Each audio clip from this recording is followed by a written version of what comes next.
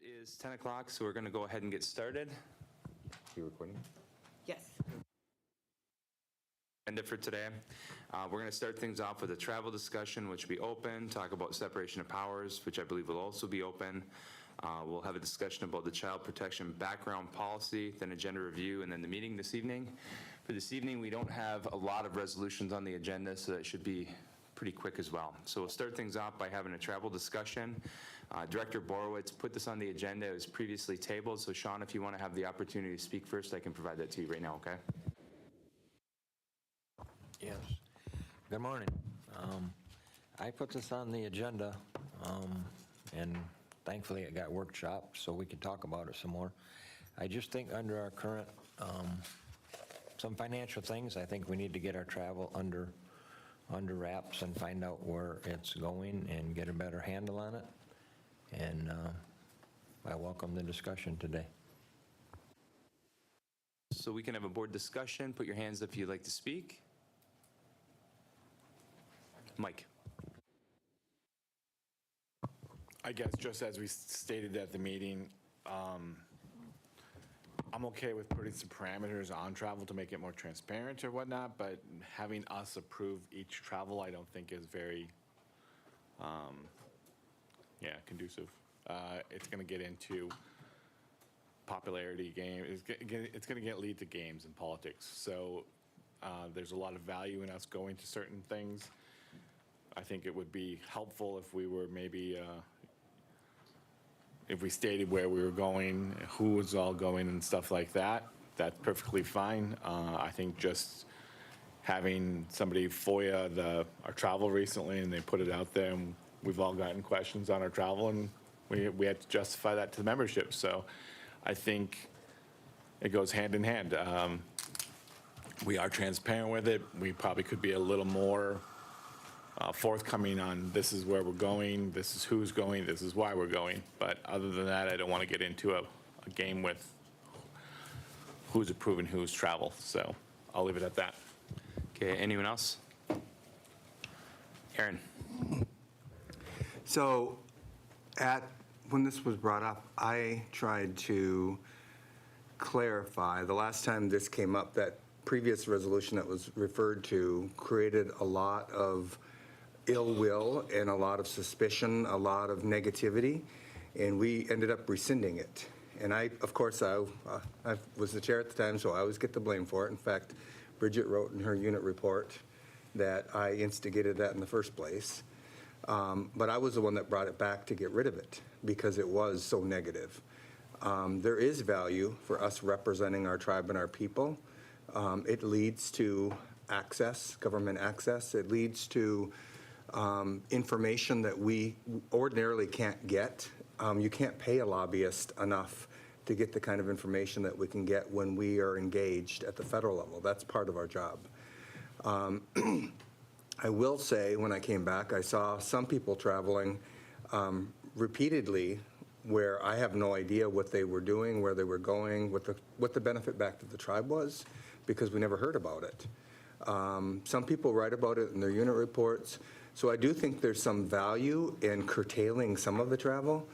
I really don't want to get into defining like how much travel we should each have, or I really don't want to get into having to vote on what travel we can go to each time, because I know I'm not popular on this board. I know I won't get approved to go to anything. And it doesn't matter what contribution I make to the tribe or to other tribal nations and the work that I do. None of that even matters. So I don't want to get into that situation. I think maybe we could identify the types of travel that we think are valuable back to the tribe and put that in the travel worksheet attached to the budget. And then when travel comes up, we ask who wants to go. If 6 people want to go because it's in Vegas, well, maybe we don't need 6 people to go. Maybe we need to be discerning about which board members could go that would add value. Also, I think for those who don't travel yet or haven't done a lot of travel, I think that is part of our job. So if they haven't, they should, and we should support that. So I think that, we have a year before the election cycle. I know it hit the internet And I think there was an expectation it would be a very widespread sort of political attack on the internet. I don't think it was. Fortunately, my travel, and I guess this was over a 2-year time span, my travel was nominal, so I'm really grateful that I'm not the focus of this. Hopefully I'm not the focus of it. But I just think that rather than having to throw the baby out with the bath, let's figure out what travel is beneficial for the tribe and representing our people, which pays dividends back to the tribe. And then let's do a list of the types of travel that we think is important, that we should participate in. And then if a board member wants to travel to do their job as they're elected to do, I think that we should let them do that. So that's it. Okay, anyone else? Going once, going twice. Well, the pivot in this conversation, I think a lot of the reason why our travel is so high is the mileage to get to meetings. So right now, the government reimbursement rate for getting to meetings is 70 cents a mile. So the tribe pays for that if you're a tribal employee or a tribal board member and you have to utilize your personal vehicle. So I think a year or two ago, we rescinded a resolution that required the board of directors to use motor pool vehicles, and it allowed them to use their personal vehicles. And I think that's one of the reasons why travel expenses have gone much higher. Because if you look at the distance that some of us have to travel to get here, it's pretty large, and through no fault of these people's own, it's expensive because there isn't available GSA vehicles. So Marquette, for example, is, let's see here, 328 miles round trip. Manistee is 240, Garden is 288. If you times that up, it's thousands of dollars every month. So what my thoughts are, maybe we can rescind that resolution that requires Unit 1 board members and the chairman, myself, to utilize the motor pool vehicles, which wouldn't allow us to charge the tribe 70 cents a mile. And then we explore whether or not there's already GSA vehicles in Manistee, St. Ignace, places like that. And if that's the case, we have board members utilize them just like team members. And if we need to provide a leased vehicle to like Marquette, Manistee, something like that, then we can do it, because I'm willing to bet it would be much cheaper. And then it'll be another vehicle in those underlying units for team members to use. So we're hiring cultural coordinators in those areas. I have no idea whether or not they have vehicles or whether or not they will also have to charge the tribe those mileage. But if they do, it will be definitely cheaper to have a vehicle out there that can be utilized by a board member Tuesday, and then Monday, Wednesday, Thursday, Friday, utilized by the team members out there. So those are my thoughts, and I want to ask the administration to explore whether or not we have availability in St. Ignace. Maybe ACFS has a spare vehicle. Maybe the health division does, maybe the YEA does. I don't think Hessel's worth exploring because it's so close. It wouldn't be cost effective to lease a vehicle, so I think it would be just easier for you guys to charge miles. But for the Sioux and the outerlying areas, the Sioux, because we already have the motor pool department, we have those vehicles, and then for outerlying, I think that would definitely save money, and the administration can just figure out what it costs to lease a GSA vehicle for a month, and then compare it to what we're reimbursing people at, and it's going to be cheaper. Mr. Chair, just a point of information, or clarification, is the policy used to be if you didn't attempt to get a motor pool vehicle ahead of time, you would get a different rate. You wouldn't get the luxury government rate. You would get like a set rate. So you weren't denied travel.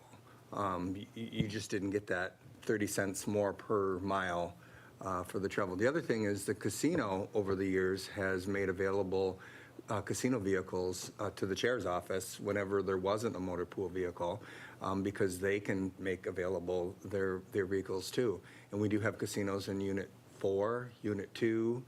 Tyler would still have to drive to Munising. But we do have casino vehicles, fleet vehicles available at every casino. So. Okay, Rob. Yeah, I like the idea of doing things to save money in travel, especially with the leasing the cars would be a good start. I mean, just to put it into quick perspective, if you get 71 cents a mile, that's for every 100 miles, you're going to get $70. Gas was $3.08 the other day here. Cars average 25 miles to the gallon. So if you think you buy 4 gallons of gas, that's $12.32. So for $12.32, you're going to get a reimbursement for 71. You're pretty much going to make $60 every time you take a trip. That's not right. To profit off our positions is not what being a director should be about. And when you start doing the math on these travels and the reimbursements, that's exactly what's happening. People are making enough to pay their car insurance, their car payment. I mean, you could, if you live in one of the outer units, you could literally buy a car and have your mileage pay for itself. I mean, do you deserve that as a director? Probably not. Actually, absolutely not. The other thing is as far as having the board vote on individual travel, I just agree with Mike. I think it's going to turn into games. I think that some people will get to travel over others, and we won't be selecting our most equipped directors to handle the situation. It'll be whoever has the most votes on the board. And I think right now, the ones who step forward and travel are doing so, one, because they have the ability, and two, they're confident enough, and they probably are our best ones to send. I think that having the board decide that will end up like anything else the board decides, which hasn't been good.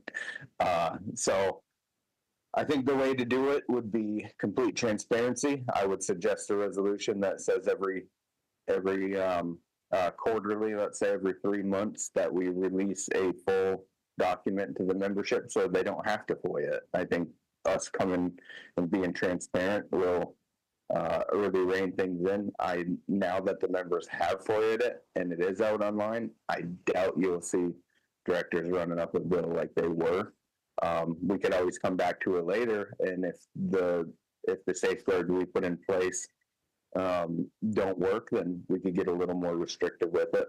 But I think that will do the trick. I really do. And if you look at the travel that was released online, there's clearly ways to save money, because if you look at the chairman's travel, he's gone to a lot more places than most people and spent a lot less. So you can do things to save money. If you're going to go somewhere for a week, look at the rates for a VRBO or an Airbnb. And if you save $300, stay there. You don't have to stay in top-notch hotels. You don't have to travel, first class or Delta. If you switch to Spirit and you save the tribe $200, do that. Do that 10 times and you save this $2,000. Just start being more mindful of it. But I think what I would support is a quarterly report that released to the membership, and then the cost-saving measures that the chairman suggested with the vehicles. I think let's start there. If we need to be more restrictive to rein someone in, we can. But I think that the transparency and accountability for the membership is going to do the trick. I don't want to be deciding anyone's travel, and I certainly don't want anyone deciding mine. Okay, let's keep this going. Questions, comments? I thought Aaron had his hand up again. Aaron, did you have something else to say? No. Okay. Well, it looks like Bill has something to say. Come on up, Bill.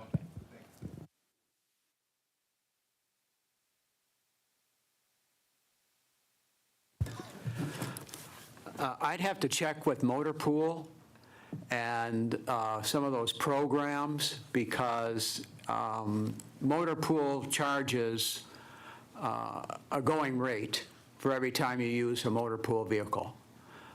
So I'm not sure if that's 70 cents or what it is at this point. But, and if you used a program vehicle, depending on how it was funded, they might have to charge back as well.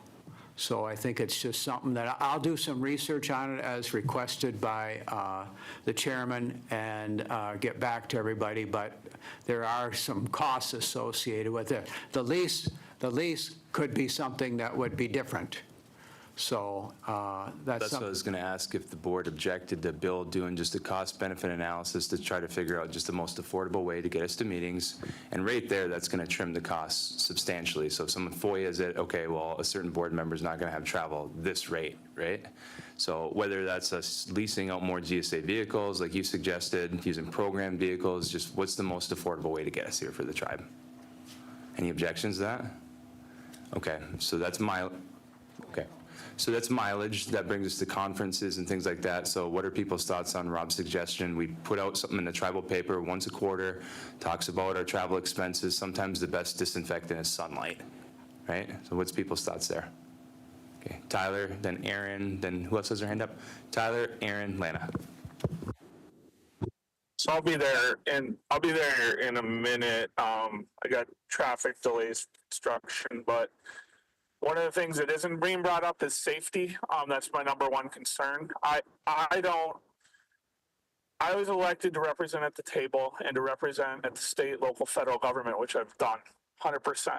There's no denying what I've contributed to this tribe. And am I the best? No, I'm learning every step of the way. Every year I get a little bit smarter and more knowledgeable and my network grows. That's valuable to the tribe. One of the biggest concerns I have is the wintertime. I'm in my car, which is a reliable, safe vehicle. As Bill mentioned, the GSA rate exists for a reason. The federal government has done the math. They allow our federal politicians to travel within the GSA rates as well as federal employees. If we're going to be talking about cost, we also need to put in safety measures. I drive one of the safest vehicles on the road, and I pay for the maintenance of this vehicle. There's not money going into our pockets off of the GSA rate. I'm sorry. I've changed tires multiple times. I've ran through an entire lease that I had to pay out of pocket for, and then an additional $7,000 on top of it for the mileage I put on my car because I went way over my lease. I've had to change for multiple pay for multiple oil changes, all of that. But you know what is more important to me is that I'm not dying and I can come home to my kid every day.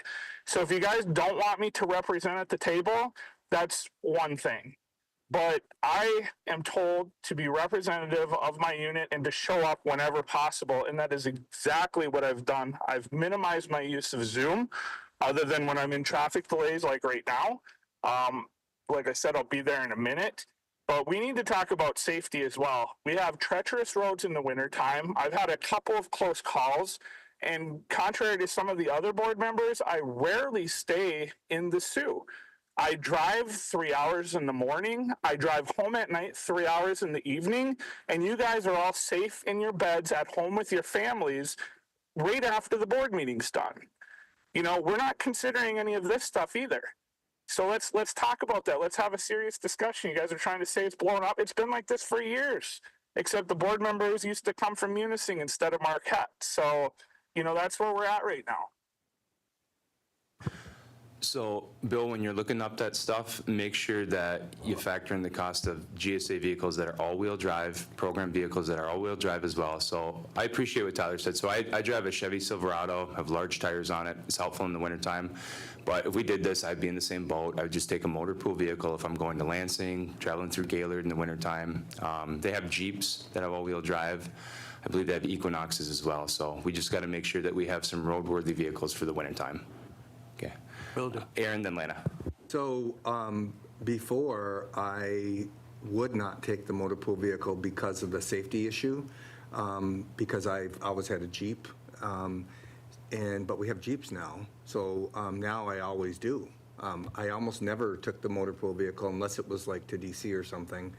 The other little trick, I guess, in your mind is when you're using your personal vehicle, you're running it down, and then you got to buy a new vehicle a lot earlier. And the miles I put on my vehicle, although I was out of office for 2 years, is like unheard of compared to what I used to put on it. So if I would say, if we do this, we can purchase vehicles and then lease them for use. The rate that we have used was created to cover the cost. So that motor pool rate is a different rate. We can charge the allowable rate, the government rate, if it's in a budget. But I know when we had this policy before, the rate that was in place of the GSA, the government rate was the actual, I don't know if it was a break even or it covered all of its cost anyway. So I do think it's fair to get vehicles that are safe. For 8 years, I tried to convince this board and the tribe to get those kind of vehicles, and we never did. The first vehicle we got was for domestic violence for the victim services staff that had to drive across the UP, because it is dangerous. We live in a dangerous area. So So the only other thing, I didn't think about this idea of having us do like a quarterly report. I do like the idea of doing like a regular report on the work that we're doing and representing us, but I think it needs to be coordinated, and I think we should support the board that are doing it so that they aren't shying away from doing it out of concern of having to write a report.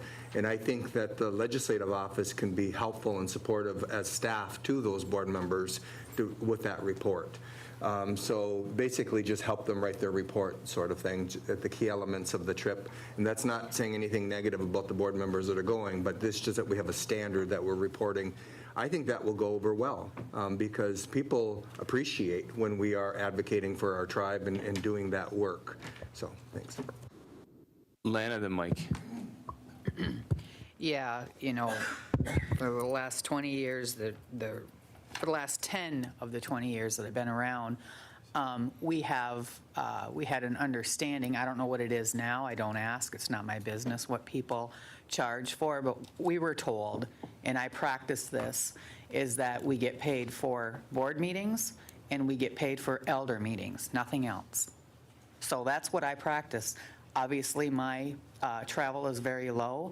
Not that I don't have the ability or the skills to go represent. It's because of my responsibilities at home that I couldn't travel the last few years.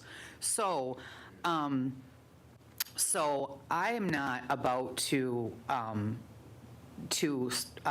babysit anybody's travel, only because I do know that being where you have to be or you think you should be is totally on the elected official. So if, he wants to go represent at things that he thinks he needs to, someone might have asked him, there's a lot of things that happen in our lives as board members that somebody wouldn't understand. People don't always understand what your constituents talk to you about. So, because I've been talked to about going on trips too, and people have concerns that I don't have a lot of travel, but they understand once I tell them why I haven't went lately. I will be going. I will be attending things now. So there's that. So I don't know what is allowed and what's not allowed. I'm not about to ask. I'm not about to investigate. I will practice using unit meeting or elder meetings and up here into a board meeting. That's what I do. I don't charge to go on a home visit. I don't charge to go to any other things. So I do think that it's just going to be used for politics and politicizing and to shame people because that's what we do to each other. I don't do it to you guys, but it's done to me. So maybe I should change that up a little bit too. But I'm not about to tell, Austin that he shouldn't be going here or Sean, you shouldn't be going there. If you guys feel it as adult leaders of this tribe, do it. I mean, and I'm not going to ask questions, but I'm kind of mature and professional like that. So, but I don't have a problem with the quarterly report either. And I think that, professionally, I will defend people when they go places because it's needed. It's just needed. So, and so I don't know, if we structure it, but if we're, and I don't think that's your intention, Sean, to structure it to shame anybody, but some people will do that anyways. It's just, I'm over all that stuff. So, I say leave it alone and let the tribal leaders answer for themselves, go where they want to go. And if we do a quarterly report, which I don't have a problem with, I think that people can justify that. And that's where I'm at. So let's just quit. Let's just be nice to each other. Mike, then Aaron. I do like the idea of a quarterly report too, or even if it's every 6 months, something like that, that just says where we went too. I think that was one of the things too that was confusing with that last report was it didn't separate out meetings and mileage and stuff like that people from like Tyler has come from that is obviously going to add up. So and like Bill was saying, motor pool is going to charge back too. So I don't think the vehicle and I don't think travel to our meetings is the concern. Most people's concern isn't that portion of our travel. It's the the stuff that's viewed as excessive or not necessary. So I think having the reports is going to bring it all out on the table, and you'll have to justify it to the membership from there. I do think we get the motor pool thing wrong. The reduced rate and all that, we do it as a tribe. It's in our policy. It's not in the board policy, but it's in the governmental policy. It's a made-up number. The reduced mileage is made up for the tribe. The federal government doesn't do that. The federal government charges full rate. The only thing that they have is they have a reduced rate, which is way low, but it's only for people that have a program vehicle assigned to that program specific. It's not broad for the whole tribe. There's a vehicle assigned to you, that's what you're using. You get a reduced rate if you don't take that vehicle. So there's a cost of travel, and that's a given. No matter what we do, there's going to be a cost of travel. I don't think the feds get it absorbently high. I think there's wear and tear, like Tyler was saying. So I think a report semi-annually or quarterly would solve all this, and putting out there where you went and why you went, and it would solve it. So I don't know if we need to get into the having vehicles and whatnot. I really don't think that's the cause. The cause is going to be people view the excessive travel, and I think if you justify it and you answer to the membership, you'll be fine. Okay, Aaron. So I only scan through the travel. I like how Lana described it, to go to board meetings and to elder meetings. Going to like official things of the tribe, I think is correct. I guess people are complaining that there's some stuff on there that's not like official things of the tribe. And I don't want to give any references because I don't want it to sound like I'm pointing anybody out. But what I know is when I was chair, I used to go to all elder meetings regularly. I used to go, and not just during campaign time, because I know what that becomes. And I didn't know that people were getting reimbursed for travel to elder meetings. When I found out, I didn't complain about it. I thought, well, then I want to do that too. And so I reached out to Joanne and I asked her, I reached out to the board administrator at the time and I asked her what travel is covered, and she wouldn't tell me. And so that's like a big red flag, right? So then I said, well, okay, then if board members are getting travel to powwows or travel to elder meetings covered, then, here's a list of what I've done in the last 2 years, and I've got proof that I was there because I spoke at each event. Can I get my travel covered for this last year? It was still in that budget year, and I was denied by the board office.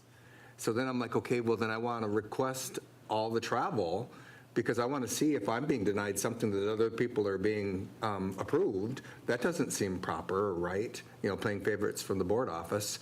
I wouldn't suspect that at all today, but so I think, I don't know if we could just do like a scan of what is approvable so that board members that aren't currently, attending things and don't know that they can get their travel covered can find out that, yeah, indeed, you can get your travel covered. And it should never be that I'm going to cover it for this board member because I like their politics or not that board member because I don't like their politics. I was cheated out of $2,000 in travel that year for travel that I did that was official tribal. I was on the agenda. I was to give updates at elder meetings all the time. And I got denied my travel. I've never submitted travel for a powwow, ever. We used to get, years ago, before anybody that's on the board now, used to get paid your travel, your lodging, and $1,500 to go to the powwow. Yeah. I fought it when I first got on the board. You might remember because you got on at the same time and it ended at that point. Well, the lodging, I think, was still covered. Lodging in purple packets was still covered, but I don't think, I think whatever our policy is, we should know what it is so that we don't have an unfair treatment or uneven treatment among the board, that some board members get this and others don't get that. So it should be to represent our tribe. It should be absolutely to attend to elder meetings or anything official, like groundbreaking events or whatever. That should be allowable. But I was denied $2,000 in 2016, I think it was, so. Sean, then Kimley. Yeah, I agree with all that was said. I like Mike's idea about a quarterly report. I like what Lana said. I don't put in for a lot of expenses either. Just what Lana stated. The meetings here, and my meetings in St. Ignace are so close, I never put in for any of them. I never put in for nothing at a powwow. This was put in place, I think, because when you look at the big picture, this is the members' money, and I want transparency, like Austin stated. They want to know where we're traveling, and I don't think they'd have a problem with it if we can show that we justified it, traveling here. When I first thought about this, it wasn't about the travel in-state here. It was more traveling out of state and present that to the members of why certain people are traveling to where they're traveling, and I don't think they'd ever have a problem with it.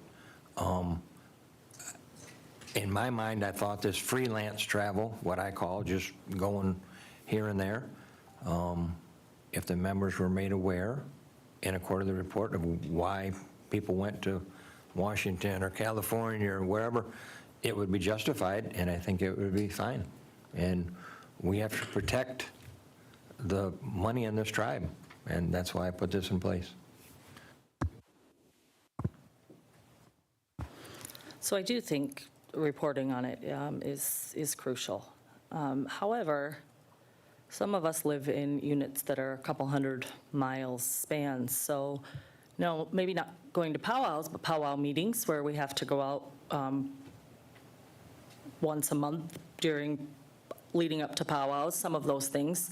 I've got a car that's 2.5 years old. It's got well over 100,000 miles on it already. I'm on my third set of tires. Like, those are not things that I would be doing if I were not in this position. And I'm not saying that I wouldn't do it either way, but it's nice to be able to afford that, that's for sure, or to not stress about it. Like, oh, I'm not going to go because the amount of gas and the amount of money and I need new tires and all of these things. It doesn't, definitely in the 3-year time frame that mine was pulled up, certainly didn't buy me a new car.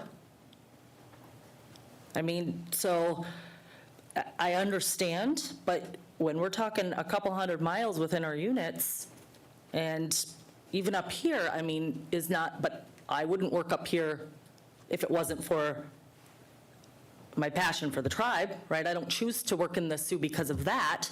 Would I do it anyway? I'm sure I would. Would I have to stress about it a lot more? Probably. And that doesn't make our jobs easier. It makes it harder to get around and to do the things that we need, especially safely. So when we're going out to Newberry, Nobbin Way, all of those places, do we need safe vehicles? Absolutely. Should we have to worry about it? I don't think so. So it makes it a lot easier to get in the car and go if you don't have to stress about it. So that's all. Aaron. So I just want to clarify, because I mentioned powwow, but I'm not criticizing powwow. There is a difference between if you're on the powwow committee or if you're just going to go to the powwow. But even then, I think going to your powwows, especially in Unit 2, because the distance is from where you actually live, is part of our job. I think we should show up at our powwows. I do think it's a good idea to get engaged in the powwow committees, although I'm not sure that they would want me at our powwow committee. But I'm not criticizing covering travel to attend powwow committee meetings because you're working. You're actually doing something. I'm not criticizing getting reimbursed to travel to a powwow. I don't think there's a problem with that either. So I want to make it clear. The only reason I mentioned it earlier is because I was making the point that some were allowed because the board office was saying they could get it, but others couldn't get it. That's a problem. That's why I shared that information. Kim. Right, and that's where, right, it becomes an issue. What one board member does versus another is all different. I mean, of course, I don't charge to go to Hessel. Why would I do that? It's right up the road.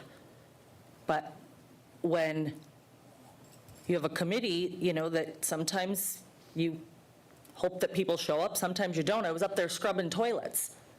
I mean, so what we're doing and what we have to do to get things done in our units could be different between, some people have strong committees, some people have strong volunteers. That works out. Some of us have to jump in and do it ourselves, which I'm not complaining about. I never would. But if I have to, like I said, if I have to travel to Newberry to prepare things to make sure that it's not just going to enjoy the powwow. Last year, I was in the kitchen in Newberry, or the year before, with the elders to make sure that they got what they needed to done. I didn't just get to go enjoy the powwow. That would be lovely. I come to the Sioux and I'm able to do that. That's wonderful. But in my unit, that's not the case. So I think it's different for all of us, and that's where it makes it hard. So, that's all. Anyone else? Tyler? Yeah, so I have a couple other things about vehicle safety and the motor pool that we have. Like, I don't honestly think that it's being taken care of. We just had the municipal powwow a few weekends ago, and one of our main issues was the 2-year-old Elder van that we got for Unit 5 broke down, like 2 days before the powwow. 2 years old, broke down. I've gotten in cars before that the brakes were squealing, and then the person taking care of the vehicle said, "Oh, the brakes are just fine." So I don't think the motor pool, the GSA vehicles, I don't think any of them are being taken care of properly. So safety is number one concern, number one issue for the personal vehicle use. So that really happened. Jess, Lisa, all of these other people stepped up to make sure that a van was sent down because we didn't have parking in Bay Furnace there. So we were transporting some elders and handicapped people back and forth from the Kuwait parking lot for the parking. And that wouldn't have happened had Jess and all the people in the Sioux not stepped it up on a Saturday. That's just one recent example of how things can go terribly wrong. As far as, contributions, honestly, Sean, it would be nice to see you at a federal level more, especially with law enforcement task force and meetings like that. The networks that we develop help our tribe. We get firsthand information, we get heads up of things that are coming down, and our relationship should be with the feds and our federal partners. And that happens at various places. Another example, G2E, for instance. You can say G2E is not valuable, but I can tell you since our tenure on the board and the amount of people who have gone down there to attend it, the average life of our slot machines, I believe, what used to be 13 or 14 years old. Now on the floor, they're down to 7. Industry standard is 3 to 5. So in 3 years, we have halved the lives of our slot machines on our gaming floors in the Kuwait. We've also increased the use of our technology based on what we've been able to see firsthand accounts of that. That has increased our revenue streams over the past couple of years. Granted, this year, we've had a bunch of uncontrollable things happen, but prior to that, we were doing excellent. And we continue to want to do excellent in our gaming floors, and we want to see those lifespans drop to 3 to 5 years to meet industry standards and continue to make it. So there are values in some of these meetings. Economic summits, food summits, which we don't have anybody going to now.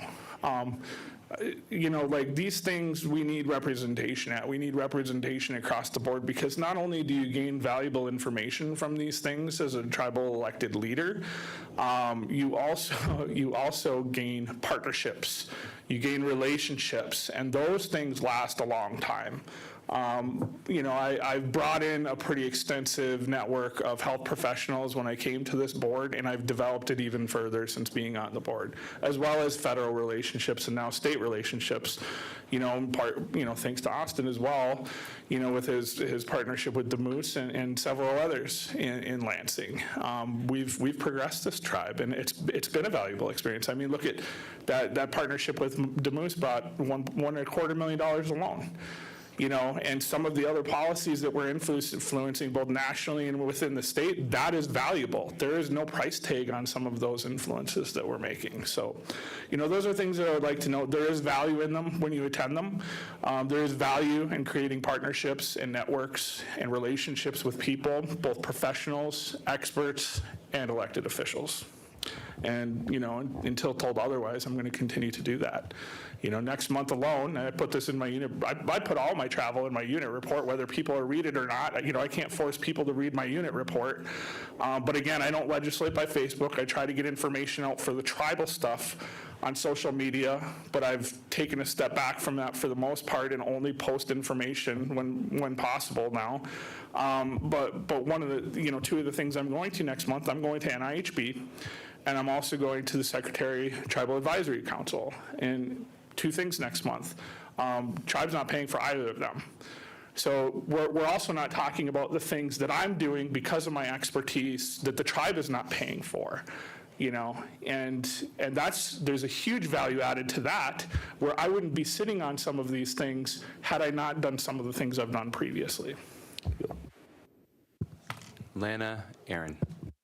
Yeah, I failed to mention, I had stated what I charged back for the tribe, on mileage. And, but I do want to state it's not because anybody's picking favorites. Lana has told me many times, and I don't want anybody to have that implied that she was dictating to me on what could be paid for, because she says we submit travel and she processes it. So I did want to say that because I didn't want to make it sound like anybody was telling me what I could and couldn't do. That's my practice, and if I feel like it's worthy to put it down, I'll put it down. But I just wanted to make that comment. I don't know who you were talking about, or I didn't. That's the first I heard that you were denied your travel. You didn't bring it to the board. Oh, I don't recall it. And did the board deny it? I brought a resolution and the board has given it. And I'm not going to get that trouble. No, yeah, I don't recall. But anyways, I wanted to make sure that, and Lana said when it's submitted, we process it. So that's that. Aaron. So there is some travel that's coming up. NIHB, if you're going and the tribe's not covering it, that assumes you're doing it for your job. But I think that is valuable back to the tribe. But I think also other board members, NIHB is probably one of the very best. If you want to understand third-party reimbursement, if you want to understand the tribal opiate crisis in Indian country. I worked for them for a little bit of time, so maybe I'm biased, but that is a very critical one. They hold consultations. The federal government holds consultations at NIHB, so that's one that I think people should go to. Also in September, the Tribal Business Alliance is holding an economic summit. This time it's going to be at Gun Lake, and Brian Newland's going to be the keynote speaker there. That's an important one that I think people should go to. Also, there is an opening, and this got circulated to us, and nobody seemed to be interested, but here is an opportunity. HRSA has an opening right now for their tribal advisory. I was one of the founding members on the HRSA advisory. I helped them to recruit, and we got Chuck Hoskin to become he's the chief of the Cherokee Nation, to be the chair, and I was the vice chair just before I left office. And if you remember, we were in trouble for not spending a HRSA grant, $1 million grant. The health division had it for 2 years. They didn't spend it, and they notified us we had to give the money back. I was on the HRSA board. I contacted the brass and said, can we have an emergency meeting to talk about what do we need to do to keep the money? We got access like you wouldn't otherwise have, and we were able to keep the money. So HRSA, why somebody should be on HRSA is because HRSA is a Health Resource Services Administration. They set policy that helps to recruit people, doctors, physicians, medical providers to come to your region. And there's some formulas that disadvantage rural communities, and we're considered a rural community. And so it would behoove us, we're trying to recruit doctors to get involved in HRSA at that level. So if somebody wants to get on HRSA, they should submit. The deadline is impending. It's really quick. I volunteered. If nobody else wants to do it, somebody could step up and do it. So let's do it. 9 days? 9 days left. So, and then Mike does send us appointments, possible appointments for Mike McCoy, legislative office for the state and for the federal level. Those do come, and the legislative office will support you. If you step up and you want to be involved in one of those, they will help you. Mary Pavel will help with testimony. Mike's office will help to the extent that you need it, because you may not need it or want it.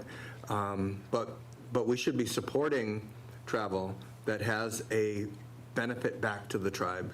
And so when we come up with, edicts or resolutions to try to stop things, rather than, we should fix it. We shouldn't end it, we should mend it and make it so that it's valuable back to the tribe. So I hope that's what we do. Thanks. Anyone else? Bridget? Well, I think in my, I think I'm going on 14 years sitting on the board. There's been a lot of change over those years. When I first got on, shortly later, we did that resolution about out-of-state travel. And it just seemed like either the restrictions were on it, there was only certain people that were traveling. It just wasn't, there wasn't a lot of opportunity, I think, in the beginning. So I think that, I know that I've traveled more probably in these last 5 to 7 years than I did in the beginning, because we had those restrictions, I guess, somewhat, or just the opportunity wasn't there.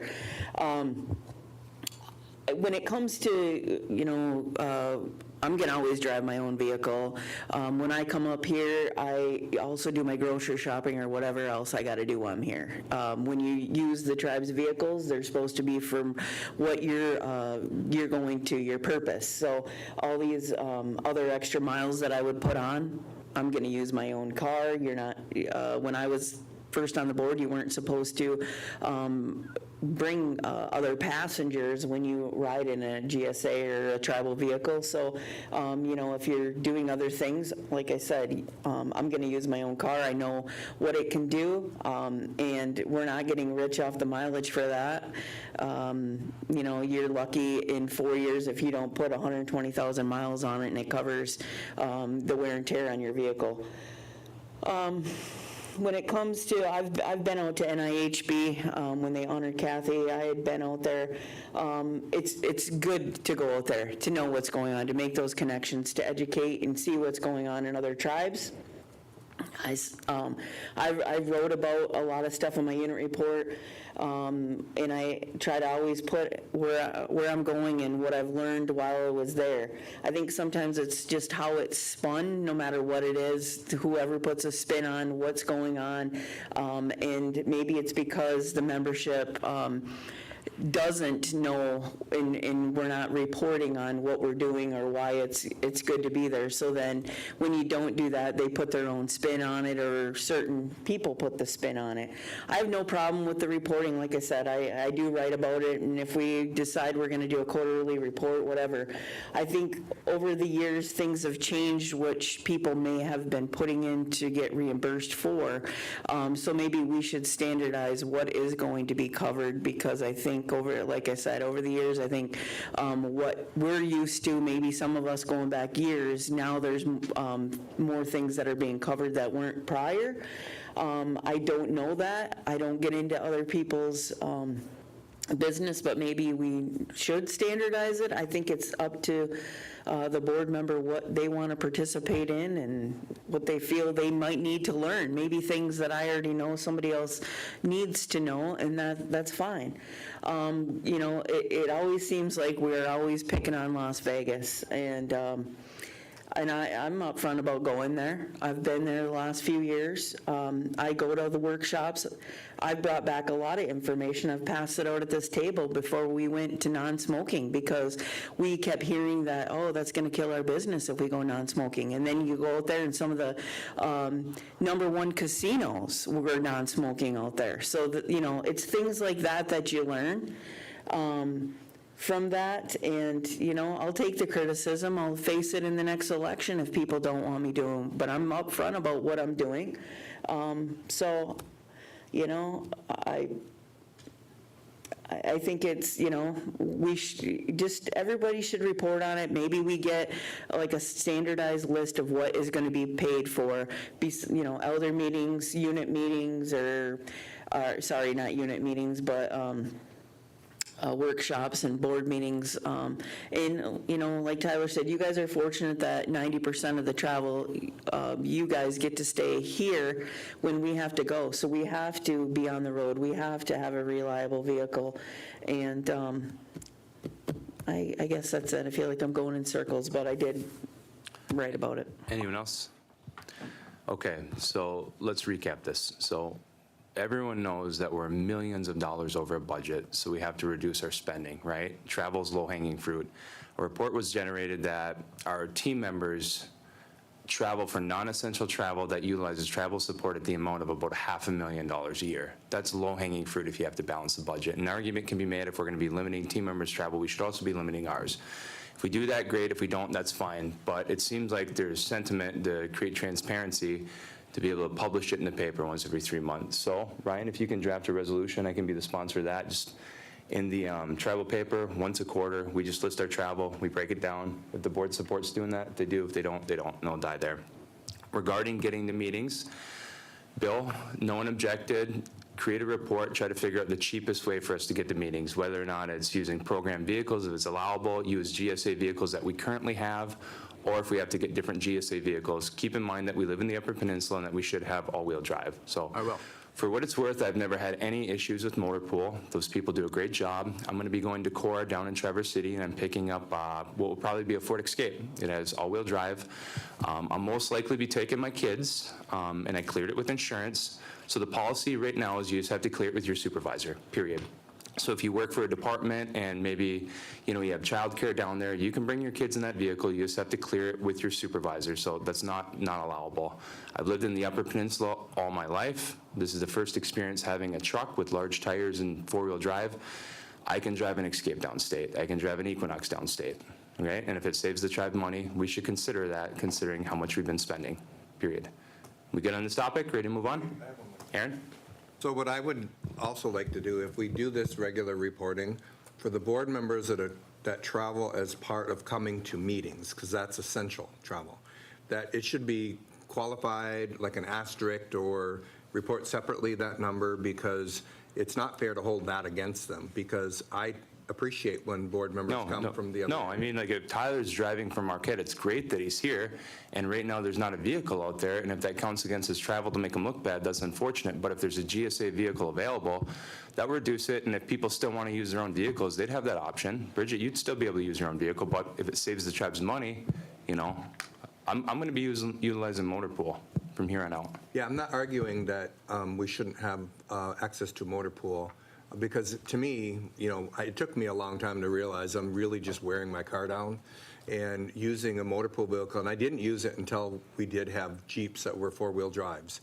But I just think that when we report it, there should be an asterisk to clarify for board member travel that is a big chunk of it is travel back and forth to come to meetings. That's different than traveling to represent the tribe. They're both your job, but I think that it's disproportionate. It appears disproportionate to those who are traveling to come to the meetings. Now, having said that, if I were an outlying board member, what I would probably do is I would probably schedule space in those travel centers, and I would invite my constituents in that unit to come to the meeting, and then hold, if we had the technical ability, I don't know that we do, we could hold the Zoom, and I would have a room full of people for every meeting, and I wouldn't travel, so.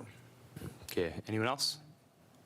Okay, so let's take a 5-minute break, and then we'll move on to the next item, which is separation of powers update. 5-minute break, guys.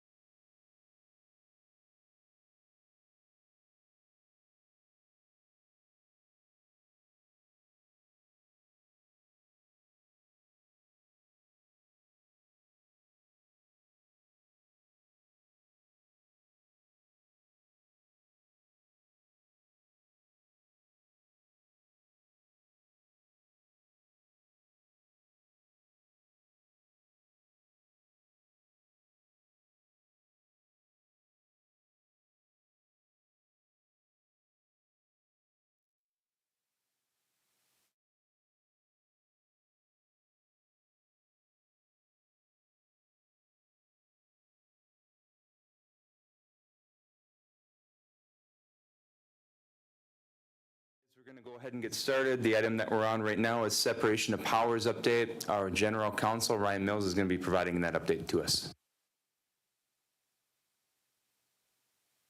All right, just give me a second. I'll pull up the memo on our Zoom here too.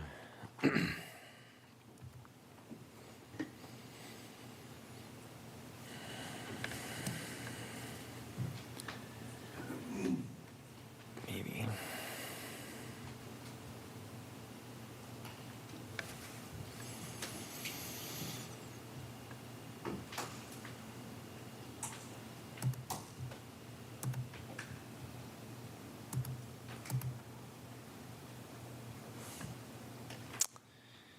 Come on.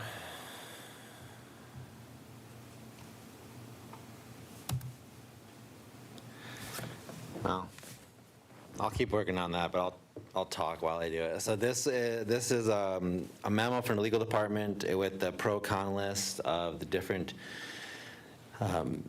either a 2-branch or a 3-branch government. This is done pursuant to Resolution 2025-164, which requested of the legal department to create a pro-con list and help develop a draft survey for board approval to send out to the membership to try and solicit what the membership might want to see in any constitutional reform. That resolution gave 30 days to get a pros con list together, and then 120 days total to get a draft of both a 2-branch and a 3-branch government ready to go for possible sending for review to the BIA. So if you want to try and share it, I don't know what my computer's doing. Thank you. All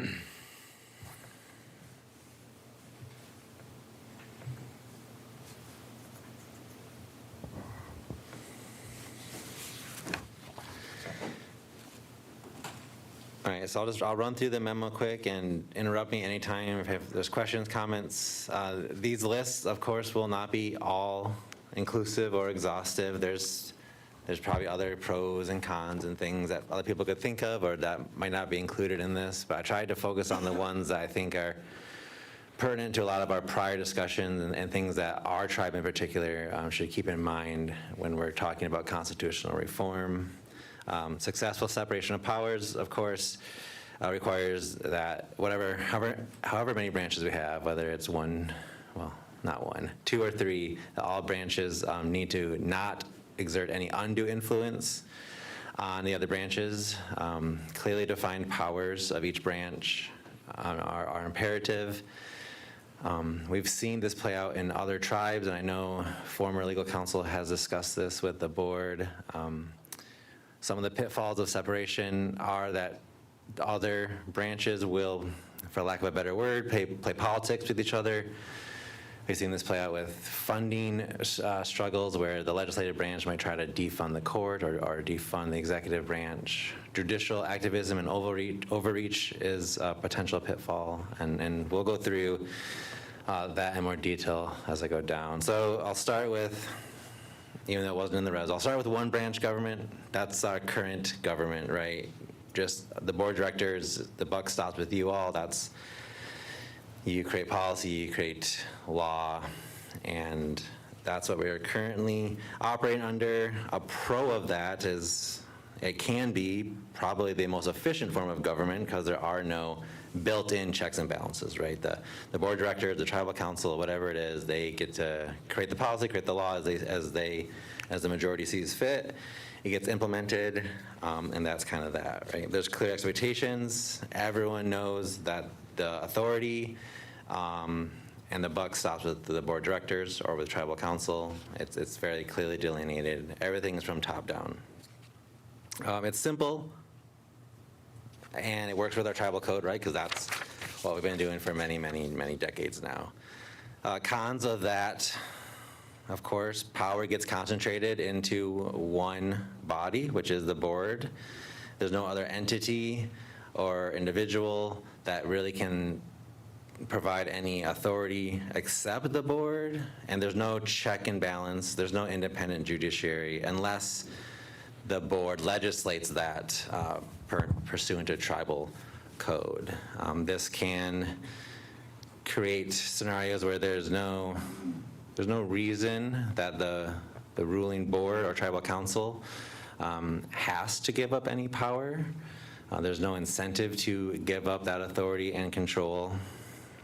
It can lead to sometimes micromanagement of tribes that have one branch government. The board can get bogged down with trying to maybe micromanage the day-to-day affairs at the expense of keeping the big picture affairs in order.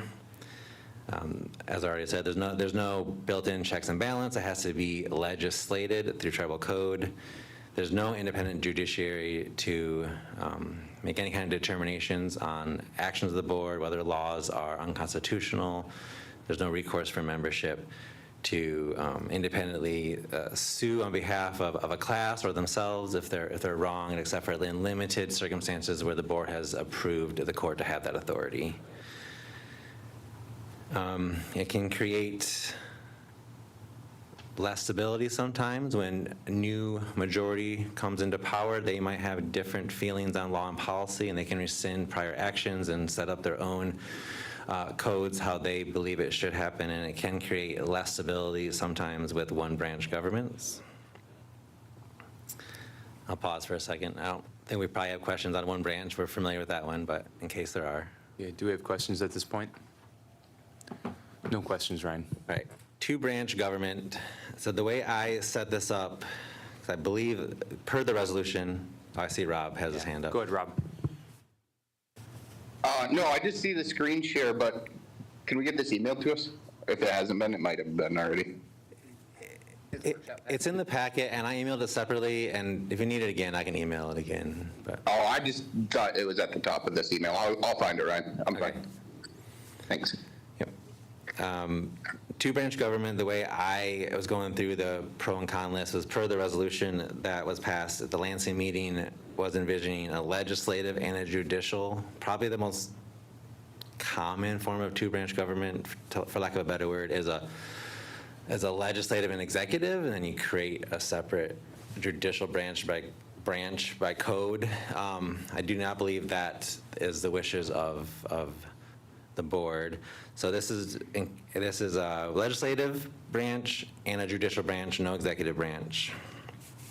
Pros of this, it creates check and balance that we don't currently have because it creates a separate judiciary, and depending on how the Constitution is worded, what kind of powers the court has, will set up what kind of authority they have to check through litigation and appeals, et cetera, the board's actions, policy, and law. One pro that comes with the understanding that as laws are passed, they could go up through our court system all the way up to the Court of Appeals, is it can create within the legislative branch more room for negotiation and compromise instead of maybe a scenario where a majority coalition has control of the board and they just want to shove through or push through certain policies. Understand that there is that potential check on the board at the court level can, in theory, lead to more compromise and negotiation. More careful consideration of law and policy often stems from having a two-branch government because of the same reasons I just mentioned. And it can lead overall to just better transparency and government accountability because the members would then have an ability, depending on how the Constitution is worded, to initiate lawsuits in a different way than we have now with our referendum process that would allow for laws to, in essence, maybe be all the way up to the Court of Appeals and be repealed for if they're found unconstitutional, something we don't have right in our current scheme. We have a referendum process, but nothing beyond that. More transparency and more accountability can build more trust with the tribal citizens and how government is functioning. I think the prior conversation, you guys were discussing just having things out in the sunshine, right? Just having things out in the open more, and we're building that already in our current code revisions in a lot of ways, and building that into the Constitution. Just more transparency, can foster more trust in government. Clear responsibilities of each branch. Make sure that each branch of government, whether it's the legislative or judicial, stays in its lane. If they're clearly defined what their authority and powers are, even if we have a legislature or a court system who is overreaching that authority, if it's clearly and well established in the Constitution what that is, you can avoid judicial activism and overreach, because they wouldn't have the authority to go too far. And then at the same time, the courts have the ability to let the legislature know, well, you went too far with this, right? This is beyond your authority as enumerated in the Constitution. This creates, in a way we don't currently have, tribal members to have an avenue for political recourse for any potential board malfeasance. It protects better tribal citizens' rights. They can sue potentially when their rights are violated or when they believe a law violates the Constitution. It just creates better due process and access to justice, having independent judiciary. Judicial independence can insulate the justice system from politics of the legislative branch in a way that we currently couldn't do 100% because the judiciary is not independent and they're appointed by the board. Independent courts can, in theory, insulate themselves better from the politics of a one-branch government. Prevents the single concentration of power in just the legislature, creates a more balanced government, can create more long-term stable government, in big part because it prevents possible rapid shifts in law and policy, because it fosters more negotiation, more compromise, more due diligence when deciding laws, because they know, the legislature knows that the law could be struck down by a court. It provides an incentive for not having these sweeping changes every few years with policy and law. If we move to a two-branch government, if that was what the will of the board and the will of the membership ultimately is, the code changes, haven't done a deep dive on them, but they would be more than a one-branch government. We had to make some changes, but they would probably be minimal and compared to creating a three-branch government. So it's something that would be workable in a quicker way with our current codes, because there wouldn't likely be a lot as much that has to be changed, because we're only separating the judiciary. I'll pause for a second. That's the pros. Okay, questions, comments so far? Aaron? So, so right away, I mean, I'll be transparent, as I think a three-branch is necessary. I've got 23 years of government experience, post a master's degree in governance and public policy, and have studied, this has been my topic for that amount of time. And tribes that have a separation of powers, I know there been some talk about we don't want to go that route because there'll be all kinds of conflict, blah, blah, blah, blah. There's all kinds of conflict right now, and there's no recourse. To me, it's like saying, let's not enact, well, actually, this is a real example. Let's not enact TLOA provisions, because all of a sudden we'll have a whole bunch of court cases, and we'll have the cost of having hearings and the cost of having defense and blah, blah, blah. That is not a valid reason not to implement TLOA provisions. Out of fear that people are going to be able to exercise their due process rights and have a recourse, and the expense that comes with it is not a reason not to do it. That's the very reason to do it. But, we've already shown the benefit of a two-branch over a one-branch. So I'm just going to place this here because we've had situations in the past where some of our fishers, no names, had violated the decree, violated our own laws, violated our intertribal laws, and were prosecuted and were convicted and incarcerated. And the court did the right thing by taking on that case, because if we don't take those cases on, we demonstrate to the state and the feds that we're not competent, or we're not apolitical in our decision-making when it comes to treaty rights cases. And so while that did go to court, the person was convicted and did time, the board politicized it and ended up funding the defendant's defense. We cut a check for $50,000 for the person who was knowingly violating our rights and putting everybody else's rights at risk. So over the years, we've had board members, nobody that's on the board right now, I'll make it clear, that have chewed out our judge, have demanded to have our judge come in and explain to the board why they did what they did.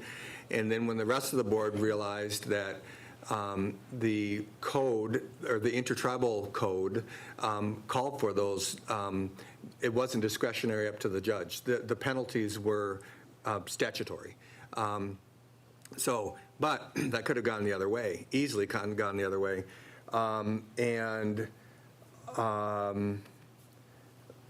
One concern that I have is the devil's going to be in the details, even if it's a two-branch, because the government has to agree to sue and be sued. That's one of our authorities in the Constitution, to sue and be sued. And I'm going to give an example, and I don't want to make this sound like there's a sympathy here, but an individual was appointed by the tribe to become the chair. The board collectively determined that was not done legally and vacated that appointment. The defendant filed in tribal court. The tribal court had to refuse it because the defendant had no standing in tribal court to bring the case. So that's really the bottom line. I think some people never realized, because it's a double-edged sword, right? They didn't realize the implications of not having a separation of powers until that case came forward, and all of a sudden people are aware of it, right?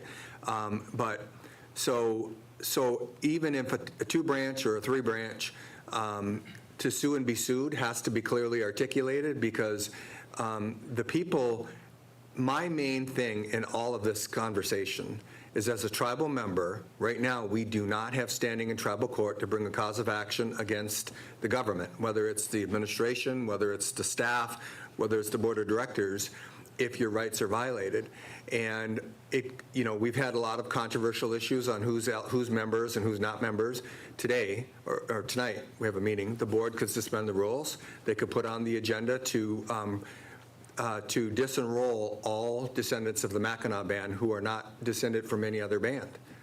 And that would pass, it could pass, and there would be no recourse. Those citizens, those individuals right now that have been voting, that have been registered to vote in federal elections, for secretarial elections, would have no recourse. They could go hire an attorney, they could do a class action, they could get all kinds of money behind it and try to file a case in tribal court, and what would happen is the judge would have to reject it because they don't have standing. And so that's a concern. And we can say, well, we would never do that, but we closed the rolls for 17 years and denied people their birthright, their blood right to become members. So the rolls were closed for that many years. And those individual tribal members that had to wait had no recourse. They couldn't file anything. So anyway, I think as we go through this, it's apparent that status quo is not sufficient, not having a separation of powers. And I appreciate you coming forward with, and I do think the way you did it is good, because it's objective. I think members are going to need to understand, but that's not for legal to do, because when we did referendums, we don't let legal put their thumb on the scale. We don't want that, and the members don't want it. The members don't want to be swayed one way or another in the language that goes out in the poll, because they have complained about that in the past. So I think you did a good job with that, but we then members have to do their own investigation to find out, what does this mean? What does it mean that I don't have standing in tribal court? What do you mean I could be disenrolled tonight and I would have no recourse? I mean, that's true. That's 100% true. The federal government, a lot of people think, well, I'm going to run to the BIE, run to the Department of Interior. I saw a picture the other day on one of the sales sites, which I don't understand, of board members asking for the BIE to step in because they didn't like, they were incumbent board members, didn't like the outcome of, I think it was the vote on vacating the chair's appointment. The BIA and the Department of Interior are not going to step in to try to take over our governance as a double-edged sword, so we got to be careful when we do that. So you would have no recourse. So I appreciate what you've done so far. I'm still on a three-branch, but clearly a one-branch government where the tribal board is a unitary autocratic form of government is insufficient. This information that you provided us so far makes that crystal clear. Thanks. Tyler? So a couple things that Aaron brought up that I think we can make immediate changes with are, if we are truly going to move towards the separation of powers, there's a couple things we can do immediately, and I brought these up before. So one, codifying an independent court and creating that access to the court system. If either way we do it, 2 branches or 3 branches, is going to create an independent court system. So why do we not just begin the process of codifying that and get prepared for what's going to happen in a few years to come? You know, that'll solidify that, that'll allow people standing in court against their tribe and move that to a better efficiency to where we aren't operating as authoritarian. Yes, it can be revoked, but codifying it, maybe adding special language that it needs unanimous consent or something like that to remove, I think, you know, would be a good move forward for us. The other department I think that needs to be shifted immediately is the legislative director, and the legislative department entirely should be under the board. You know, if they're working towards the legislative nature of this tribe, I don't understand why the legislative department is reporting to our CEO and not the board of directors. It doesn't really make sense to me. So I just wanted to throw that out there. I don't want to change the subject, but I think when we're doing this, why don't we just change the name of the tribe at the same time? You know, it makes sense. You know, I believe, what was the previous version, Aaron? Was it Bawating Nation? Bawating Anishinaabe. You know, that's more inclusive of who we are as a people. And then what are the thoughts of memorializing the Mackinac Band in this first separation as well? Would that cause too much conflict and potentially cause us to lose this momentum? I'm just throwing some things out there that I would just like to see done. You know, like, we've been talking about this stuff way too long, whether it's 2 branches or 3 branches. I am concerned, you know, we're talking about a budget shortfall. I am concerned about a 3-branch government for that reason, and for several of the pros and cons that you had mentioned. But at the very least, if we're doing 2 branches, let's codify, let's move the legislative director or legislative department under the board where it rightfully belongs, because they're supposed to be helping us with legislature, not our CEO. Our CEO shouldn't be involved in legislature in any way, shape, or form. Our CEO runs the operations of the tribe. And then again, codifying the independent courts. Those are the 2 things that I think would be policy that we can create now prior to any shift in this to just prep us for it. And then, you know, I think an easy low-hanging fruit with any separation of powers is changing the name of our tribe to something that is not so colonial. I don't know how to say it any nicer. Because we're not even, Chippewa is not even really a word. Yeah, so I think it would be great, you know, to just add that in. And then if it's not too controversial, memorializing Mac Band. If it is too controversial, pretend I didn't say it. But it's great to see a little bit of progress here. So Mike, then Rob. I have no problem with either of those additions, Tyler, just for the record. We can only do a name change through a constitutional amendment anyways. If we're going to poll the people, let's poll them now. The MAC ban as well, it needs to be in the Constitution. I do still believe that we as a nation can adopt how we're going to do our membership. So I think it's fine how we've done it, but I also think it needs to be memorialized. So I'm okay with both of those suggestions. I do think we have talked about the other thing you brought up about codifying.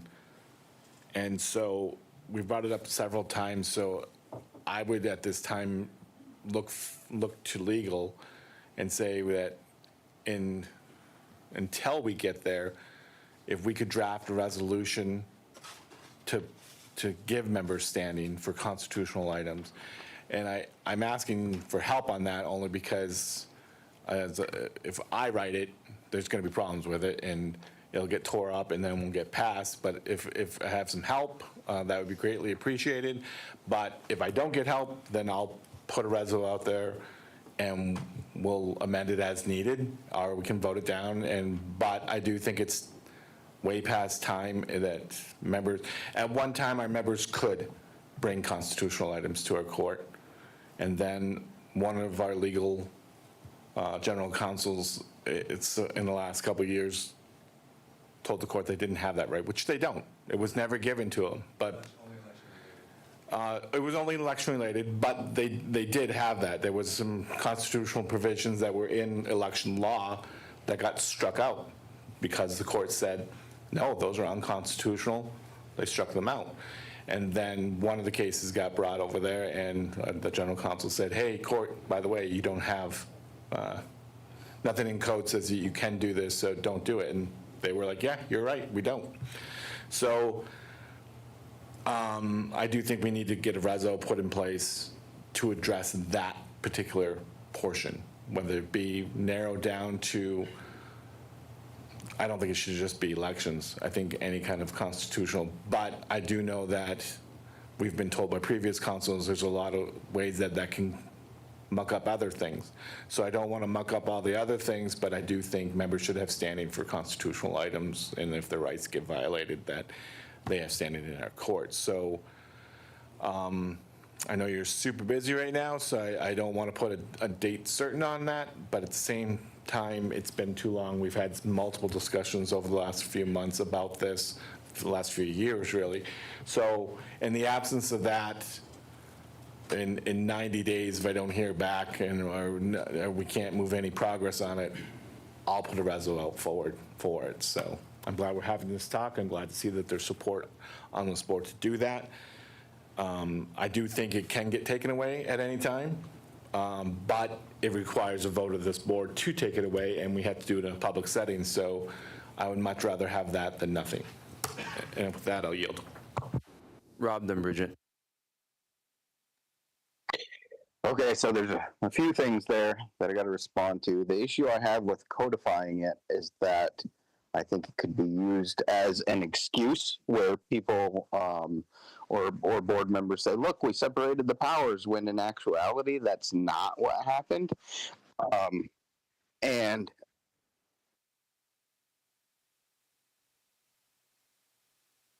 I definitely think that separate or changing the name is going to be a no-go, because, hold on a second.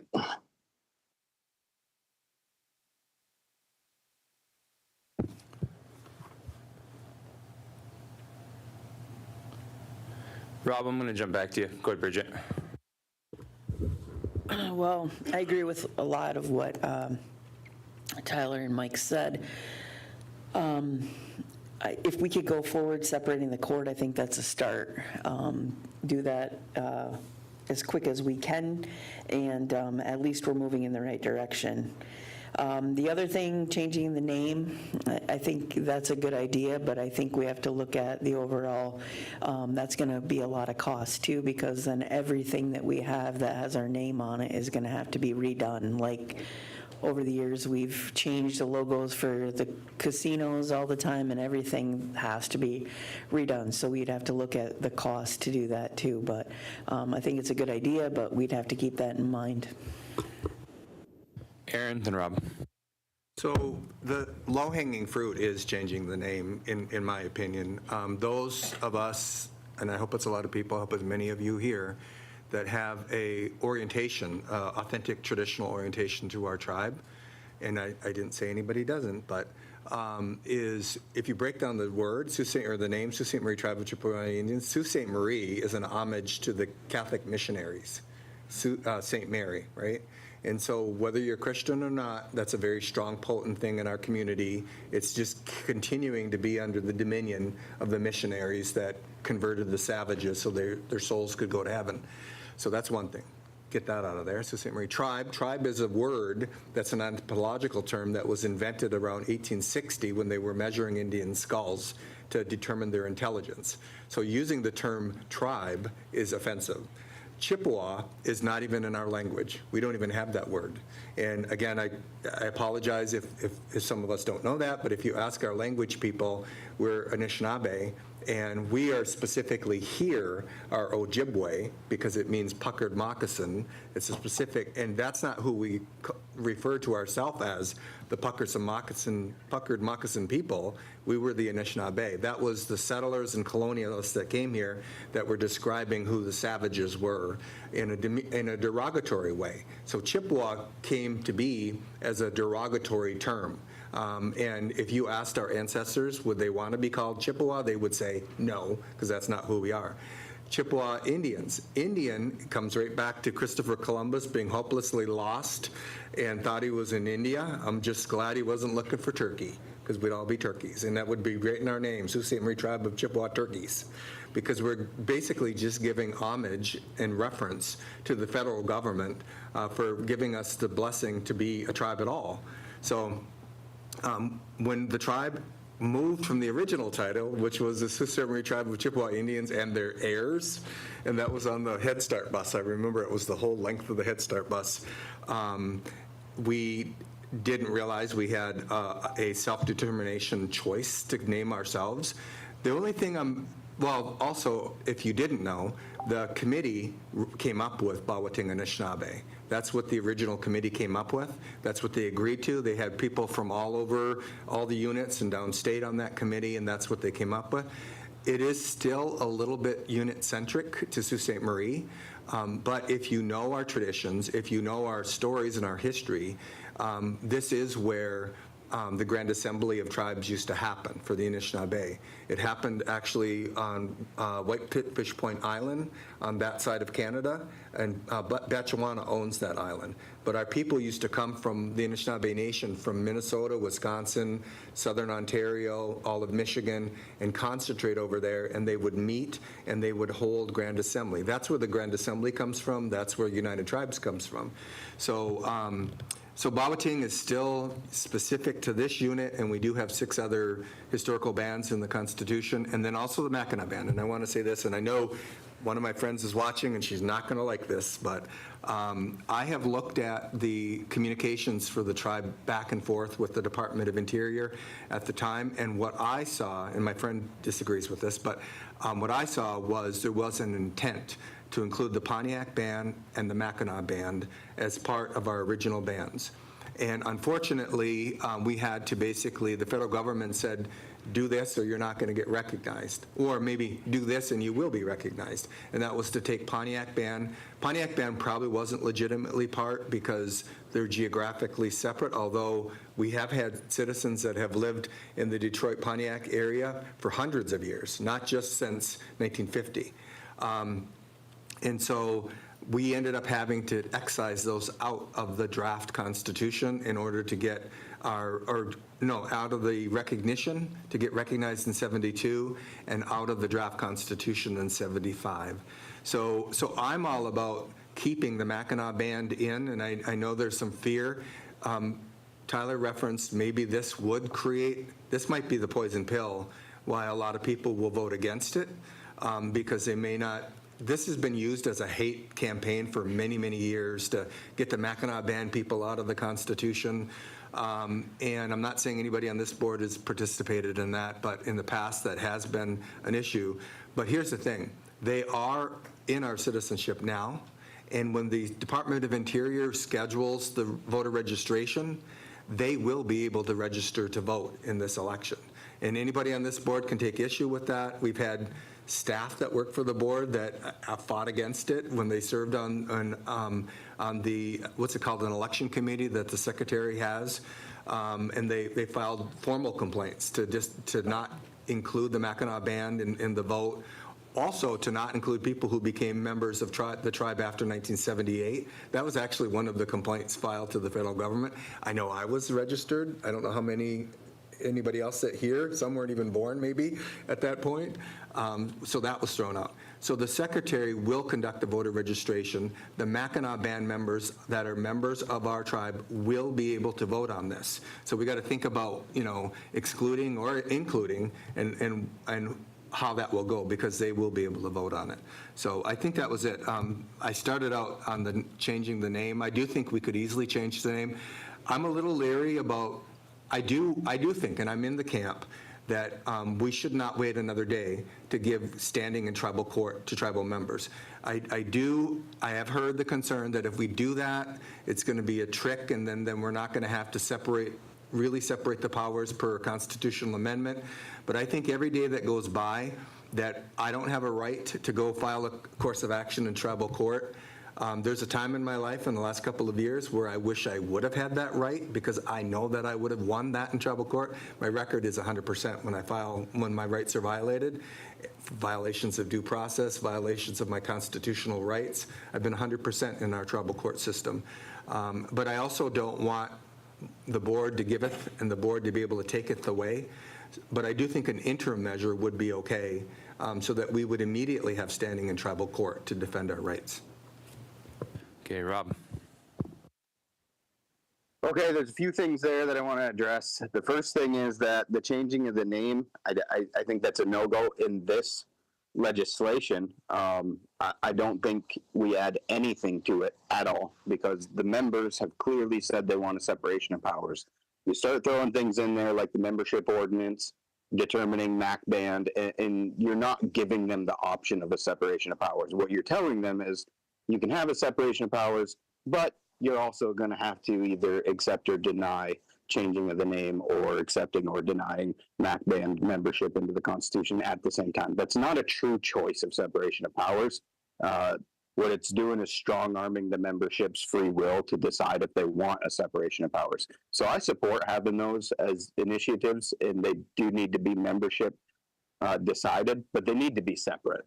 I don't want to see us start throwing things into this separation of powers to the point it is controversial. I don't even know what you guys are sitting there questioning whether something's controversial or not, when you know it is. You absolutely know it's going to be controversial to change the name, and you absolutely know it's going to be controversial to add MAC band to the membership ordinance. The other thing is that can't be done through this table. It has to be done through a membership vote. And when board members say that it's been used for like a hate crusade against the MAC band, no one's ever hated MAC band. Or even me, who has done a referendum against open enrollment because we hadn't dealt with the MAC band issue, I don't hate MAC band. I have MAC band family members. I have MAC band friends. But what I do stand for is doing things the correct way in alignment with our Constitution. I do not believe any board has authority to add or subtract members that are listed in the Constitution, or add them who are not listed in the Constitution. That should only be a vote of the membership. So I do think the board acted out of alignment, and here we are talking about it again during the separation of powers discussion. It shouldn't happen. We shouldn't even be having this discussion right now. It should be simple. Are we going to allow our members to decide on their structure of government and the separation of powers without throwing things in there to make them hesitant or leery to decide one way or another? Because I'll tell you right now, I'm just one member, but if I get a ballot that has, do I want a separation of powers and do I have to vote on MAC band and the changing name, I'm saying no to it all. And I'm sure that's going to happen a lot. So if you guys are serious about separation of powers, stop the discussion right now about MAC band and stop it about changing the name. Let's get the separation of powers done with for the membership, and then we will talk about the other issues. Tyler, then Aaron. So the way you just worded that brings up some serious concerns for me, because my concern now is that with the separation of powers, and we have an independent court system, and the judge looks at the current Constitution and the structure of the current Constitution, a judge independently could eliminate half of our tribe through their constitutional interpretation. I'm not okay with that. I'm not saying that we're right or wrong, but that is a serious concern that maybe that should be addressed first and foremost, and then move on to the separation of powers. I mean, we still need to do the separation of powers, but the way you worded that just now brings up a new concern for me. So I don't know if I misinterpreted that or not, but I'm a little worried about that. Because like how quickly would we be able to, and Ryan, I'm asking you this, like how quickly for a secretarial election, if we were to do the separation of powers and then turn around and do a separate secretarial election for a name change and MAC band, like could we do that consecutively? Like how would that work? And I'm asking you because I'm not familiar like with doing multiple, and I know that the process is long. In theory, it's possible, but I would be hard pressed to give you like a definitive timeline on that. I mean, the BIA has their own budget cost concerns, and to do a back-to-back secretarial election, they would push back on us on that. For them, because they have to, I mean, they'd have to find a way, I guess, because it's their duty. But there would be a lot of back and forth between the tribe and the BIA about that, especially if they knew in advance that we were thinking of doing back-to-back. I would be 99.9% sure they would say you should lump it. If you're doing these changes, do it as one and not do it as separate. Because it's going to take that much longer, that many more years, this much more money that the feds have to spend, and they would, for multiple reasons, advise against that, and I'd probably have to concur. Well, and that's why I bring that up now. So, and if we did just do the separation of powers without anything else, is there language that we can add to use as a placeholder that we will address that through a secretarial election and the courts will not decide? Is there a way to do that? The MAC band specifically.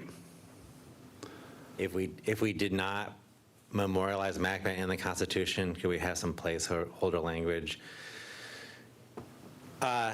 You could. I'm not comfortable with putting half of the tribe at risk, is what I'm saying. Like, is there a placeholder language that we could use to allow our citizens to make the decision as opposed to the court off of the current interpretation of what exists in our Constitution? Yeah, probably the cleanest way would be some kind of language in that section of the Constitution that talks about what the judiciary's power is, to not give them the express power to decide any membership matters. That would be the probably cleanest way to do it. They just wouldn't have the power to rule on anything that involves citizenship. The courts, I mean. Okay.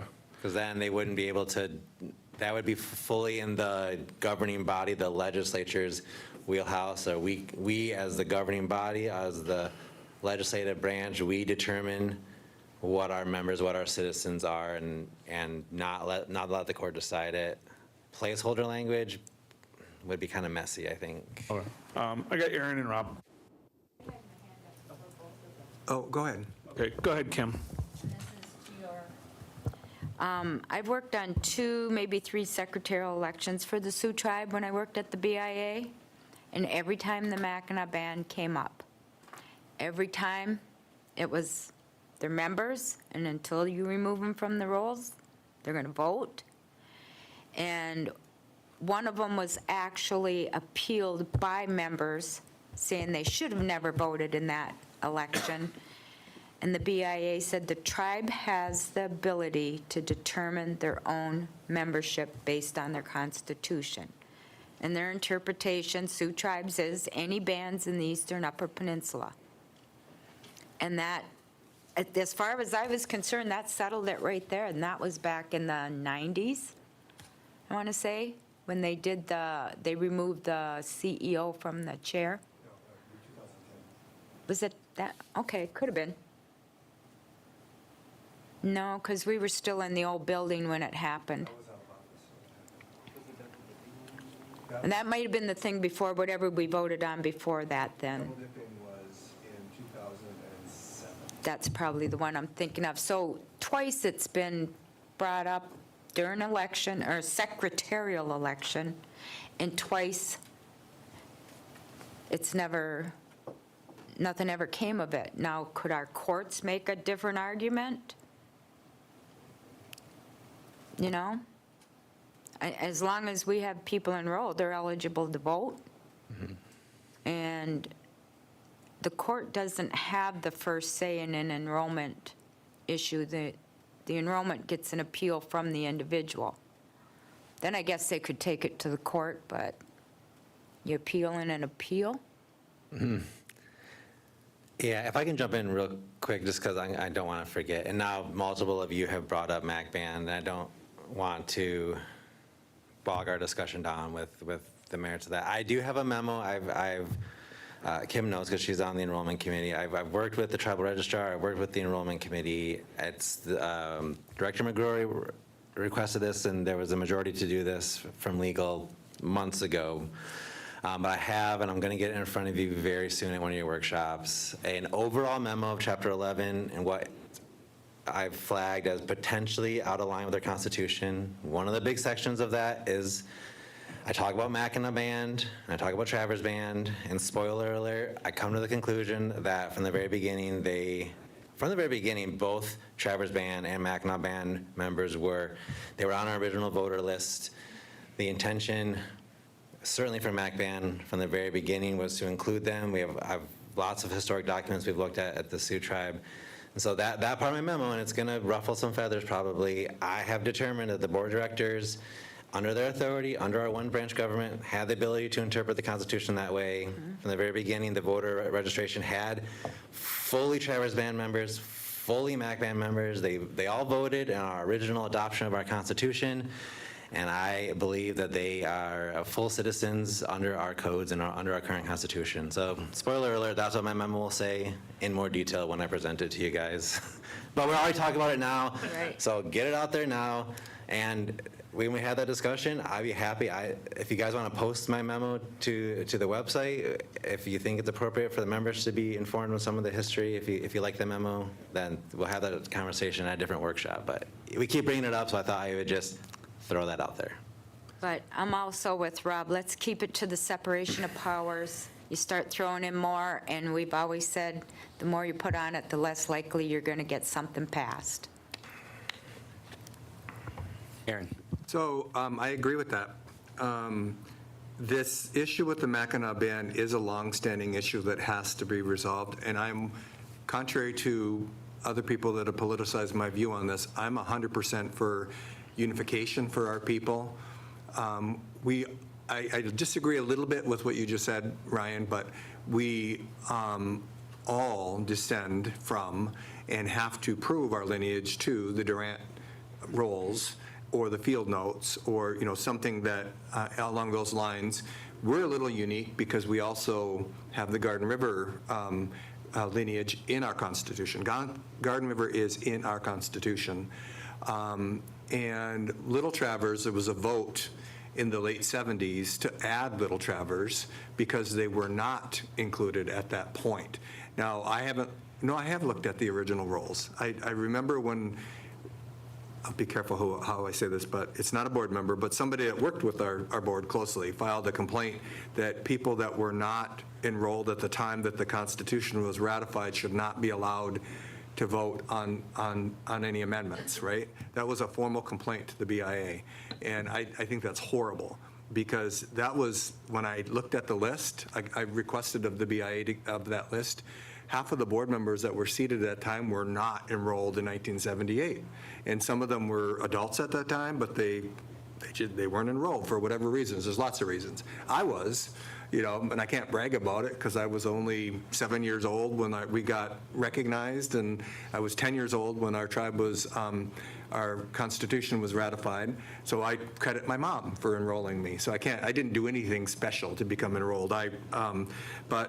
But most of the board at that time were not enrolled. And I would venture to say, if we took a look at that list right now, there might only be one of us that was, maybe two that were enrolled at the time.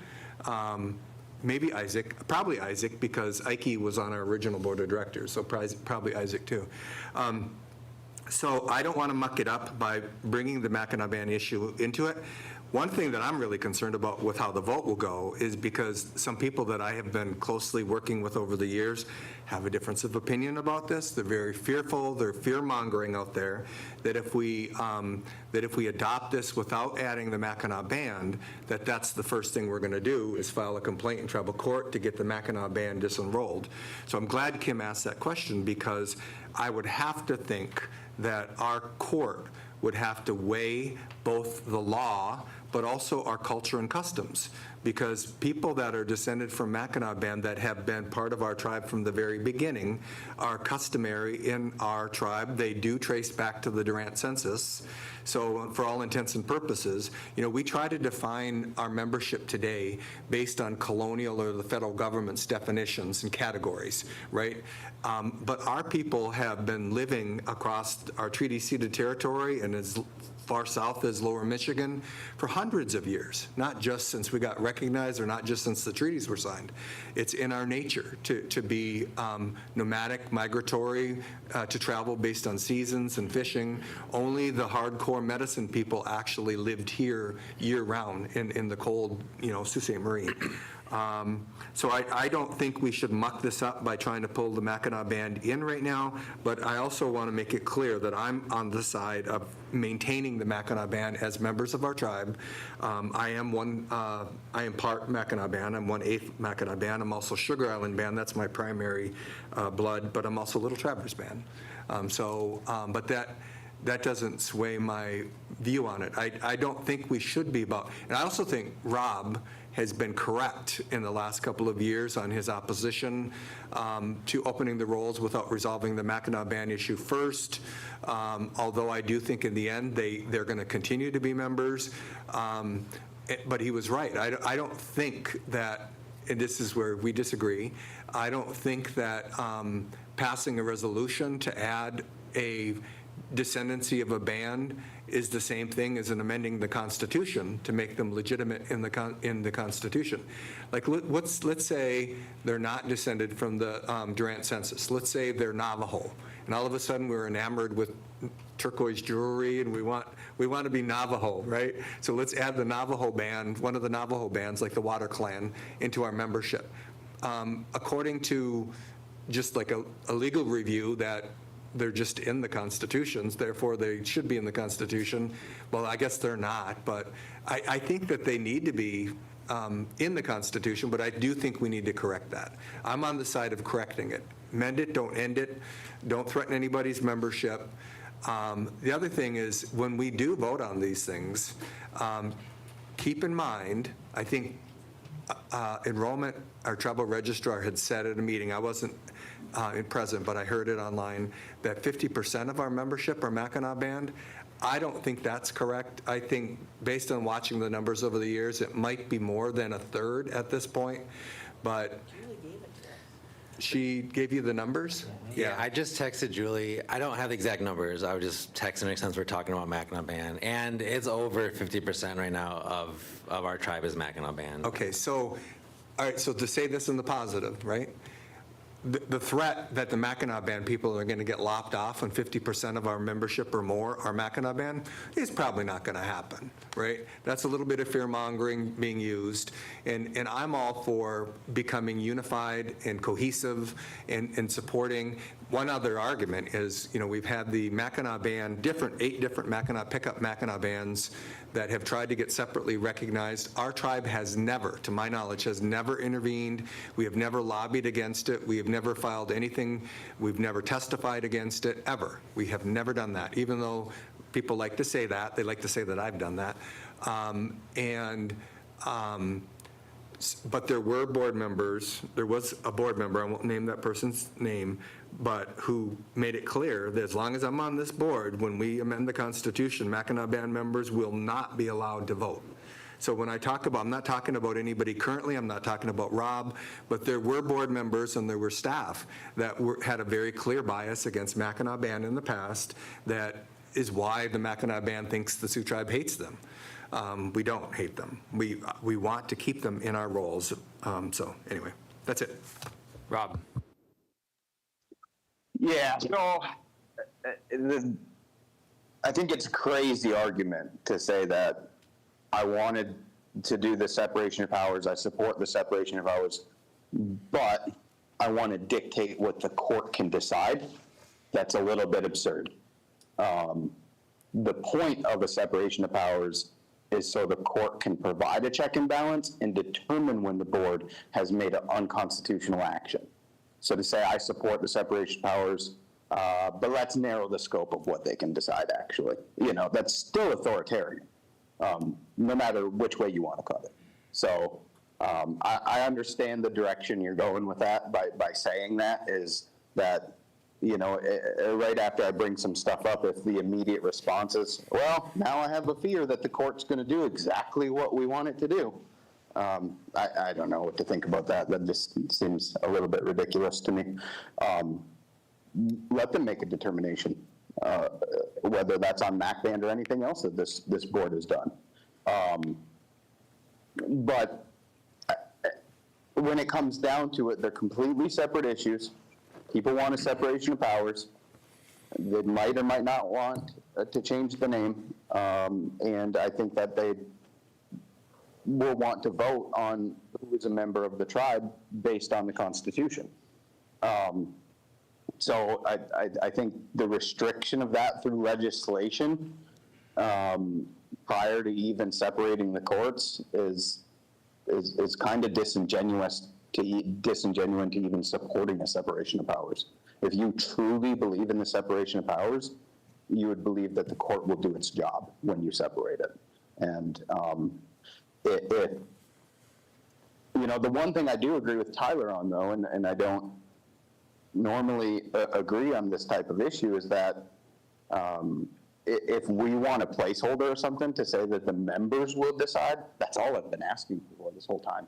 All I've been asking for is let the members decide who's a member of the tribe. My issue was never that the MAC band is included. My issue is that a board added them without consent of the membership.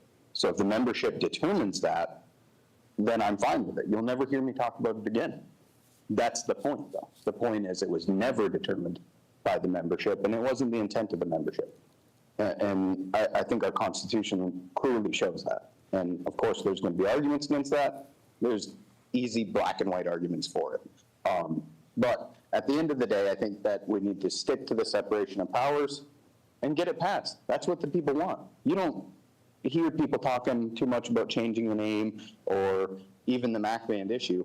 And if people want to keep going back to the MAC band issue and determine if the Sioux tribes ever hated them, I think the most hateful thing we've ever done to them is include them. Because what we did is robbed them of their ability to self-governance.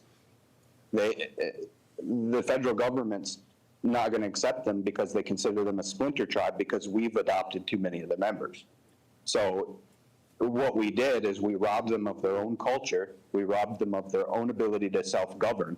And if we want to talk about board members who've supported them or not supported them, I'm the only board member that's ever brought forth a resolution saying that we should support their efforts to recognition. So I don't understand this idea that because you want the members to determine the membership ordinance of their tribe, that you somehow dislike another band. I don't see that. I think that they should have had a right to self-govern, and I think that they should have determined amongst themselves if they wanted to be a part of our tribe, and then petitioned our tribe, and then we could have held a separation of powers or a constitutional amendment to add them. At this point, we're over 50%. Now, is it truly going to be a vote of the membership to determine if you want MAC band in or not? I really don't understand why we're having this conversation when we're only supposed to be talking about the separation of powers. Okay, Aaron.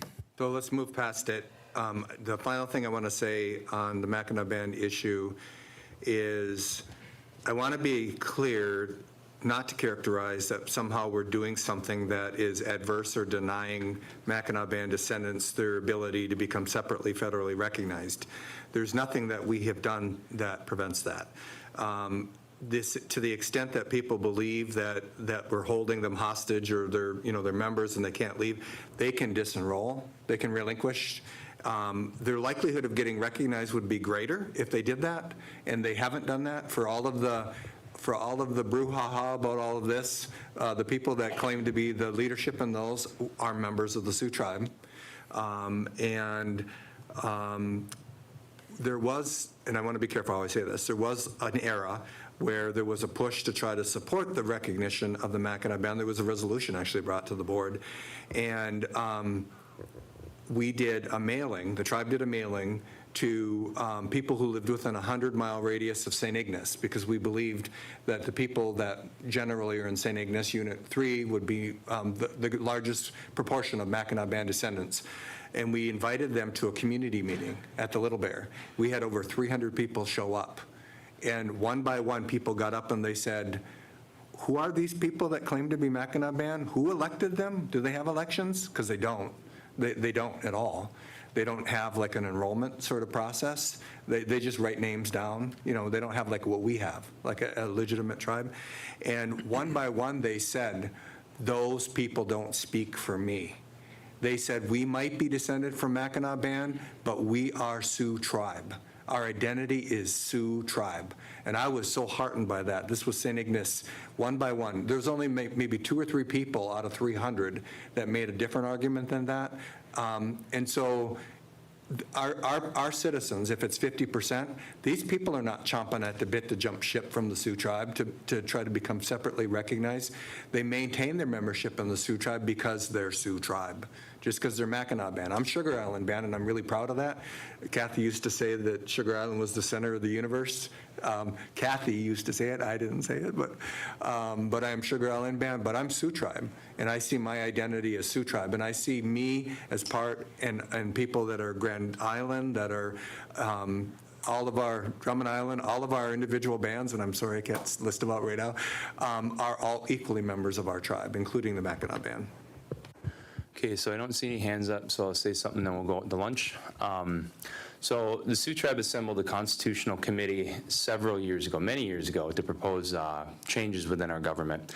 They proposed a 3-branch government. They didn't propose 2, so I really don't know why we're talking about just cherry picking one of the branches that they're proposing and codifying one of them. You can just as easily codify an executive branch. On the topic of the Mackinac Band, those who are in favor of them remaining in our tribe, separating the powers of this board offers them the best chance of remaining in this tribe, because then they could sue the tribe if the board of directors waived rules and 7 people voted to kick them out. I mean, plain and simple. And if you have a true separation of powers with 3 branches of government, which again is what the Constitutional Committee recommended, I would veto it. Plain and simple. And that's what people want. They want a veto power over the board of directors or any government. No one wants to live under a government where it's autocratic, where one body or one person makes all the rules and there's no room for recourse, period.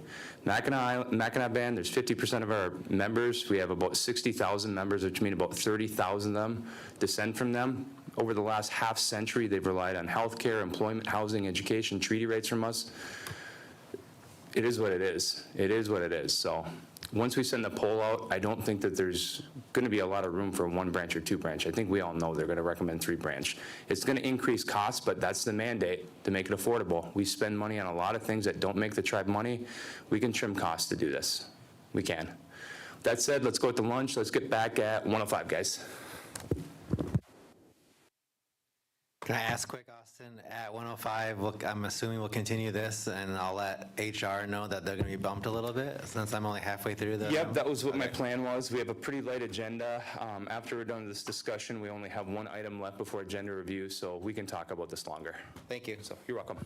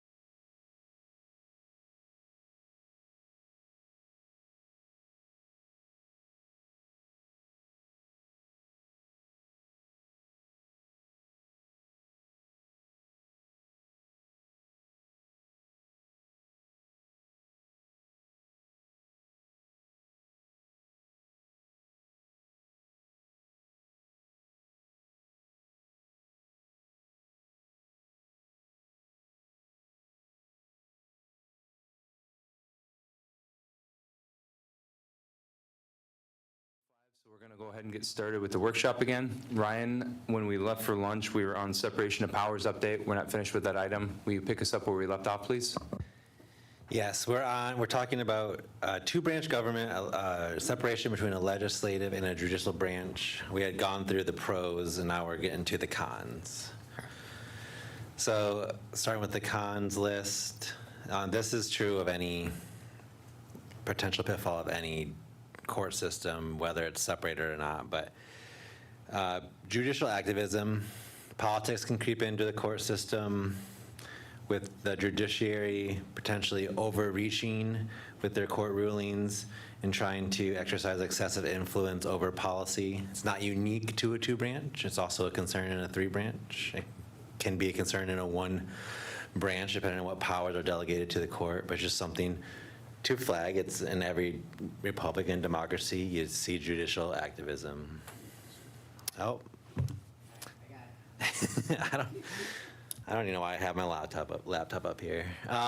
Friction between legislative and judicial branch can be heightened because they are two separate branches. It could be more friction compared to our current system. Got it. Just pulling from some, I won't name tribes, we've seen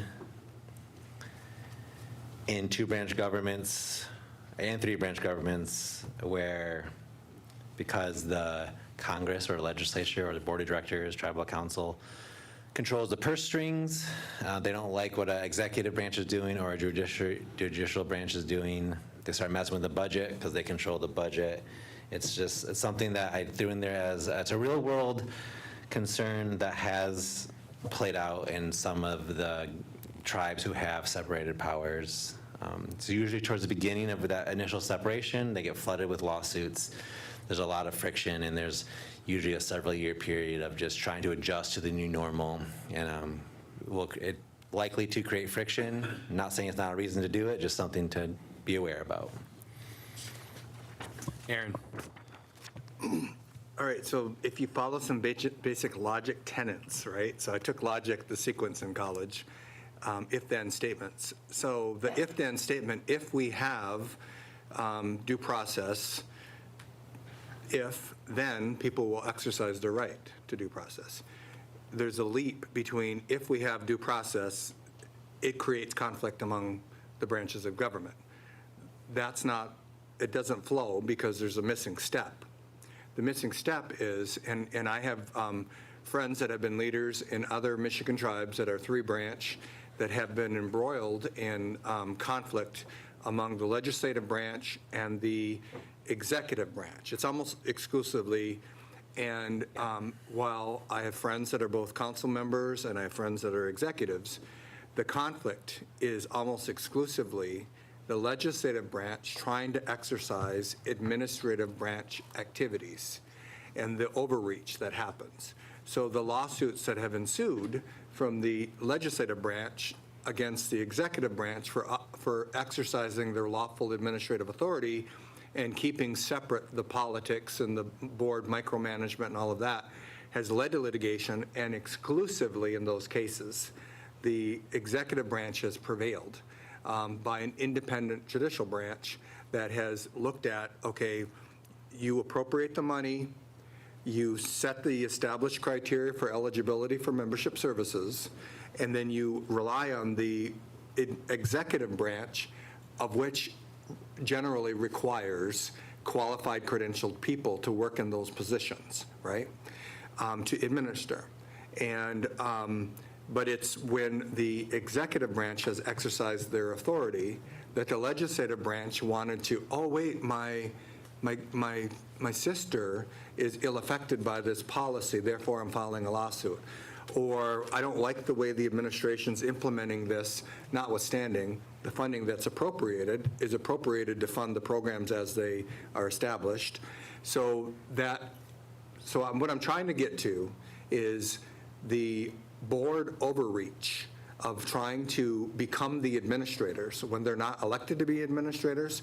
In some cases, they're not qualified to be administrators, some may be, but that's happenstance, because when we elect our legislative branch, we don't elect them because of their administrative credentials, we elect them to be legislators. So, I don't, again, I think you've done a fair job with doing the pros and cons, but the cons that we can't enact something because we're fearful that people will exercise their rights or that the legislative branch will be held to their lawful authority is not a valid reason not to enact the separation of powers. That'll work itself out, and it should create a body of judicial precedents that we then have to look to see, which we currently don't have that either. We don't have that in our structure. So to the extent that we do have a separation of powers with the judicial branch, the judges are not required to follow any kind of tribal judicial precedents. They do have to follow state, we adopt state regulations on how they operate as judges, but their opinion in one case could be entirely different than the opinion in another case. But outside of our system, judicial precedence is a body of law that refines what the actual law looks like, right? Because the legislature enacts the law, the judicial branch interprets the law, and hopefully not doing judicial activism, but that body of law over time defines what that body of opinions over time and determinations, rulings, determines what the law actually is. And then the legislature can catch up and reenact and improve, so they get rid of the ambiguity. But anyway, I just want to be careful, and I know we got to do the pros and cons because that's what we asked you to do, but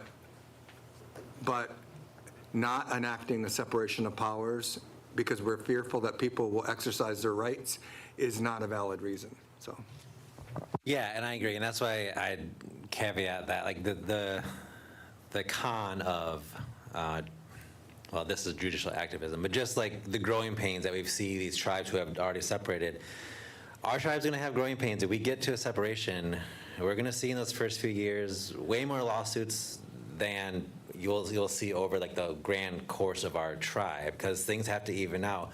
We're gonna see cases being handed down that strike down legislation. We're gonna see the legislature, to my next point, then change the law to react to what the court's doing. It's going to create like this kind of cat and mouse game, and it's going to be potentially kind of rough seas in the beginning until things settle into, you know, the new norm, because they're going to have, that's what happens with the checks and balance. You have that other branch, whether it's 2 or 3, that can then come in and, depending on their authority in the Constitution, kind of override or strike down if it's a court legislation, and then the tribal council, the board of directors, will then react to that in whatever way they think they need to. They either change the law in accord with that court ruling, or they disagree with that court ruling, so they try to change the law to get around it. And we see it in all forms of separation of powers government, and it will be growing pains. It's not a reason, like I said, and I agree with you, Director Payment, it's not a reason not to do it. It's just something to be aware of. If we ever get to this point, even if it's through legislation, and we get to this point where we're creating more independent branches, either through code or through constitutional amendment, it's just going to be a lot of growing pains in the initial potential more flood, for lack of a better word, of lawsuits, and the different branches kind of asserting their power over each other, and especially we've seen it in 3-branch governments where the executive and the legislature are the ones that have the most friction. We'll see it again in my con list when we get there for that, just because usually the judiciary is kind of insulated a little bit more from the conflict. But in this structure, if it's 2 branches and it's just legislative and judicial, there's going to be friction, especially in the beginning. It's just going to be a reality that we'll all have to deal with.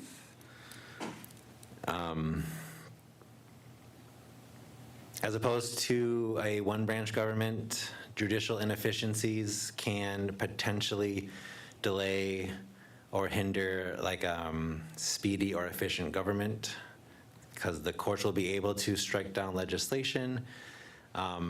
Things can potentially go at a slower pace than a 1-branch government who doesn't have to worry about any kind of court system striking down their law. So that's just the reality of any kind of separation, is things sometimes will slow down. It's not necessarily a bad thing, but it is a con compared to a more efficient, in theory, and more speedy one-branch government.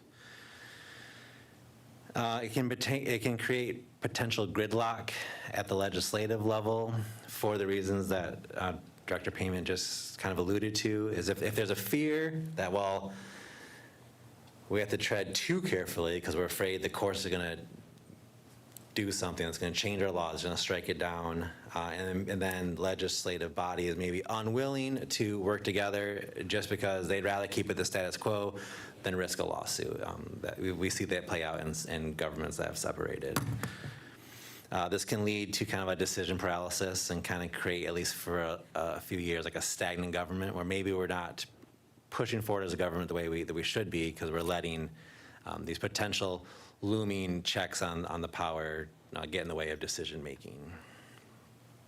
And everyone's favorite talking point, or not favorite talking point, the cost will increase. Compared to a one-branch government, it's going to be more costs. I don't have an analysis today in this pro and con list of what that cost might look like, but necessarily creating separate branches creates a need for more staff, creates a need for potential more judges, more court staff, and just it will cost more. It's also not a reason to do things, just a reality of creating separation is you're probably going to have to spend more money. Aaron? So I appreciate the way that you're laying that out, because in the past, legal has used that as almost like a stopgap to not do it, throwing out numbers that were wildly exaggerated, and assuming we had this fully fledged, judicial branch with defense and prosecution. Also, at the time that they did the estimates, we didn't have indigent defense, or we didn't have, we weren't implementing TLOA. So everything that comes along with TLOA. But, my bottom line on the additional expense as a legislator is it's the cost of being a government. It's the cost of being a real government that has real due process and real judicial steps that people can take. Also, in the past, where we threw these shock and awe numbers out to scare people, we never deducted the existing expense that we're already paying for our system. So there is a marginal cost increase, which we could potentially petition to get more money from Department of Interior for self-governance, through judicial funding. But I appreciate the way you're laying it out, because you are the first person that I've heard from legal that hasn't used that approach, that we can't do this because it's going to be millions and millions and millions of dollars and we can't afford it. Yeah, just something. It's flagged in the three-branch government too. Just something that I think is important for the legislative body to keep in mind. They would control the purse strings, right, of the tribe in the vast majority of cases. And just being cognizant of, you probably need more attorneys, you probably need more judges. Like one judge is not going to cut it in a separation. You need to build we have a good, robust court system. You got to build it out even further when you're creating that separation. And it could, in theory, negatively impact funding for other parts, like membership services or other parts of the tribe. But that's the job of the tribal council, the board of directors, to figure out how to allocate those costs. So all the branches, just the reality of all separated governments. If there's no questions, I'll move on to three-branch. All right. So three-branch government, this would be an executive branch, a legislative branch, and a judicial branch. Pros, it, of course, just like a two-branch government, prevents abuse and concentration of power into one or two branches. This creates distribution over three, co-equal branches. They each have their defined authority and their ability to check each other. Making sure that in the Constitution that those responsibilities are clear and that authority is very clear, to keep those branches, quote, in their lane. So they're to try to minimize judicial overreach or legislative overreach, or the executive branch implementing things contrary to the intent of the legislative body. A pro is each branch gets to specialize in their function. So the legislator gets to they get to legislate, they get to focus on the law and the policy at that high level. The executive branch is generally charged with then implementing those laws and policies from the top down, and they get to focus on running the government, the day-to-day, and implementing the laws that tribal council puts in place. And the judicial branch gets to focus on just, the law and interpreting it. Especially as opposed to a one-branch government where everything is concentrated at the board of directors level. You end up doing you may end up being involved with implementation and legislation and policy, and because you're over the courts, you can influence the courts. So the pro of this is it eliminates all that central power into one body and allows each to specialize in the area and focus on the area that they're charged with under the Constitution. The understanding of these checks and balances can generally increase accountability across the tribe, increase transparency, build trust in both the legislative process and the executive branch and the judicial process. Just things, knowing that there is not concentrated power, people tend to trust the government more because they know there's different avenues of recourse and checks on that authority. The understanding that there are multiple checks and balances encourages, similar to a two-branch government, encourages the Congress or the board of directors to negotiate and compromise, knowing that what they're doing can be scrutinized by the other branches. It encourages negotiation and compromise between the executive branch and the legislative branch, because they have to work together to make sure the executive understands what the intent of the legislative branch and carries out that intent. So it can, maybe not in the beginning, like we talked about, there might be friction in the beginning, but over time it can create, if you get that good balance, it creates and can foster better collaboration. Similar to a two-branch government, because it has the checks and balances, it encourages the legislative branch to be more diligent and more careful, and maybe in their consideration of law and policy. They will necessarily be making decisions understanding that the court will scrutinize them, and it will can prevent rapid policy or legislative shifts, create a more stable government, and just create more careful analyzation of the laws we want to put in place as a tribe. So no single branch can dominate decision-making, has a nice distribution of power. The independent judiciary, skipping down towards the bottom, provides, just like a two-branch government, avenues for the tribal members when they have standing to defend their rights and to bring lawsuits as allowed under the Constitution, better protect citizens' rights, better due process and access for tribal members, similar to the two-branch we discussed. The independent judiciary, of course, can be more insulated from tribal politics, just like in the two-branch government. And then it also reduces micromanagement from the board of directors, or the potential for micromanagement. If the board of directors creates the law and policy, and then the executive branch is the one charged out with implementing it, it removes that day-to-day kind of management function that a one-branch government can sometimes get wrapped up into, because it has its own branch to carry out those day-to-day things. Moving on to the cons, if there's no questions or comments. So I just want to add, again, for the three-branch, one of our 7 grandfathers is humility. And so obviously people might have different views of what that actually means, but it's recognizing that we have people that we have hired to do certain jobs, like executives that have certain credentials or experience in administration, implementing programs, policies, and recognizing that isn't our job at the table, at the legislative branch. Our job is to establish and fund programs set the guidelines for eligibility that are hopefully consistent with federal guidelines that fund them, and to fund the operations of the government. And humility necessitates that we take a step back and we recognize we have people that we employ to do that. That's not our job.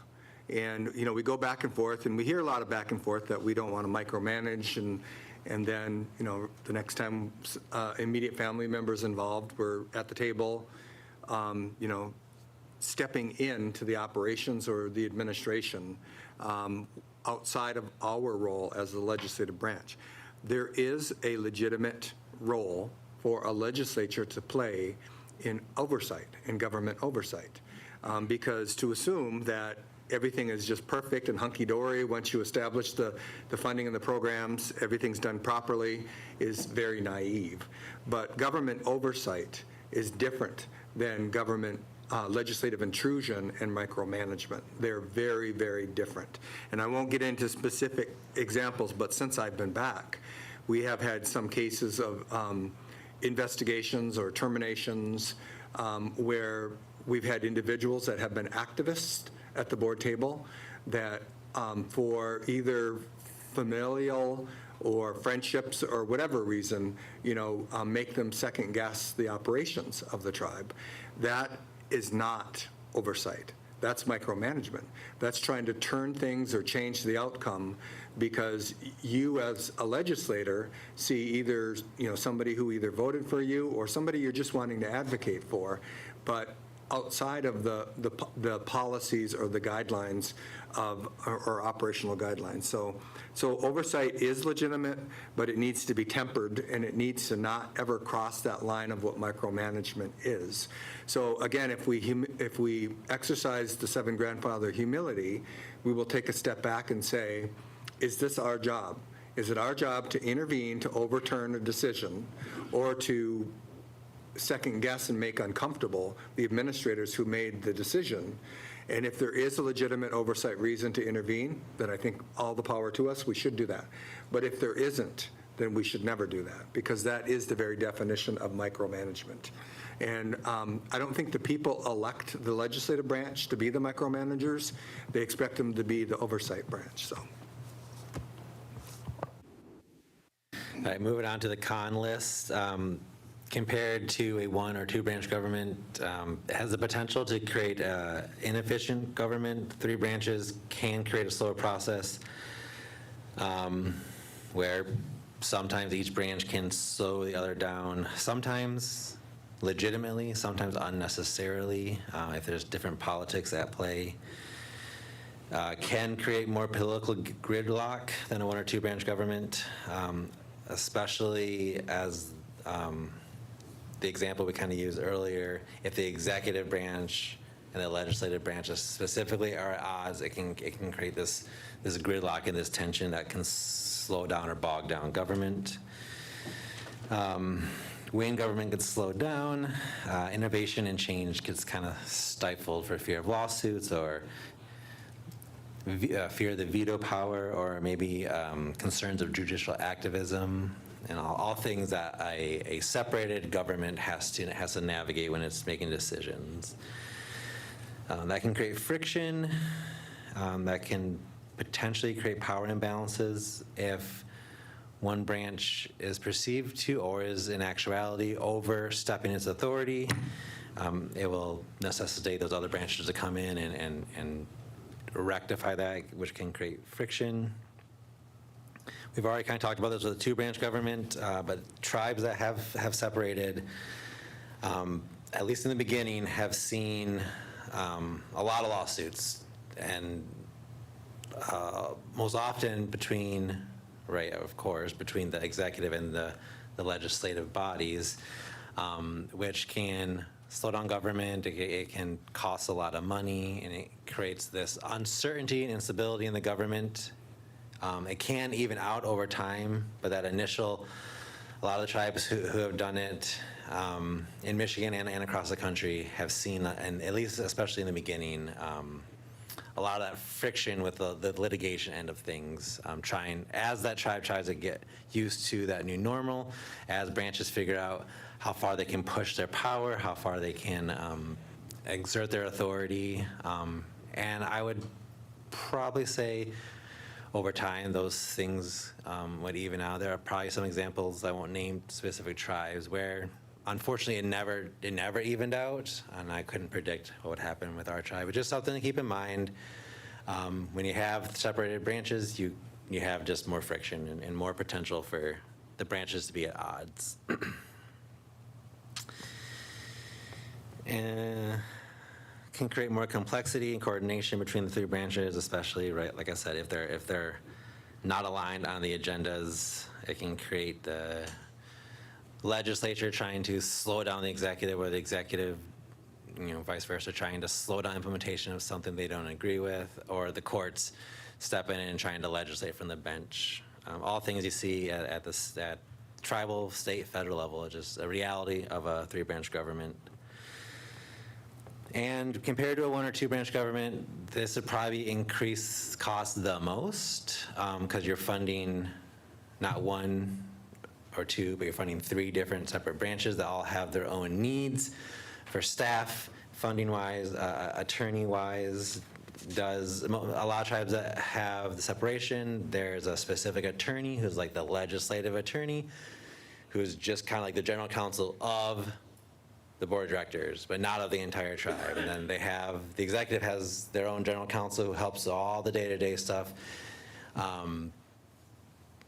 Just the things that we should keep in mind going forward is stuff we'll have to figure out if we get to that three branches, how to fund it and what it would cost. Again, I don't flag it as a con to say we shouldn't do it. It's just a reality of creating more separation is it's gonna just cost more money.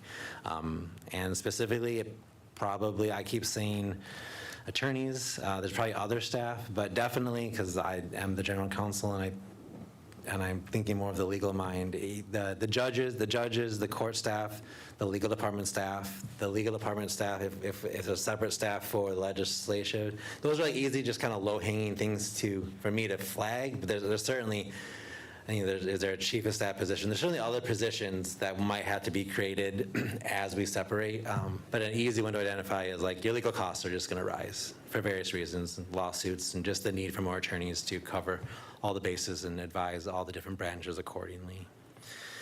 I already kind of touched on this, but each branch has its own staff and bureaucracy and infrastructure, so it can stretch the budget, and it can potentially lead to things being maybe underfunded in membership services size or other departments, and just the legislature has to figure out how to fund everything, and it's just a give and take and a battle that all separated governments have. In the three branch, and maybe even the two branch, but I flagged it specifically for the three branch, because in our current drafts that are circulating that I'll be working off of as we bring drafts for the board to look at for a 2 and 3 branch, if that still is the case.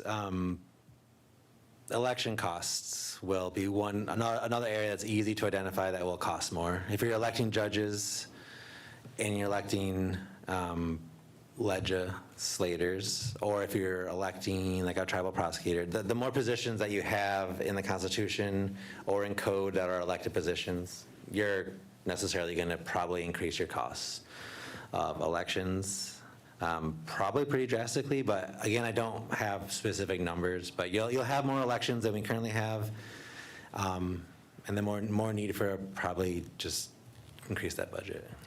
Aaron.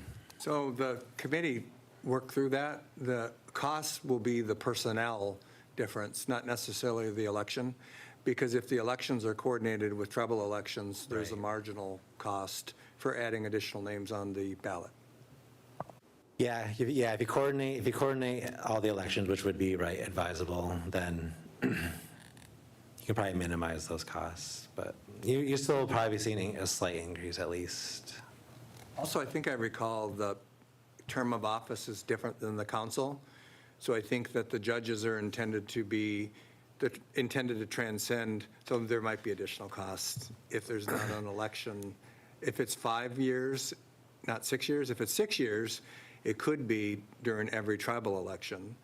But if it's 5, an odd number, then it would be in between election cycles. And that's something that I didn't, for this particular memo, I didn't look at that specifically, but as we're going through and creating drafts, our charge, right, was to bring the board drafts of the Constitution that are in line with the intent and substance of the current draft that's out there. But one thing that maybe we can look at, I don't think it would change the substantive, is looking at those term limits and maybe build that to minimize having like multiple elections throughout the years.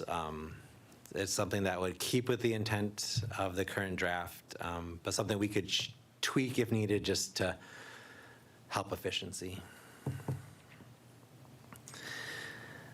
With a three-branch government, the other branches tend to fall into sometimes blaming each other for government inefficiencies and passing the buck back and forth. This can potentially create kind of blurred accountability for the tribal members, and it might be harder to determine which branch of government is actually causing the slowdown. It can lead to potential less transparency from the different branches if they get into the trap of playing political games. The flip side of that is if they're very transparent with everything they're doing, you can avoid some of those pitfalls, but just something to keep in mind that it can sometimes blur those lines of what branch is accountable and how can the tribal members really make sure that they have the ability to hold that specific branch accountable for any malfeasance or disruptions or anything that may be contrary to law and the Constitution. Similar to what I flagged in the two-branch government, we've seen this play out in various ways with other tribes, especially in the beginning, and especially if there's a lot of friction between branches, is because the legislative branch controls the wallet. One avenue that sometimes happens, unfortunately, is things get appropriated, funds get appropriated to other areas, or there's an attempt to defund certain branches because they don't, maybe the legislature doesn't like how the executive is doing something or doesn't like a recent court ruling, so they choose to attack it in one of the easiest, quote, easiest ways they can because they control the purse strings, is to start messing with the budgets. And we've seen that play out with other tribes, and something just to be cognizant of, not saying that it would happen here. It's just something we've seen other tribes have to deal with, especially in the beginning of their separation journey of these kind of back and forth push and pull of the authorities, and something to keep in mind. This I put as a con. It's not necessarily strictly a con, but it will necessitate, if we get to three branches, a much bigger overhaul of our current codes. We'd have to do a pretty, and it doesn't have to happen all at once, right? But we'd have to, over time, make sure all of our codes align with that new constitution and that new separation. And they just wouldn't, we couldn't just plug and play every single code that we have just right into a three-branch government necessarily. It would just take legal to do a bit of a deeper dive and start getting ready to flag that things that need to change. And it would necessarily just probably be more changes than a two-branch government, and definitely more changes than our current structure would need. Aaron.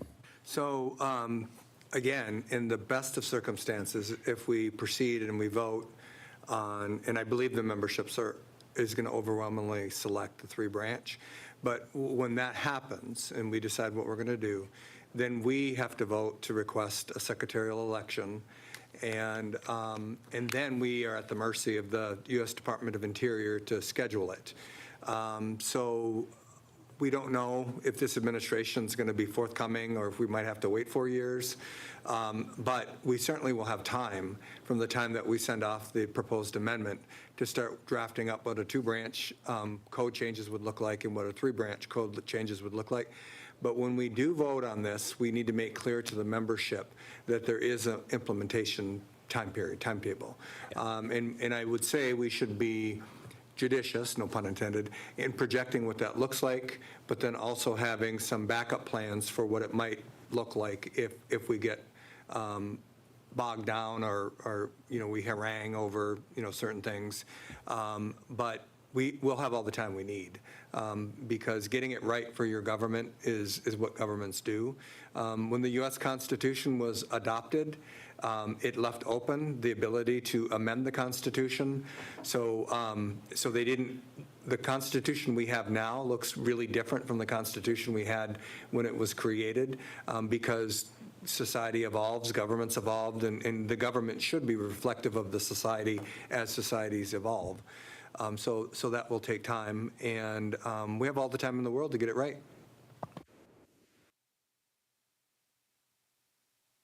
If there's no any questions or comments, I'll go down to the final part of the memo, which is some draft language for potential language for how to word a survey that if we're going to send out to the membership. So I'll just read through it for the record's sake. The following survey has been approved by the Sioux Tribe Board of Directors and is meant to get feedback from tribal members on their wishes for a constitutional amendment to create a separation of powers. Attached to this survey is a memo from the legal department with a pro and con list of a 1, 2, and 3 branch government. This list is not exhaustive, and tribal members are encouraged to do their own research to make the most informed decisions. Question: in deciding whether you want to change the Sioux Tribe Constitution, what answer best describes your wishes for a separation of powers? 1, I do not want a separation of powers built into the tribe's constitution. 2, I prefer a 2-branch government with a separate legislative branch and an independent judicial branch. 3, I prefer a 3-branch government with a separate executive branch, legislative branch, and independent judicial branch. And I'm open to feedback on this. This is just, I wanted to get some language in front of you guys, so. Okay, what are people's thoughts? I think it's clean and concise, the way you're asking it. People can go and research the pros and cons separate from that. I do think we need to keep the language of what they're voting on clear and concise, and they can make up their own mind from the pros and cons. So. For what it's worth, I'm fine with this language too. It's simple, concise. It doesn't muddy the waters with confusion. Everyone knows what an executive and legislative branch is and a judicial. They live in a country that has those branches. Isaac. Hey, Ryan, are you going to have like a checkbox or circle the number or how you? Yeah, I thought I'd work with communications and work with Jess, figure out how to format it, and I envision like a box that hopefully they can check. Is it going to be all electronic version? Or That's what I wanted to talk to you guys scan about. it when it comes back, or? So, I mean, the easiest and quickest way to do it would be a Survey Monkey or something on our website. I didn't know if the board had any wishes or desire to try to send out like a paper mailer or anything, but I was envisioning like something like a Survey Monkey, and we can put it on our website, on our Facebook, and they can log on. They can go on the website and they can check their answer. Tyler, then Aaron. Then Lana. So how are we going to prevent fraud with that? Because I don't think SurveyMonkey is like an electoral process. Wasn't this supposed to be like a vote? So that'd be my number one question. Number two, what are we going to do for our elders or the people that do not have access to technology? How are we going to reach our broad general public? So those are my concerns. Like, I thought we were, based on the guidance in Lansing, I thought we were operating this as almost an electoral process, that this was getting mailed out to everybody. And that's a board decision. I don't have an opinion either way. If that, I didn't quite walk away from Lansing with that understanding, and maybe that's on me. But if we want to try to mail out like almost like we're mailing out a referendum and they turn in their ballot, so to speak, that's an option. I'm not opposed to technology, but SurveyMonkey is not a voting technology. We did, yeah, we had Votegrity. If you remember Votegrity, Yep. They came in and helped us run a couple referendum elections. I don't know if, I'm not real familiar with SurveyMonkey. I believe you when you say it can't do this, but Votegrity has a way to create an online survey that limits just to one response. Like I think it's like IP based, so there's probably ways to VPN and circumvent it. But for the most part, I log on the website and I click it and I can't click it again. And they helped us do a survey like that previously, so we could look into something like that for the electronic survey to try to limit the responses to that member responded and not I can't click it 100 times, right, to try to skew the numbers or something. Yeah, so I'm good with that, if there's options, and long as it's multimodal to where our elders or people without access to technology are still able to utilize it. We know that there are flaws in the mailing system, but we also didn't have the fully operational voting system yet either. So I'm not okay with SurveyMonkey for this. That is not a secure method. When you're talking about changing the structure of government and getting tribal feedback, like, we need to make sure that it's identified, that each person, just like their electoral ballots would be, that those are verified, right? They're coded. Yeah. I mean, Because what, I'm not gonna say- I don't want- do we have all of the people in place to prevent and review for bots and all of that other things if we get bot bombed? And, there are a lot of things that you need to take into account. It's more than just building out a survey and sending it out. There's a lot of things that you have to do behind the scenes to make sure that you're managing the data appropriately. Yeah, and if we worked with a vendor who could do that, what our in-house capability is, I would have to confer with everyone to figure out how we could structure that. Certainly, I don't want to put it on the election commission, but we have a process to mail things out and get things back. It's pricey. It's tens of thousands of dollars for the last election. But there are multiple avenues we can explore to get it in front of as many tribal members as possible. I know that Yeah. we have the elder services people, so. So on my list, I have Lana, Aaron, Rob. Yeah, I was just going to offer up that, we could have like a clip and mail in the newspaper, but I guess after hearing people talk, that wouldn't help either. Those are all over the place, and people can grab handfuls of them, clip and send back, I guess. So I just wanted to offer up that I think if we do want it not flawed, is to mail it out and have them mail it back. Yeah. And the people that will take the time to do that and have an opinion on it will do just that. So I think that's the only way we would probably get a fair one. Aaron, then Rob. So I happen to be certified with doing research at the master's level and doctoral level. I'm certified in doing research with human subjects, both ethics and methods. And SurveyMonkey does have the components within it to be able to do secure polls. And what it does is, just like what you were describing, it will only allow a entry per IP address. That's how it regulates it, or per email address, so that you could actually, two different people on an IP, like somebody at home that's sending it in with two different emails. But that does get complicated because that presumes that we have a match for every email with every tribal member in our enrollment list, which we don't have. We do have some. It depends on which department has that information, but we don't have that collectively. I was excited to hear our new IT person who's talking about how we can pull all this together, and he has worked with other tribes to have a secured tribal member portal, tribal citizen portal, so that you can do and collect independent information, and there's no duplication. But what Lana said, I think, is important because some people are going to distrust the process because that's the way they are. And having a separate index number, just like we have on our ballots, is probably going to be the way we're going to have to go. But SurveyMonkey does have the ability to do it exactly what we need, but with the lingering questions or the lack of information about what SurveyMonkey can do, and also with not having the back end of having an individual member and the information to make sure that we don't have duplication, we probably do need to do a mail out. But I also think, and I know that some might argue, because this is always the argument, that referendums cost, I heard $100,000 once, and when I came back to office, we found it was like $15,000 per referendum. It's going to be more now because of the code changes for who can vote in a referendum. But I think that this should go, obviously, to every adult citizen of the tribe. And I think we just need to bear the expense to make sure that every individual getting it knows that their their entry cannot be duplicated, it cannot be manipulated, it can't be photocopied and a whole bunch sent in, which did happen during an election one year, but that's about 25 years ago. But anyway, so I would lean on the side of making sure that we eliminate any possibility or any suspicion that there would be duplication.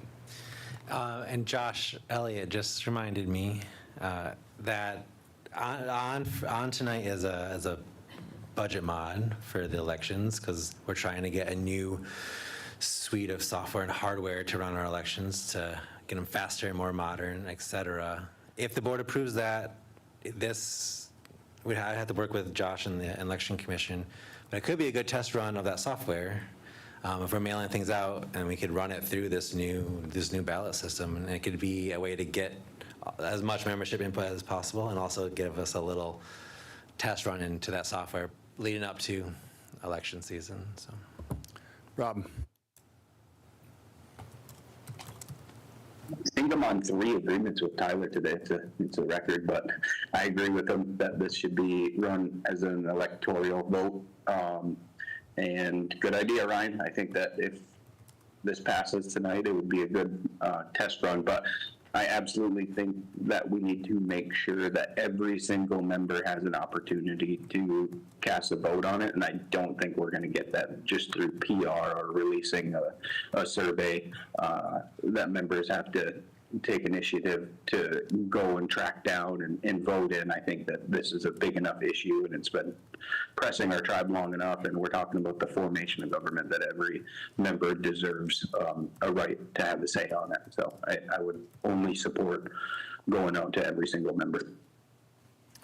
So Ryan, right now, do you have a recommendation? Because I say that because you're the election attorney, and I say that because the only system that we have set up right now to vote is paper ballots that are mailed to everyone. And even when there isn't a controversy, and even when there isn't a conspiracy, people make them up like white ballots. For example, like National Printing doesn't even have white paper in that room. I believe, 2 white ballots were found, and it was turned into a big conspiracy to create excuses for people who didn't do well in the election. So I worry what this will cause, to have a brand new way of collecting feedback from our membership. I just worry whether or not people will take it serious if there's any allegations of meddling, plain and simple. So with that said, I would hate to spend more money than we need to on this with paper ballots, but it's my understanding that after this portion is complete, the BIA is going to take it over through a secretarial election. So would this be the only cost associated to the tribe with this, is just collecting the feedback with paper ballots? for the most part, yeah. Because once we have it in a secretarial election state, that the tribe doesn't have to foot that bill. The BIA would. If we're going to mail this out through either the software that the election commission's looking at, or our current software that we're running for elections, not counting staff time, but just a straight mailer of over 35,000 ballots, probably more now with our open enrollment, say close to 40,000 ballots, you're looking at probably $12,000. Just so you have a number in mind. It costs about $10,500 the last election to mail everyone a ballot. So it just probably increased since then. And this would have to go out to everyone who's 18 and over. So it'd be a similar, probably more cost. It's an easier price to swallow considering the BIA is going to handle it from there on out. Yeah, if we had to pay for this and for the secretary election, you're talking much more money. But this would be our only kind of election cost, for lack of a better term, would be mailing this out, and then the time and with staff and whoever is helping, tabulate everything as it comes in. So, Bridget. If we do decide to mail this to every adult member, I would like to see the whole, 5 pages here go out so that they can actually see the pros and cons too, with their ballot. that makes sense. Aaron. So I'd support that. So we seem like we're really in agreement today, because when we did the referendum on the treaty rights implementation, there were some that were suggesting people weren't smart enough to be able to read through all the material, which was so offensive. They're not here anymore. And I think I support that. I support having the ballot clearly, if it is a ballot, the preference form or whatever we're calling it, survey, on a separate sheet and then having newsprint printed up to describe the pros and cons that are attached. And people can refer to it if they need to. You're going to find there's a whole lot of people that have been waiting for 17, 20 years for this to happen. And you're going to find that a lot of people don't need to be babysat or don't need to be educated about the issue because they've been waiting for this for a long time. But if the material is needed, it's there for them to look at. And printing on newsprint's pretty cheap. That's what we did for the, you weren't here. You probably voted on it, though, because you were probably a law student at the time. But when we voted on the referendum for the inland consent decree, that was harangued for a long time. I was told I was going to be forced to sign off on it. And I'm like, well, you're going to have to be drunk or you're going to have to force me. But we waited and we got an overwhelming response from the tribal citizens, and they overwhelmingly supported it. So that's why I know how this is going to go, or at least I suspect how it's going to go. But I support what Bridget's saying is including the full options in the pros and cons, but a separate ballot for people to send in. Okay, Rob, I'm not sure if you forgot to take your hand down or if you have another question or comment. No, I still had something to say. I also agree with Bridget on this. I think it's a good idea to make sure all that stuff's there. The only thing that I would add is that before the pros and cons at the beginning of each one is just a brief description of how they work. Like Aaron said, I think a lot of people have been waiting for it and a lot of people do understand, but I also think a lot of people aren't aware of what each of the branches are. So I think that a brief description of what is a one-branch government, how does it operate right now, what is a two-branch, and what is a three-branch. And it doesn't have to be extensive, but a brief description and some examples might do well. I just think that put all the information in front of the members that they need, and I think we're all heading in the same direction. Okay, Mike. I agree too with having a mail-in ballot. I think it's a good way to test the system. And what do we need to do from here, though, is, like, do we refer to election committee with a date certain and say, hey, come back with a timeline and when this will get mailed out? Because it sounds like the majority of the board is in agreement with that route. So I just want to make sure that we don't just leave it hanging here, that we give it to them and with an expectation of a date back. And with, because you're saying software too, so if we're going to be approving software tonight, are we waiting for that software to get back? I would imagine so. So then there's going to be a delay with that software. And so I don't want to take that, away from them, because I do think it would be a good time to utilize that. I think the old software, I think, could handle this, just for the record. It could. Yeah. And everything that the election committee produces right now is completely, you can audit it, you can do everything, you can show everything that they do. So I'm not too worried about the whole allegations of meddling, because that's going to happen no matter what, whether we do it online or whether we do it. I think the ballot is the best way to go. But I don't want to just leave this hanging there and refer it to the committee and it just never come back. So what steps do we need to take here to make sure that this is the route we're going in? Do we need to do a reso? It was mentioned earlier about a reso tonight, but it's not on. No, I meant a budget mod. There's a budget mod for election commission and that will give them, if approved, that will give them the ability to go purchase the new hardware and software. So for the actual survey for the separation of power, will we need to do another reso for that, or is that something that we can refer now to the election committee with, hey, come back on this date and let us know? I think that way we can get it done. Because you had survey language, I think, in the, I'm gonna look at the original reso. The original reso. And we have a date certain to bringing that back to us, but I don't know if it went any further than that. It didn't get that specific with asking the commission if they can, because they'd have to do the mock-up of the ballot if they were going to do it, and then have to figure out the cost. The budget mod tonight probably wouldn't also cover this. They might need to figure out what the cost, right? Yeah, we'll need to bring another budget mod just for the cost of the election. But that, and we need to know how soon we could get that software too. So I don't think that's anything we're going to know today. So no, I mean, Josh might have somewhat of an idea with the budget mod, but I don't know how quickly we'll get everything up and running if we wanted to test the new system. Certainly, I agree. The current way we run our elections. The current software and hardware can handle this type But of if you got new survey. software coming, we might as well try to utilize that. That might not be till like the fall. I guess we're almost end of summer, but that might not be till like November or later. I don't really know exact And then we'll be timeline. potentially being put into an election cycle. So I don't want to go into And that. yeah, we don't want to disrupt the commission while they're, All right, I guess I'm just putting my concerns out there, and then we'll can see how add- this goes, but.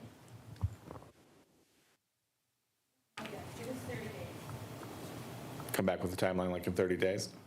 yeah, that'll give me time to, if there's no objection to like the comments that you all, like Rob and everyone has put out, I can get this into the basic format that it'll look like for the public, and that'll give the commission time to figure out what they would need to do to facilitate it. And then we can bring a reso within 30 days Okay. to effectuate the actual survey, officially charge the commission with carrying out that survey if that's the route we go, and everything. And then we'll know the better costs. I think that's the Yeah. best way to handle it. I just wanted to make sure that we're all on the same page, and that way we're not seeing a result pop up next week that says, hey, we're doing it next week.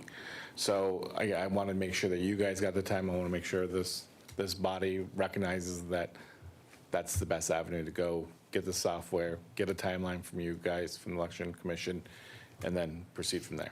Yeah, and if the timeline for some reason looks like it's going to delay it too far for the new software, Then we might. then I would come to you guys and say, hey, maybe let's just do it under our old software so we can make sure we're getting this done in tandem with setting up the new stuff for the elections next year. All right, I appreciate that. Yield. Okay, Bridget, Rob, then Aaron. Rob, if you just forgot to take your hand down, just put it down and I won't call on you. Go to Bridget. I don't want to complicate this, but when we were in Lansing and we heard from members about not getting communications, and not everybody gets the newspaper or, knows how to get access to have it sent to you, what about including a little blip about that and maybe mailing everyone one of these membership services directories so they have that, just taking advantage of doing a direct mail? It's probably going to cost a little bit, but I think it would be worth it. The other thing is, are we going to be expecting a certain number back? Is the threshold going to be 30-some%? Are we sticking to a certain number that we're going to consider it a valid election? Or, have we thought about that? Because I don't want to go about all this, spend the money, and then people argue that fact too. So are we going to be prepared for what that's going to be? Right, what if we get overall 18% return like we did on the last election? Is that enough of our membership for the board to be appeased sufficiently that that is the voice of all of our membership? Or is it out of the referendum number? Is it 30% return? I haven't fleshed out my thoughts on that fully. My understanding of the intent, and you all correct me if I'm wrong, was I'm not sure from my recollection of the Lansing meeting, it was that we had a specific number we wanted to hit. It's more like we just want to get this in the hands of as many members, and whatever comes back, the majority rules was kind of what it felt like from my perspective. But certainly that could be fleshed out more at the board level here. If there is a threshold that we want to talk about to really make sure that it's the wishes of the tribal citizens and not just a handful of them, I don't know what that number would be. So I think we treat it just like any other election.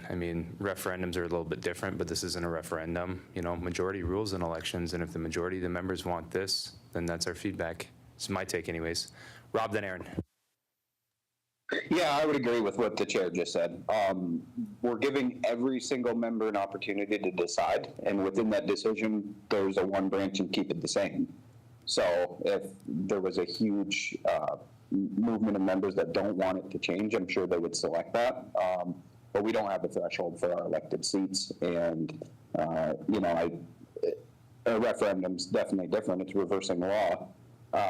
But this is an initiative to allow all members to have a right to say what they would like an amendment to be, or if they don't want one at all. But as long as every member has the opportunity to voice their opinion, whether it's keep it the same, 2-branch or 3-branch, then I think we just stick with majority rules and we don't need a threshold to come back, especially because everyone had the opportunity to voice that opinion. But I do like Bridget's idea to make sure that all of that information is in there, and why not send a directory? I think that's a really good thing to do, regardless, and if we already got to do a mailer, let's do it. Aaron, then Tyler. So in research, the validity is based on if you have a representative sample. So we are doing more like a census. We're not doing like a survey necessarily. It's a census because we're not doing a sampling of the possible people who might respond. Every adult member is going to get this survey. So we already have a built-in stratified sample because it's everybody. It's a census. And so there's a calculation that you do to reduce error and increase validity and reliability, and there's a number that we will need in order to for it to be valid. But before we get into all that complication, we elect council members in most cases, almost exclusively, without a majority of the people that are registered in those respective units. We only have, I think, 3 or 4 examples in our tribe's history where the person who's elected actually got a majority of the votes eligible to vote. We select our winner based on a majority of those who vote, not a majority of those who are eligible to vote. So coming up with a different standard to second guess or make valid, the representativeness of the results when we don't even follow that for our elections, I think would be inappropriate. So your chairman caught on to that real quick, and Rob caught on to that real quick. So it's not a referendum. We will have to meet the threshold, however, of when the secretary conducts the election, they will conduct the voter registration drive first. Yes. And undoubtedly they will, because the last time we had a secretarial election was in 2010, so we're 15 years out of that, so they won't use the same list. They will schedule a registration. They'll send it to all 37,000 adult members of the tribe. Every individual will get it, not household. And then they have to register. And then I think there is a threshold no, there isn't a threshold of how many people have to register. There's a threshold of who have to vote from that registration list. Yeah. So the number that we need to get back to approve an amendment is not 30% of 37,000 adults. It'll be 30% of those who register to vote in the secretarial election. Right. So that standard will exist there, but our survey, we never talked about it, and I hope it's not something new that we're going to impose and bring that back and try to re-legislate because we didn't talk about that. Yeah, and my read of the intent of what was passed in Lansing was figure out the mechanism to get this out to all the members 18 and over and get all the feedback we can, and then use that feedback just as kind of the majority, what the majority vote was. So, but since Bridget brought it up, I just wanted to clarify. Here, Tyler.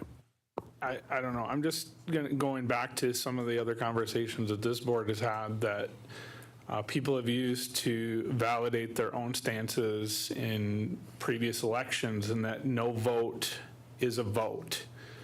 People at this table have said that. So I think that needs to be taken into consideration as well somehow. And there does need to be a discussion when it does come back to us. What if we get a really low percentage? What if a majority of them are returned, and this is just what if scenarios, what if a majority returned are saying no change, but we only have a 15% voter turnout or something like that? Does our membership even know that this is happening? This should be the front page of our newspaper next month, to be honest with you, to get the information out. There should be press releases on this to get the word out on behalf of our tribe because we have so many people. I don't think a poll, this is a government, this isn't a research project. So I do not believe that a poll is something that we should just finalize on. I did tell my membership when asked that I will side with whatever the majority of my unit determines. And after this poll happens, I'm going to be holding town halls in Unit 5. And based on that discussion, on those discussions and those town halls, that is how I will vote. So I do have a belief that the 2-branch is the best. We will survey our people and get some kind of consensus coming back to us. But I still think it's important as a board of directors that we do our due diligence in our own units to see what our people want to say or have to say. We can open up our phones, our emails, they're always open. And I've had a lot of discussions with people about this already. And I have a feeling I know where this is going, but it could change. So I feel like there should still be some due diligence beyond that and allow us that grace to be able to do that if we're going to be voting to open this up. But, that's just my thought, my belief, like how I'm trying to represent. And I want to make sure that people are heard both in our units and at large, because it's our at large that have had the least voice in this tribe.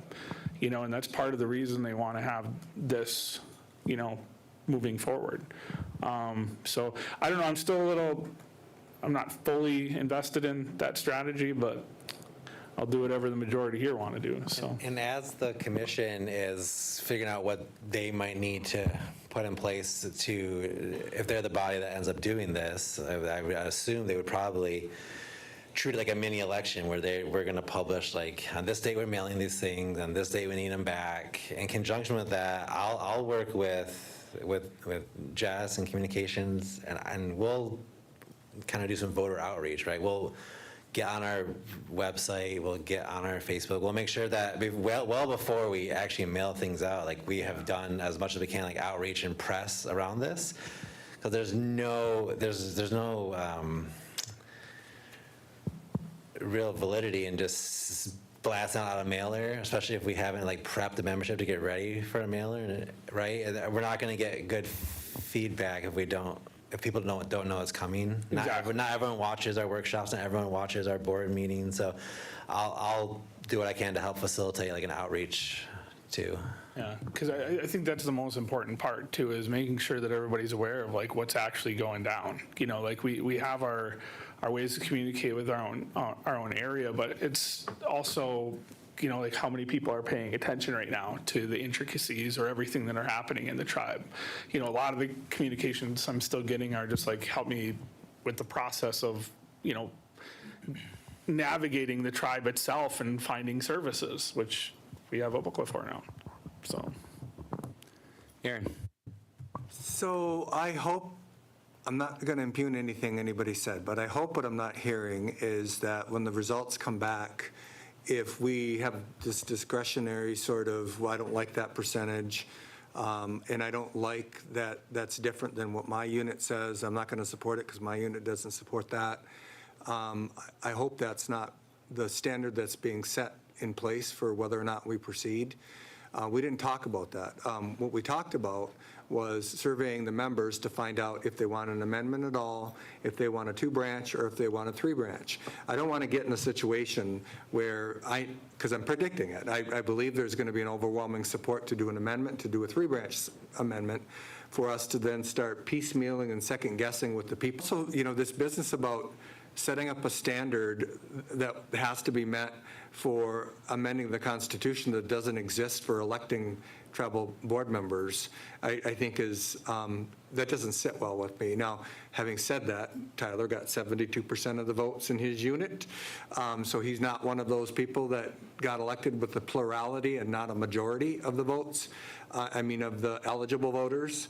But it just doesn't seem right to me that 90% of the people in our government who do not get a majority of the eligible voters in their unit could then set a standard that we're not going to listen to the results of the survey if it doesn't meet our layperson's estimate of what that number should look like or what that percentage should look like. So if we survey all of our members, all of our adult members get an opportunity to weigh in. It's not up for us to decide if they're not in tune or they're not educated or they're not informed if they don't participate. If they don't participate, they don't participate. It's the people who do participate that we have to be concerned about, and what do they tell us of those who do participate. And if it's 40%, 30% of the people respond, and then it's going to be 80% are going to say 3-branch, then I don't think it's appropriate for us to sit at this table and say, no, that's not good enough for me. I know I got elected with 30% of the votes, but that's not good enough for me. And again, I want to clarify that Mr. Vice Chair over here did get 72% of the votes in his unit. Okay, so I don't see any more hands up. Anything else to cover, Ryan? No, that's it. Well, I'll get this revised. I'll plan on being at the next election commission meeting, and I'll work with Josh and the commission, and we'll, within 30 days, we'll have something to more definitively get you guys a vote on a path forward. Okay, I appreciate that. So let's take a 10-minute break, and then we'll move on to the last item on today's workshop, which is child protection background policy. Bill Conley needs a little bit of direction, and we'll provide that to him once that item is done, and then we'll just have agenda review. I don't think we're going to need to, because I don't expect this topic to take as long as the last one, but let's have a hard stop for 4 o'clock for agenda review, so we have time to review everything. Again, I don't think we're going to need that, but if we get to it. Yeah, right? Don't jinx it. All right, 10-minute break.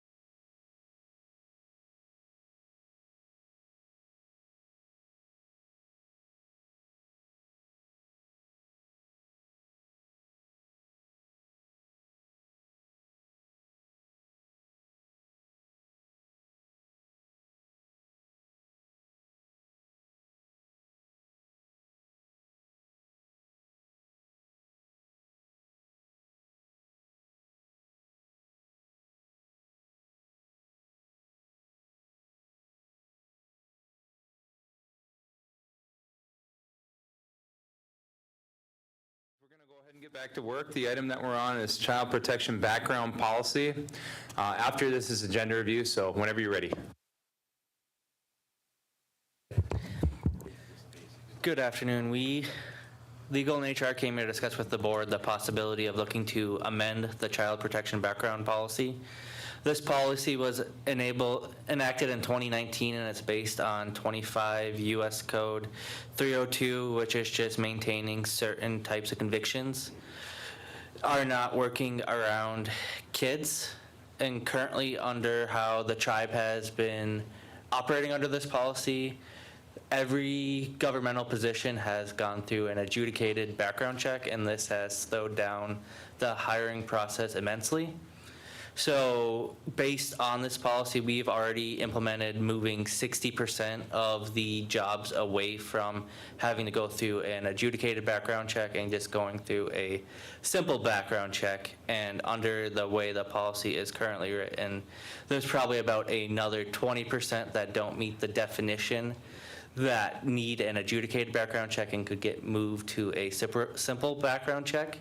And we just wanted to discuss with the board kind of what that would look like in amending the policy. So this is part of the conversation to identify certain things that slowed hiring down, correct? And this is one of the things that you guys identified, and this wouldn't be carried out by someone who works with children, like a position like the child care center, for example, right? Yes. Okay. All right, Aaron. So we've been round and round on this over the years, and Christine and I collaborated on bringing this to the board, and we ended up including a covered group that was bigger than what the BIA, because the one main thing for me is Head Start and BIA directs who can work with children. And we're a sovereign nation, we're self-governance, but we're not exempt from those federal regulations. There's certain people that work in covered positions that work with children or who have access to children who have to be adjudicated. They cannot work with children. At one time, we had people in YEA that had convictions for contributing to the delinquents of minors. And I won't name any names, but that is an ongoing gift that keeps on giving. And that person was allowed to work with children even though they were grooming and enticing a child. They got charged, they got convicted with buying alcohol and tobacco for a young boy to try to groom that boy. So as long as we're not making any change that will put a child at risk, and someday we'll articulate elder protections, and elders will be on the other continuum of it, then I'm good with tightening up the policy to adhere more closely to what the federal government requires. Now, I will say this, and it'll fall on deaf ears, but I think that any events that we sponsor or that we fund, we should follow the same requirement, and we don't. Certain funding that we provide through the tribe, people don't have to have background checks. They can have convictions for molesting children. We don't go through that process at all.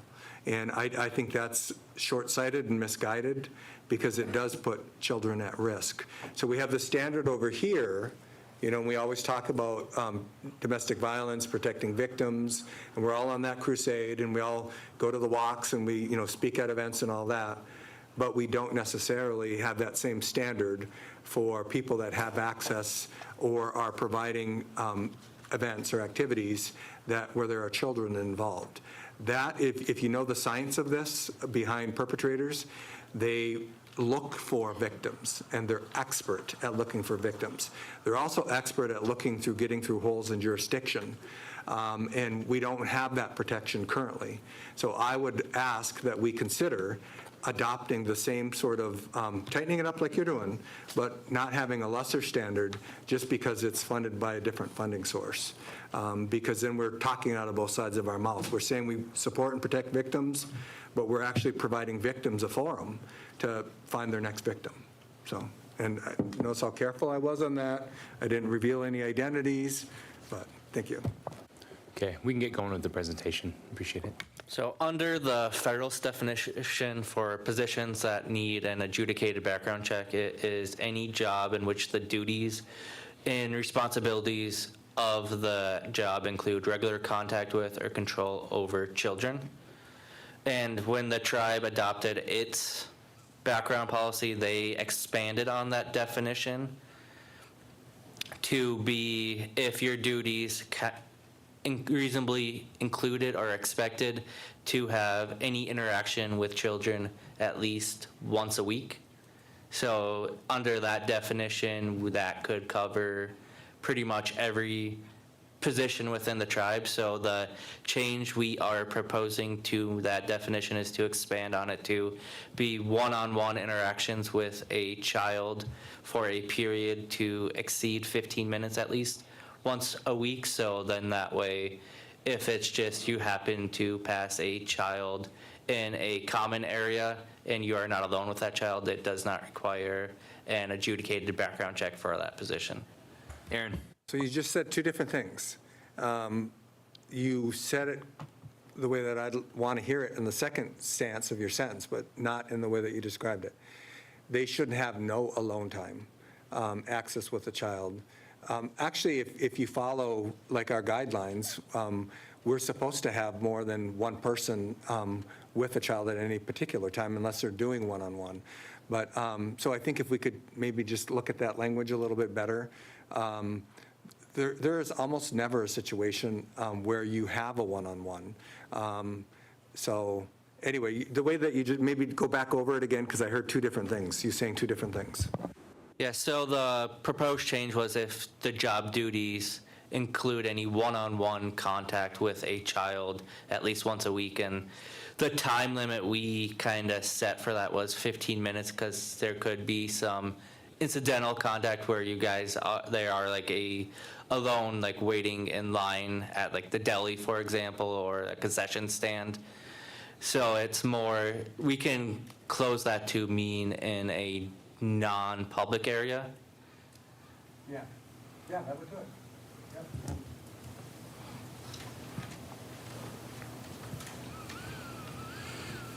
And then the next change we are proposing would be just modifying the applicable positions to be any position that meets the definition that has regular contact or control over children that is held by a person over 18 years old. And this is just eliminating, right now we have a bunch of just covered buildings. So for example, at the Big Bear, a janitor who got in a bar fight in college would not pass an adjudicated background check because they have a violent conviction on their record, so they would not be able to hold that job. Aaron? Would somebody who had a CSC be able to have that job? No. Oh, based on?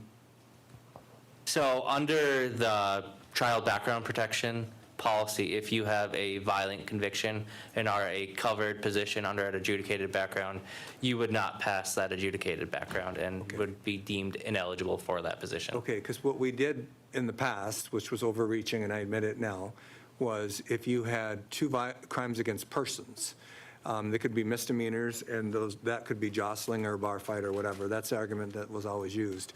And we leaned on the side that we have a lot of people who don't have convictions, right? We're not a bunch of criminals. We have some people who don't have any convictions in anything. And there's a pool of people out there.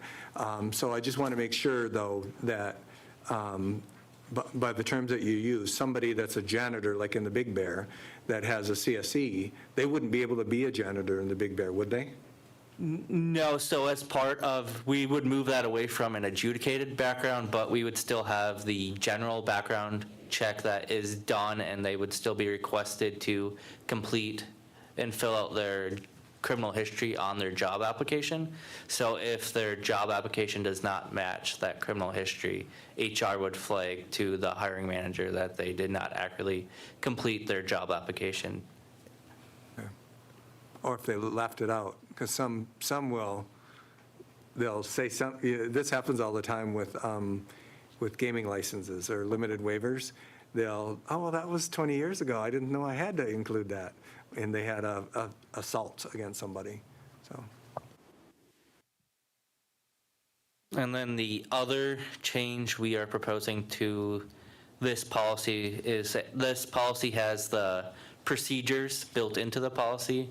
And we would just be looking to remove the procedures from the policy so it is easier to adapt as laws change. For example, right now for adjudications on the tribal side for the clean slate laws, that is still being held against applicants. So we would be looking to move in the procedures so any conviction that is forgiven under a clean slate law is no longer held against an applicant. All right, so this unfortunately comes with a legislative history and a memory. The reason we put that in there when we enacted this policy change was because we were not confident that the administration was going to adhere to the implementation and the procedures that would flow from the policy. So the board enacts policy. The board doesn't enact procedures necessarily, but we put this in there because we weren't confident that it wasn't going to sway this way or sway this way, ebbs and flows in politics, depending on who's in office sort of thing. So I'm okay with that as long as the procedures that are promulgated flow from the policies and that they don't interpret or are not in conflict with the policy. So.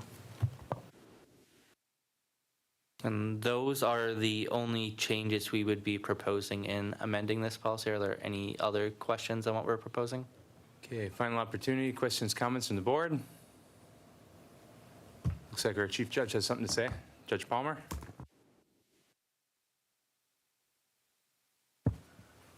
Thanks, Josh. I just want to comment on the proposal, three proposals really. I just want to caution the board about restricting, I think a broader definition of places where this would apply is better than a more narrow one. One, I don't know that all stakeholders were involved in this policy change. And so until I saw the agenda for today's meeting, I didn't know anything about this. But I think you need to be aware of the fact that, for instance, at tribal court, we have children who are victims and vulnerable children and juveniles who are involved. And so it's important that anyone who works there, whether they be probation staff, judges, clerks, or janitors, or someone who's just working in the building, pass a background check, because they're going to have that kind of contact with children, and it can be detrimental.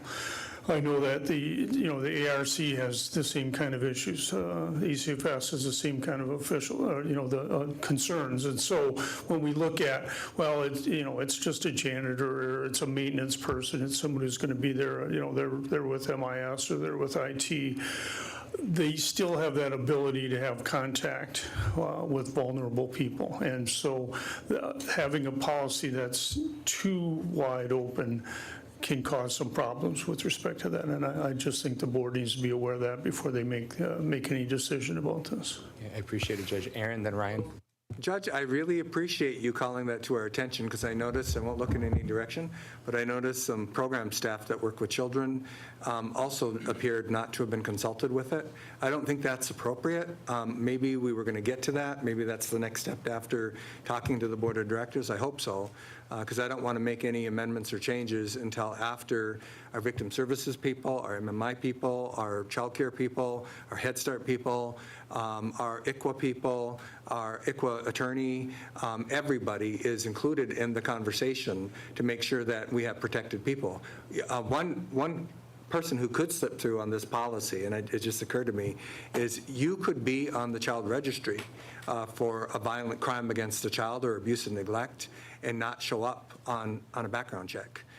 Because if we're not checking the child registry. So that information would certainly come through a conversation with our Head Start staff and our child care staff.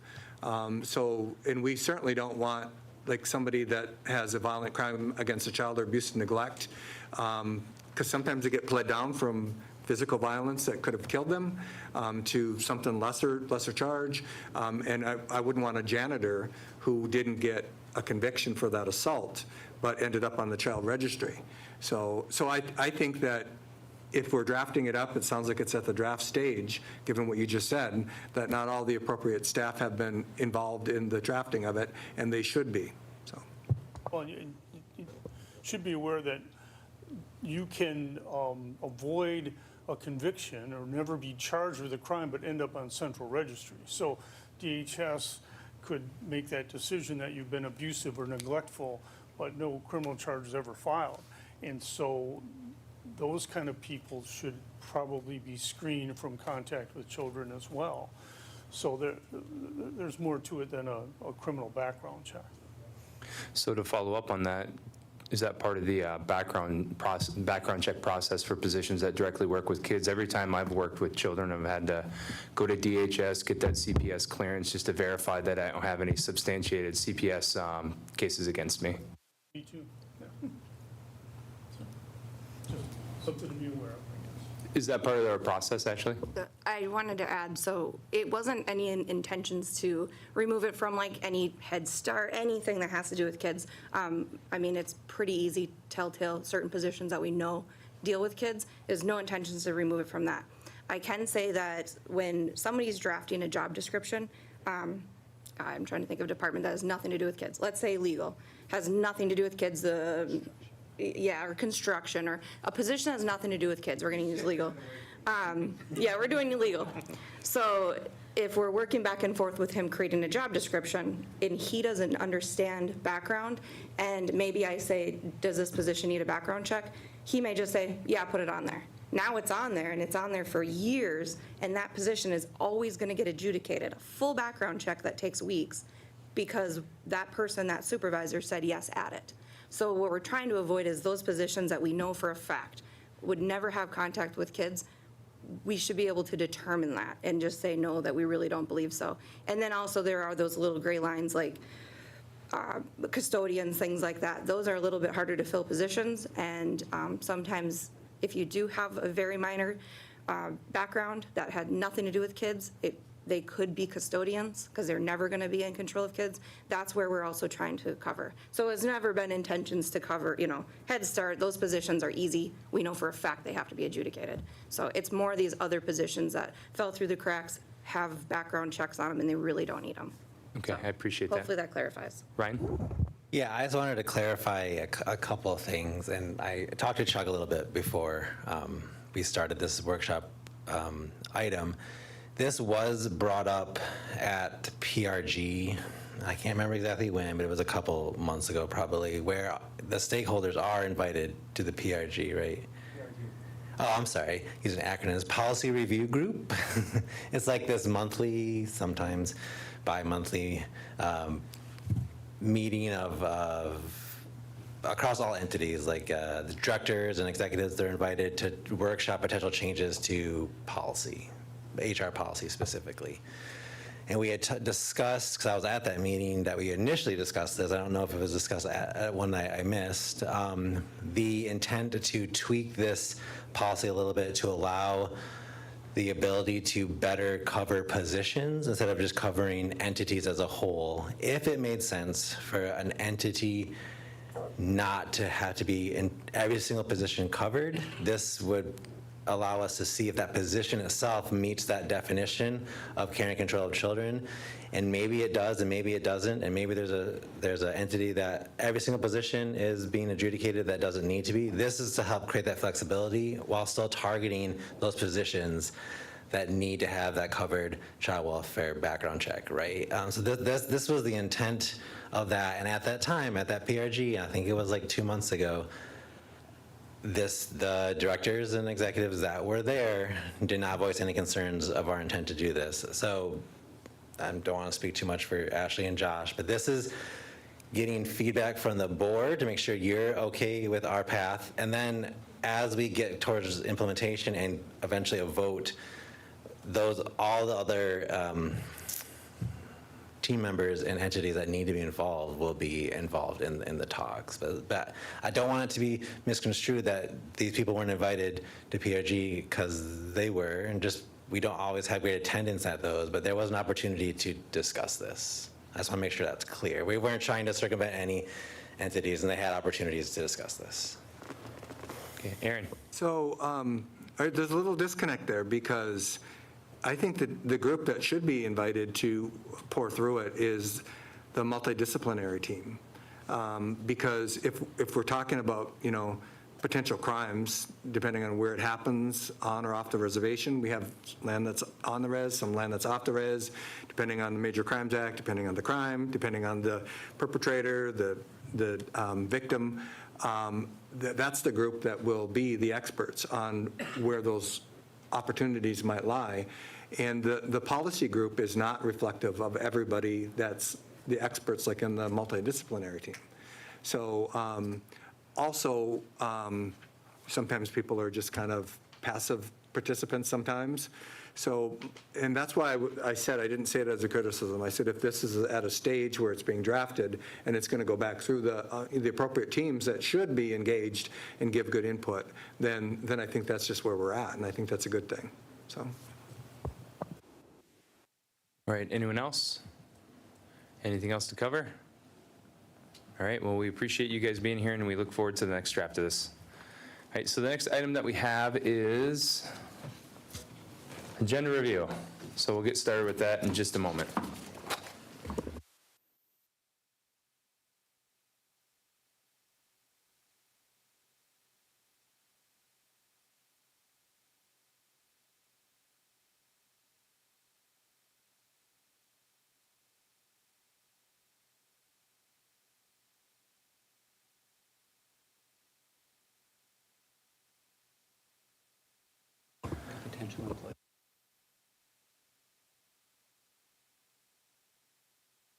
All right, guys, we're going to go ahead and get started with agenda review. The first resolution that's on tonight's agenda is Governmental Elections FY 2025 Budget Modification, and that's being sponsored by the Election Commission. So whenever you guys are ready.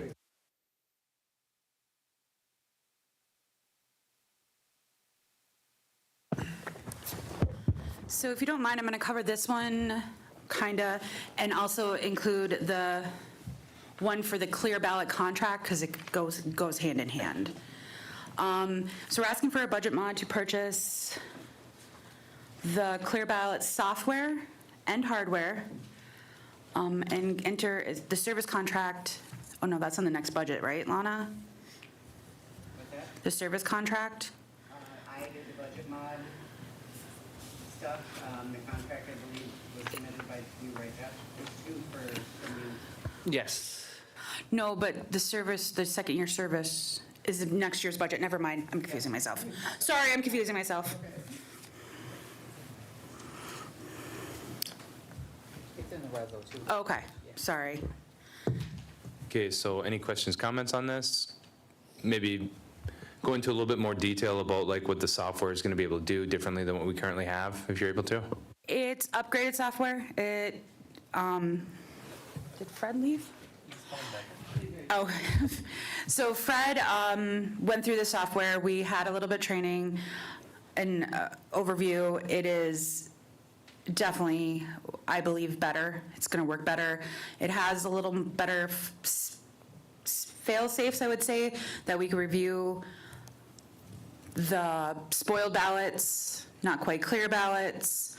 It gives a good reporting system. It also allows us to design the ballots, which, back to the questionnaire, survey, if we can get in on time, would help us assist in that too. Okay, I appreciate that. Any questions, comments? Isaac? Hey, Ryan, are they going to order new servers too? Is it the hardware and software? It is. And I just wanted to say, I told Fred to come back at 3, because I thought maybe we'd still be talking about the HR stuff. So he can be here if they want to ask more specific questions. He's on his way right now from IT. But yeah, it would be... I can wait till... Yeah, it would be software and hardware and servers. It's a whole... The budget mod would cover the whole package. Everything we would need with servers, computers, tabulating machine, everything. Full suite of software and hardware. Okay, any questions that don't require Fred to be here? Anyone? And we can circle back around when he's here, Isaac. Okay, so we'll skip these two resolutions then because they're tied together. The next one then would be amending Chapter 10, Election Commission priority items, again, with the Election Commission. Good afternoon. Michael Larson, Chairperson, Election Commission. This resolution is amending Chapter 10 to incorporate the priority items that was presented at the last meeting on August 5th workshop. It is changing from 9 members to 7 members. We removed the word originally to keep it chosen for the Elder Advisory Committee, modified the following language to be adapted to the number of openings available. We changed the language for the role of the attorney from the commission being able to request the opinion on a complaint to shall provide a legal opinion to the Election Commission on whether the allegations in the complaint constitute a violation of the code. And we changed the staggered terms to be 4 members serving 5 years and 3 members serving 3 years. Okay, thank you. Any questions or comments on this resolution? Hearing none, we'll move to the next. I appreciate it, guys. Thank you. The next resolution that's on tonight's agenda is approve application for nutrition and healthy eating for Head Start children and families.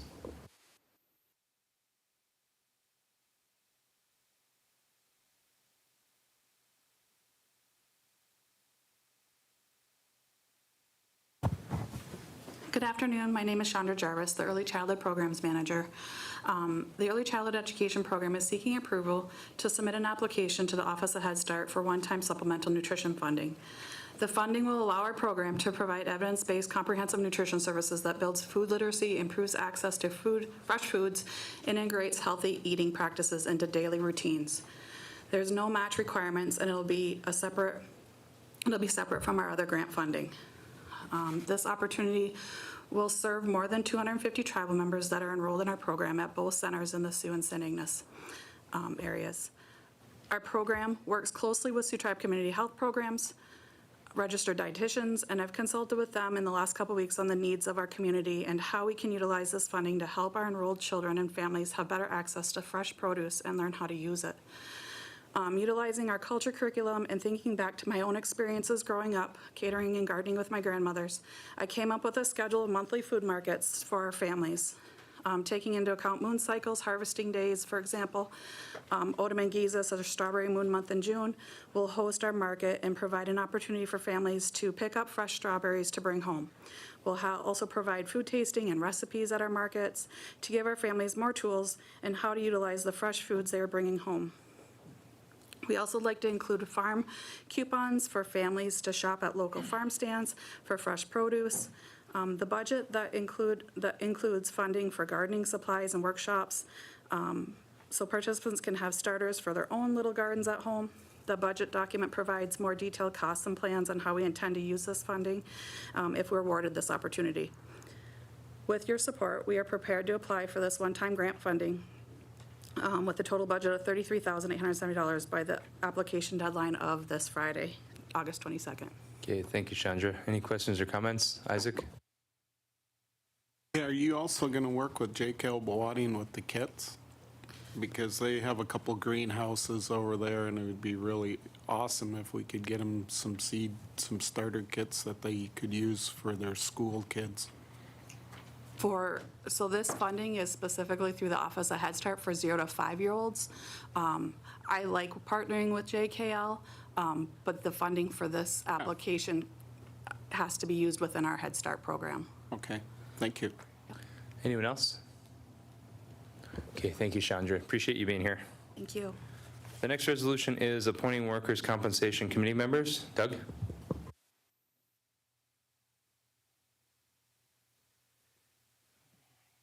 Bill.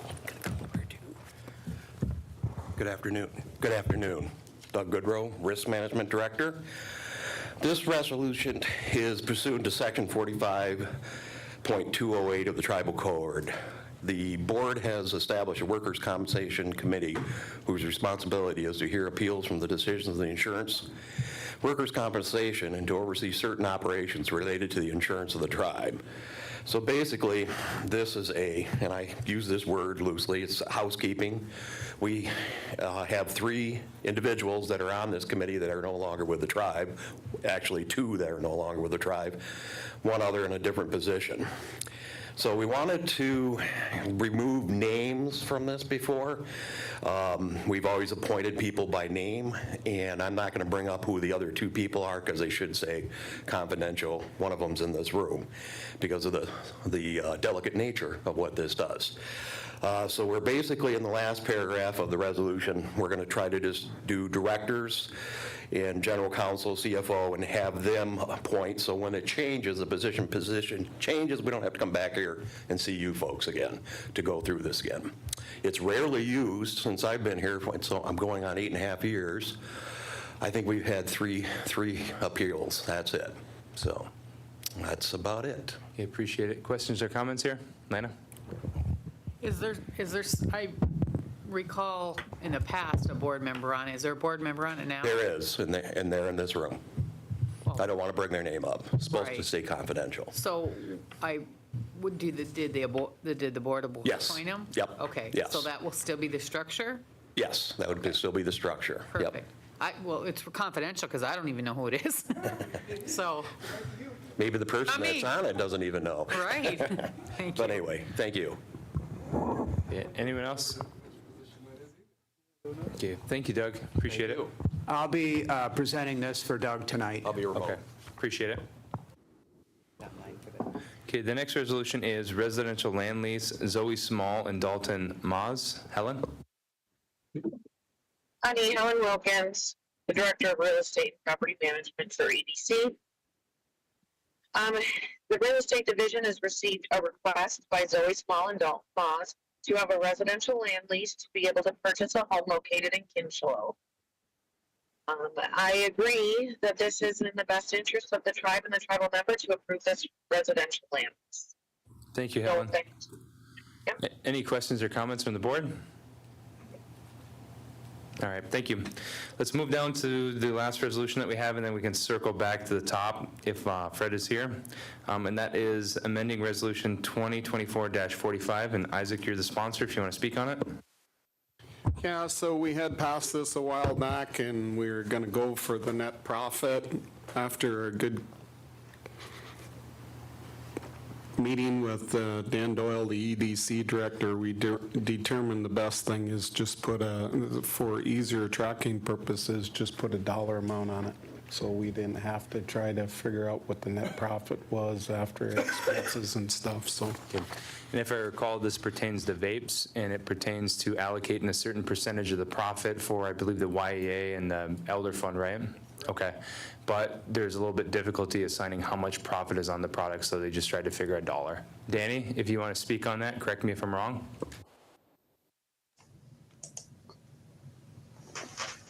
Yeah, that is correct.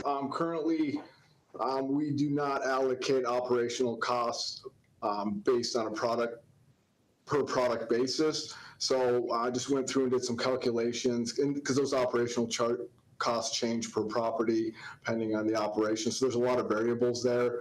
So we calculated, I calculated for the analysis, went over with the tax committee, what the average would be when you blended, multiple products together, because there's multiple different products. Margins are different depending on which brand you're using. So, and we came up with $1 per unit, and then that $1 per unit will be distributed 50 cents to the YEA and 50 cents to the Land Claims Fund off of each dollar per unit.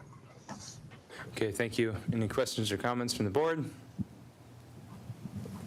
Okay, thank you, Danny. Let us move into committee appointments / removals. So we'll start with Child Welfare Committee. So there's a request to appoint Kelly Shirley and Letitia Willette to the Child Welfare Committee. Any discussion on either of those? Okay, so that moves us to Unit 1, Sue Elder Subcommittee. So there's a request to remove Cheryl Flowers from that committee based on attendance issues. Aaron, Mike, and myself attended that, and that was the recommendation of the subcommittee. Any questions or comments? Aaron.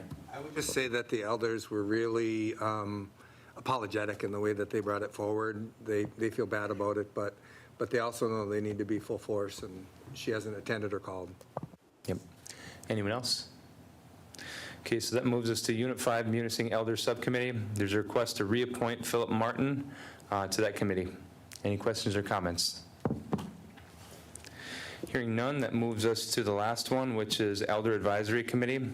There's a request to appoint Mary Moriarty to that committee to represent Unit 2. Any questions or comments? Okay. Any board concerns that want to be discussed tonight, right now?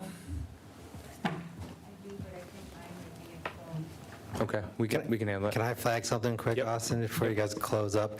There's 2 resolutions I emailed you yesterday that I want to ask if maybe you guys can suspend the rules to add tonight for the opioid settlements. Can I handle board concerns first?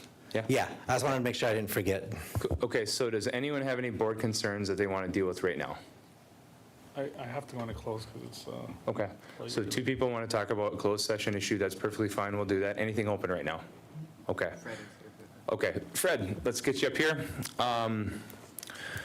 We may have questions regarding 2 resolutions that are on the agenda tonight. It is governmental elections FY 2025 budget modification and approving contract Clear Ballot Group, Inc. So Isaac, I believe, had a question or 2. Isaac, whenever you're ready. Hey, Fred. How you doing, buddy? I'm doing all right. Hey, so the new software, you're also going to get new servers for that, new hardware for that? I believe that the quote included all new hardware and software. So new scanners, everything? Okay, that's all I was, and how long do you think it'll take to get the equipment in? Josh? Once we have an executed contract and deliver payment to Clear Ballot, I will ask them on a timeline to receive the equipment. So Okay. I'll ask them if this is approved tomorrow for a time frame on that. So Fred, and one other question, you're going to be the super user? I'm really not sure what direction we plan to go with that because somebody say it's kind of a pre-built system. Yeah, so just, we're hammering out those pieces still, Isaac.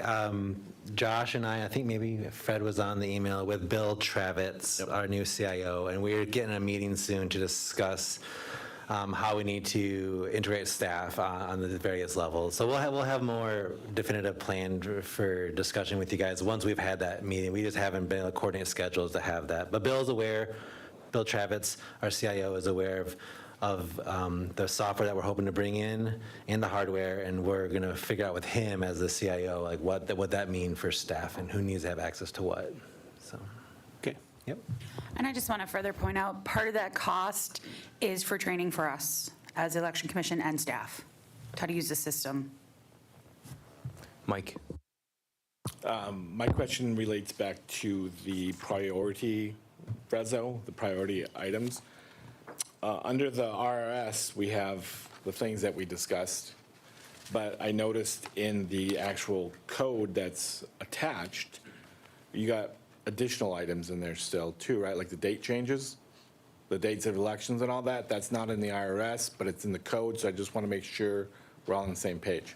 Yes, the items detailed in the RAS are the items that were changed from the presentation of the draft code on August 5th. So we just wanted to highlight what was changed since the last workshop with all the other changes that were discussed still in place. So all the other changes, like with the dates and all that, are on this proposed for tonight, right? Yes. Okay. Okay, anyone else? Okay, looks like we're good. Thank you, guys. The clear ballot one needs an amendment though, right, Josh? They want to designate. Yes, so we will be seeking to amend that resolution. So the last paragraph on that has the board authorizing the election commission to designate someone to sign the contract with Clear Ballot. And at their meeting yesterday, the commission voted to designate their chairperson, Michael Larson, to be the one to sign on behalf of the election commission. So we would just be looking to add a paragraph making that clear to cover any paperwork that accounting may need to process. So you're recommending that we amend this resolution then to reflect that? Yes, Okay. I sent a draft of the language to Lana and Ashley. We're printing it for your distribution. I guess Siri was on. The original did say, the original resolution did say for the commission to appoint, we decided just to make sure we do it before it's actually voted on to make it clear in the resolution. Okay, sounds good, sounds good. All right, we good on this then? All right, Ryan, let's move on to your resolution. So you're requesting that the rules be waived to add 2 resolutions tonight, correct? That's correct. The first would be participation into what are 10 new manufacturer and pharmacy entities that settled with the ongoing opioid litigation. So if we can get it on tonight and approved to enter into these settlements, we can get the form filled out by August 25th, and then any payout that we're entitled to would start hitting our accounts around October. Is there any downside to adding this tonight and approving it that you're aware of? Do you recommend that we do so? I told you at the last executive report I was going to bring this, and I failed to get it in time on the agenda. I recommend that we enter these agreements, and there's no downside to add it tonight. Okay, and what is the second resolution? The second resolution is a yes vote on, if you guys remember real quickly, back in 2021, we voted yes on the Purdue Pharma bankruptcy plan. That plan got embroiled in lawsuits all the way to the Supreme Court, and the Supreme Court of the United States overturned that, and everyone went back to the negotiation tables.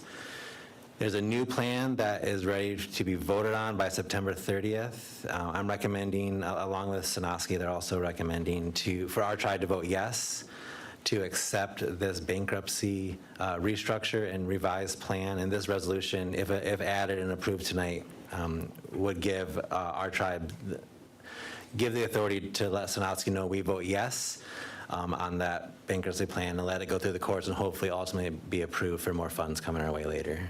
Okay, any questions there? Comments? In a nutshell, what's the big changes plan-wise from what was previously accepted to what was appealed, the Supreme Court struck down, and what we're proposing now? Yeah, the big change is in the original bankruptcy plan, the Sackler family who owned Purdue Pharma, they were part of the plan. So not only was Purdue's assets at stake, the family's assets were also at stake, and the bankruptcy plan lumped them all together. Ultimately, the Supreme Court said you can't have the Sackler family involved with this, so they struck it down, sent it back, and so now there's a Purdue settlement pending, bankruptcy plan pending once we give our yes vote. And now separately, it's not ready to vote on yet, we're negotiating an agreement directly with the Sackler family, which this fall or maybe this winter will be ready to present to the board for another vote. They're settling separately, and that's the big change. So it's separating the company with the family that owned it? Yes. Okay. Questions, comments? All right, appreciate it, Ryan. Thank you. All right, so let's go in closed. We have to give some financial direction to our interim CFO, and then there's 2 closed session board concerns, so we'll go closed.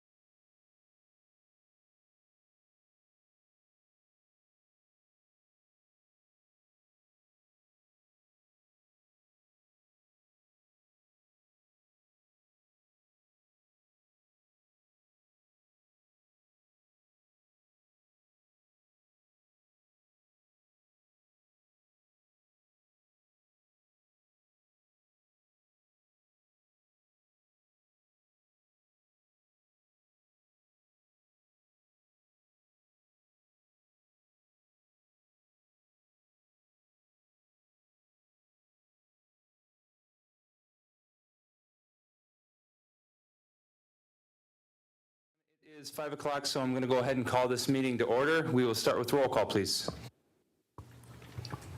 Kimberly Gravel. Here. Kimberly Hampton. Oh, she's here. Oh, try that one more time, Austin, sorry. Oh, you gotta unmute them. So it is 5 o'clock, so I'm going to go ahead and call this meeting to order. We'll start with roll call, please. Kimberly Gravel. Here. Kimberly Hampton. Here.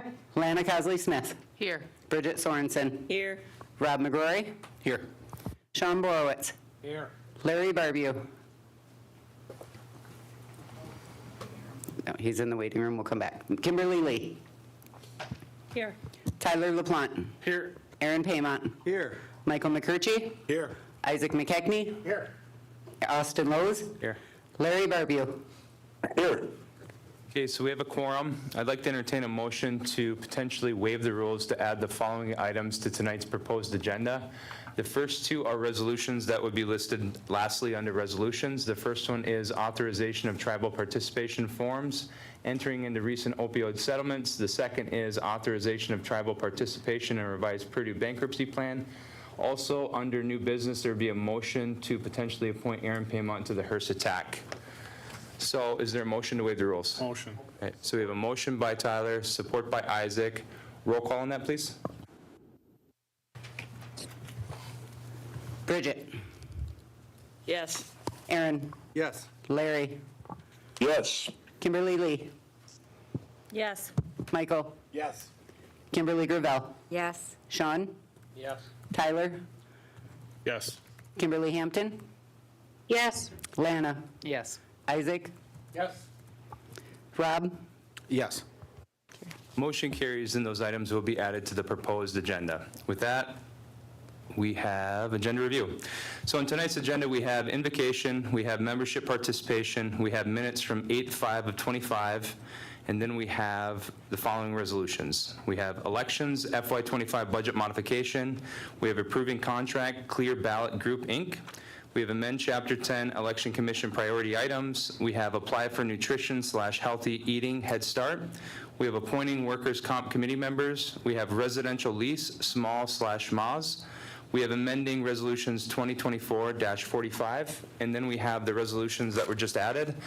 And as a reminder, those are authorization of tribal participation forms entering into recent opioid settlements. And then we have authorizations of tribal participation in a revised Purdue bankruptcy plan.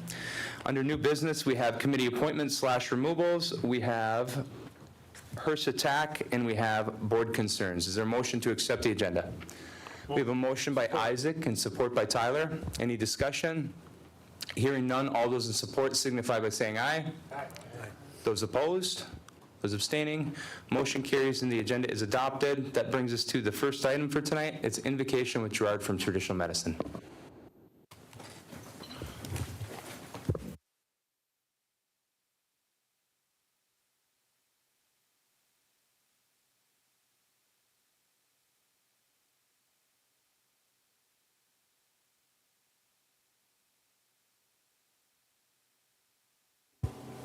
Hey.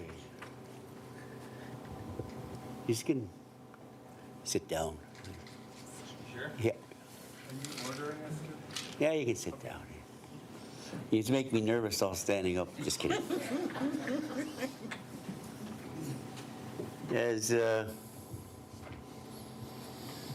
As we gather for another time on Earth, the end of July and the middle of August, I went over to Japan for, I think, 11 days. I was over there. And it happened all just by accident. I was in this place one time. I said, nice to have a water ceremony here. And there's over 2,500 people from around the world at this water ceremony. The original people of Japan, the Onyu, the Maori, Ecuador, China, Taiwan, Australia, Austria, Nigeria, the Northwest Territories, down in the States, the East Coast and the West Coast. And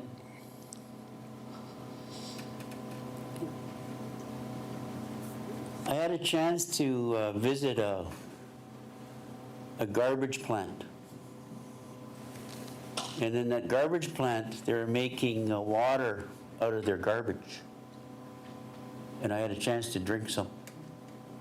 And I've had bad breath ever since. Just kidding. I'm just kidding. But where I was, there is over 18 million people in that area that live there year round, and you could eat off their streets. It was so clean. And I wanted to share that with us because sometimes we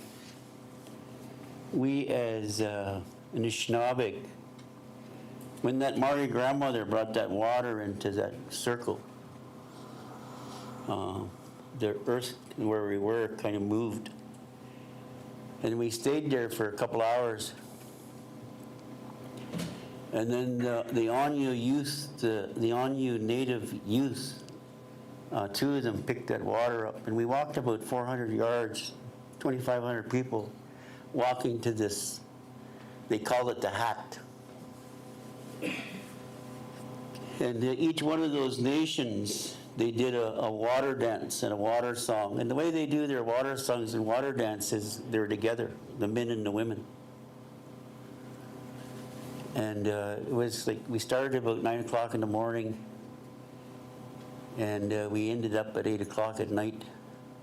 Probably the most powerful ceremony I've ever been to in my lifetime.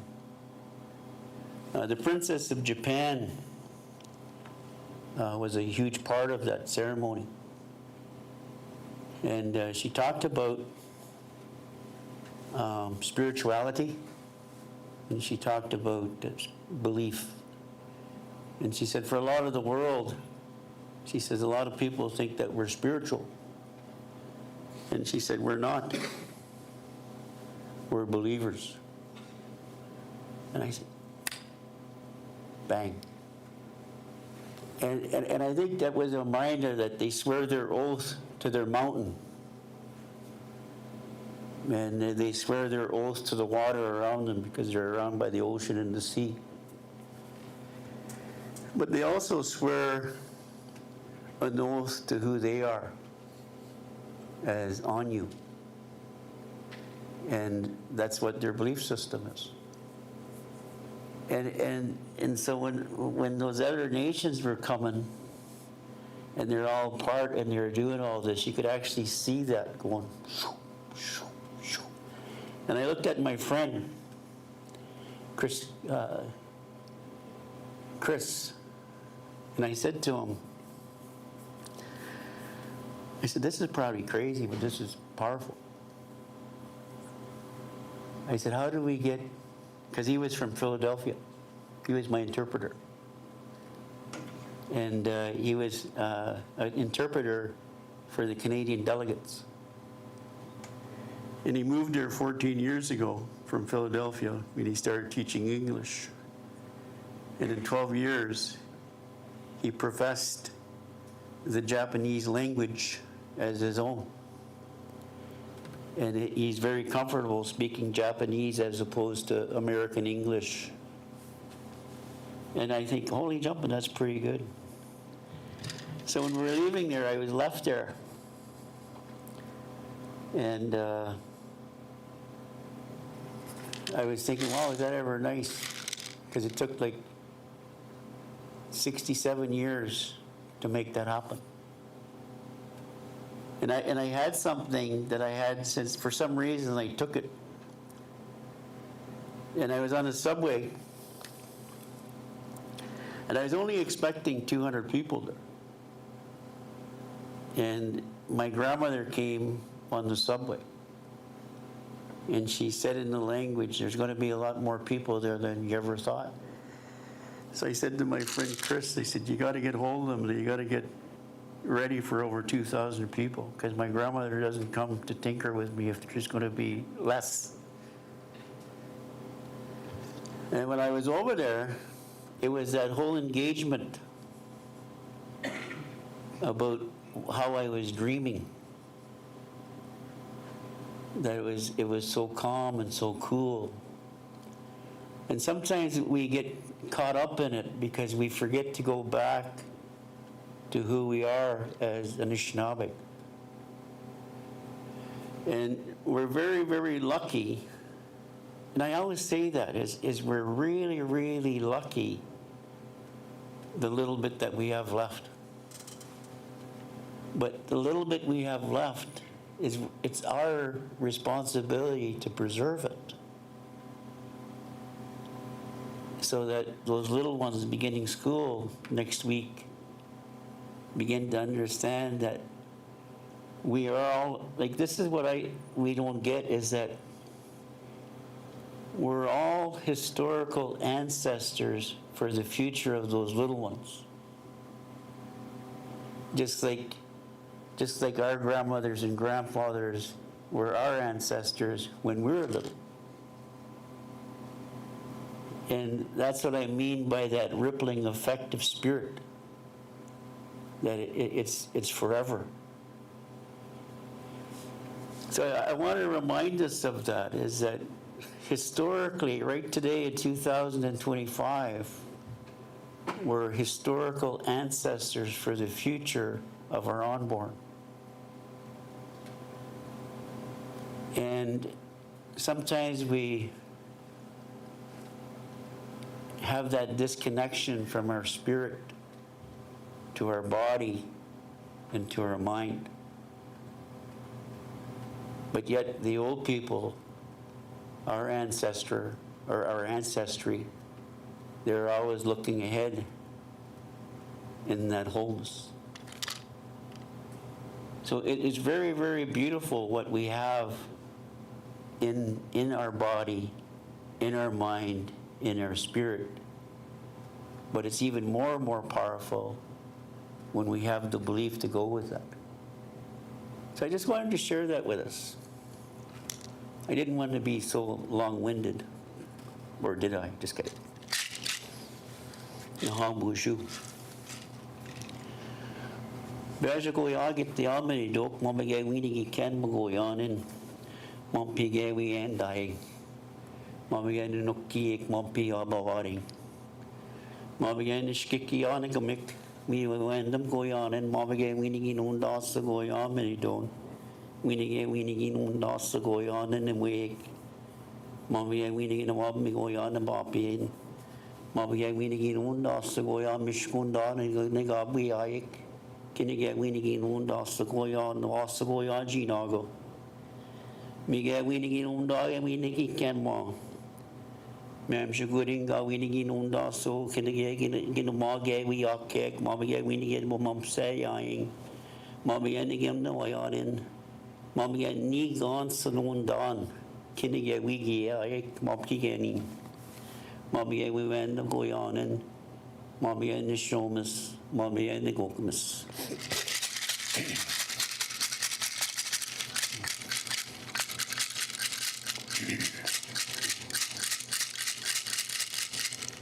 Ami, ami, shami, shami, shami, shami, shami, ami, shani, minido, ami, shani, minido, anishnage, ya. Amishane minido, amishane minido, amishane minido, amishane minido, anishnage ya. Mampigeni endaya, mampigeni endaya ne minido ne, we migeni ya ne minido. We get on in Nundage, we get on in Nundage, Yanege, Yan, Minitone.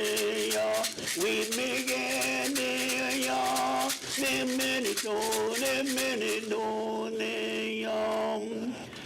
megan in nundage, nigayane wamnenda, nigayane, nemenito. Miigwech. Thank you, Gerard. Appreciate it, and I enjoyed listening to your story. All right, that brings us to membership participation. If any members want to talk to the Board of Directors or myself, this is your opportunity to do so. We have some established rules. There's never a give and take, back and forth, question and answer at this level. We try to give staff the opportunity to provide accurate answers, and we'll utilize one of our member liaisons for that.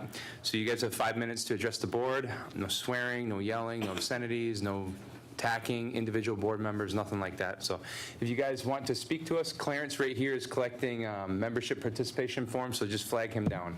Got 2. Yep, so the first would be Sheila Berger.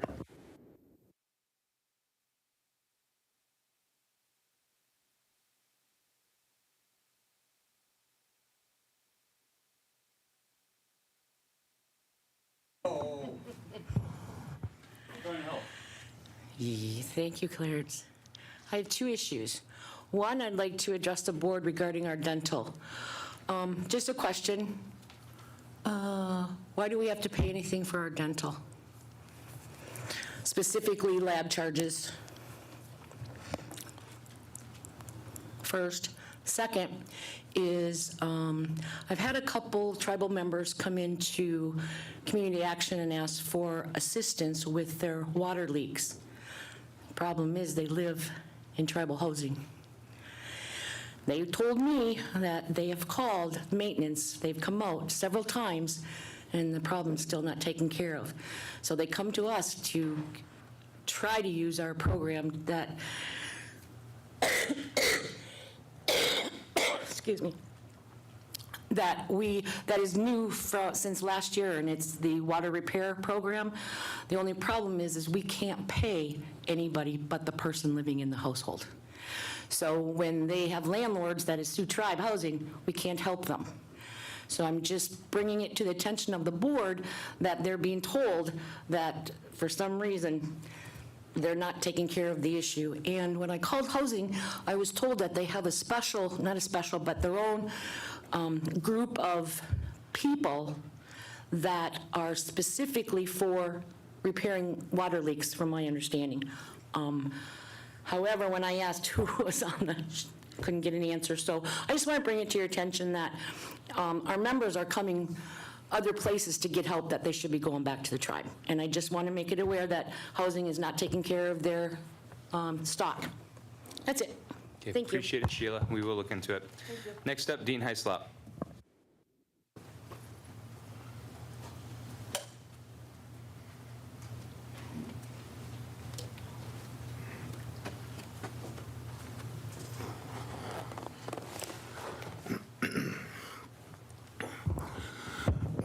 Hello, yes again. I'm here to talk to you about our tribal fish and COVID money that you guys received.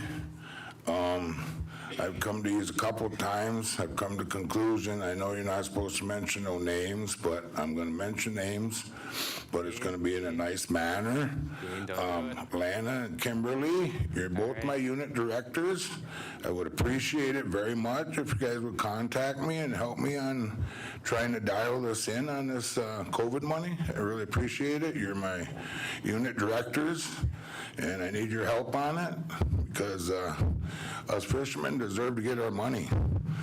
And I wish it would have been handled properly through you people, because this is the way I think it should have been handled. All unit directors should have handled specifically for their fishermen, because we're all in different situations. There's not one of us fishermen that can base the same scenario as the other. So we need, that's your jobs, ain't it?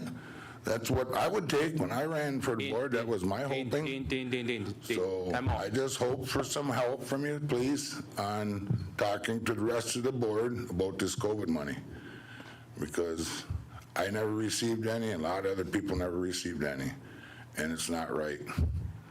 It's not right.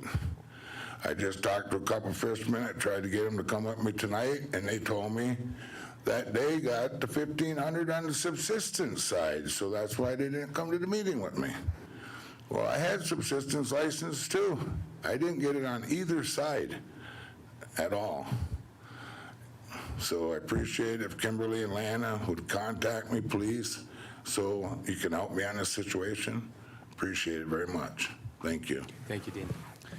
All right, that concludes membership participation for this evening. We don't have any more forums, so we're going to move into minutes from 8/5 of 25. I'd like to accept a motion to accept those minutes. Motion by Isaac. Second. And support by Lana. Any discussion on these minutes? Sorry. Okay, so no discussion. All those in support signify by saying aye. Aye. Those opposed? Those abstaining? Motion carries. That brings us to resolutions. The first resolution that we have on for tonight is elections FY25 budget modification. Be it resolved that the Board of Directors of the Sault Ste. Marie Tribe of Chippewa Indians hereby approves the FY 2025 budget modification to elections for an increase in tribal support of $49,371.59. Motion by Isaac. Support by Mike. All right, you guys want to fill in the audience what we're voting on tonight? Hi, I'm Letitia Willett. I'm the Secretary for the Election Commission. This budget mod is to be able to purchase a new voting tabulation software and equipment. Okay, I appreciate it. Any questions or comments from the Board of Directors? And everything on here is obviously workshopped at least once or more. All right, so hearing none, all those in support signify by saying aye. Aye. Aye. Those opposed? Those abstaining? Motion carries. Thank you. The next resolution is approving contract Clear Ballot Group, Inc. Now, therefore, it be resolved that the Sault Ste. Marie Tribe of Chippewa Indians Board of Directors hereby approves the contract with Clear Ballot Group, Inc. for $54,754 for year one and a support service fee for year two of $14,490 out of the Elections Cost Center. Be it further resolved that in subsequent years, the Clear Ballot Group, Inc. support service fee will be identified in the budget for elections. Be it finally resolved that the Board of Directors authorizes the Election Commission to designate someone to execute all documents with Clear Ballot Group, Inc. to carry out the intent of this resolution. Okay, motion by Isaac. This actually, Yeah. And second by Lana? Okay, so we have a motion and a second. With that, I'd like to entertain a motion to amend this resolution to add the following, be it finally resolved. And it will say, be it finally resolved at the Election Commission meeting on August 18, 2025, the commission designated chairperson of the Election Commission, Michael Larson, to execute all documents with Clear Ballot Group, Inc. to carry out the intent of this resolution. Motion by Isaac and second by Lana. Any discussion on this motion to amend? Hearing no discussion, all those in support signify by saying aye. Aye. Those opposed? Those abstaining? Motion carries and it's been successfully amended. Then that brings us back to the resolution. Aaron. I have a question. So the tribe had a signature authority policy, and then they just amended it, and so they upped the amounts. I'm not quite comfortable with the way the second to the last resolved is, that the Board of Directors authorizes the Election Commission, I'm going to try not to laugh when I say it, to designate someone to execute all documents with Clear Ballot Group. I don't think that should be indistinct. I think it should be a name. So I'm not sure why you put someone. Maybe because it's usually the chair or designee, and in elections, it probably does make sense not to list the chair or designee. But if you just list someone who maybe doesn't even have signature authority or experience over anything, I don't think they should be able to designate just someone. It should be like maybe an executive or legal. The modified version has someone on it. Yeah, right here. I was waiting for Tish. Okay, hold on, let me see to make sure. Then do we need to strike the second to the last resolved? Is it duplicative?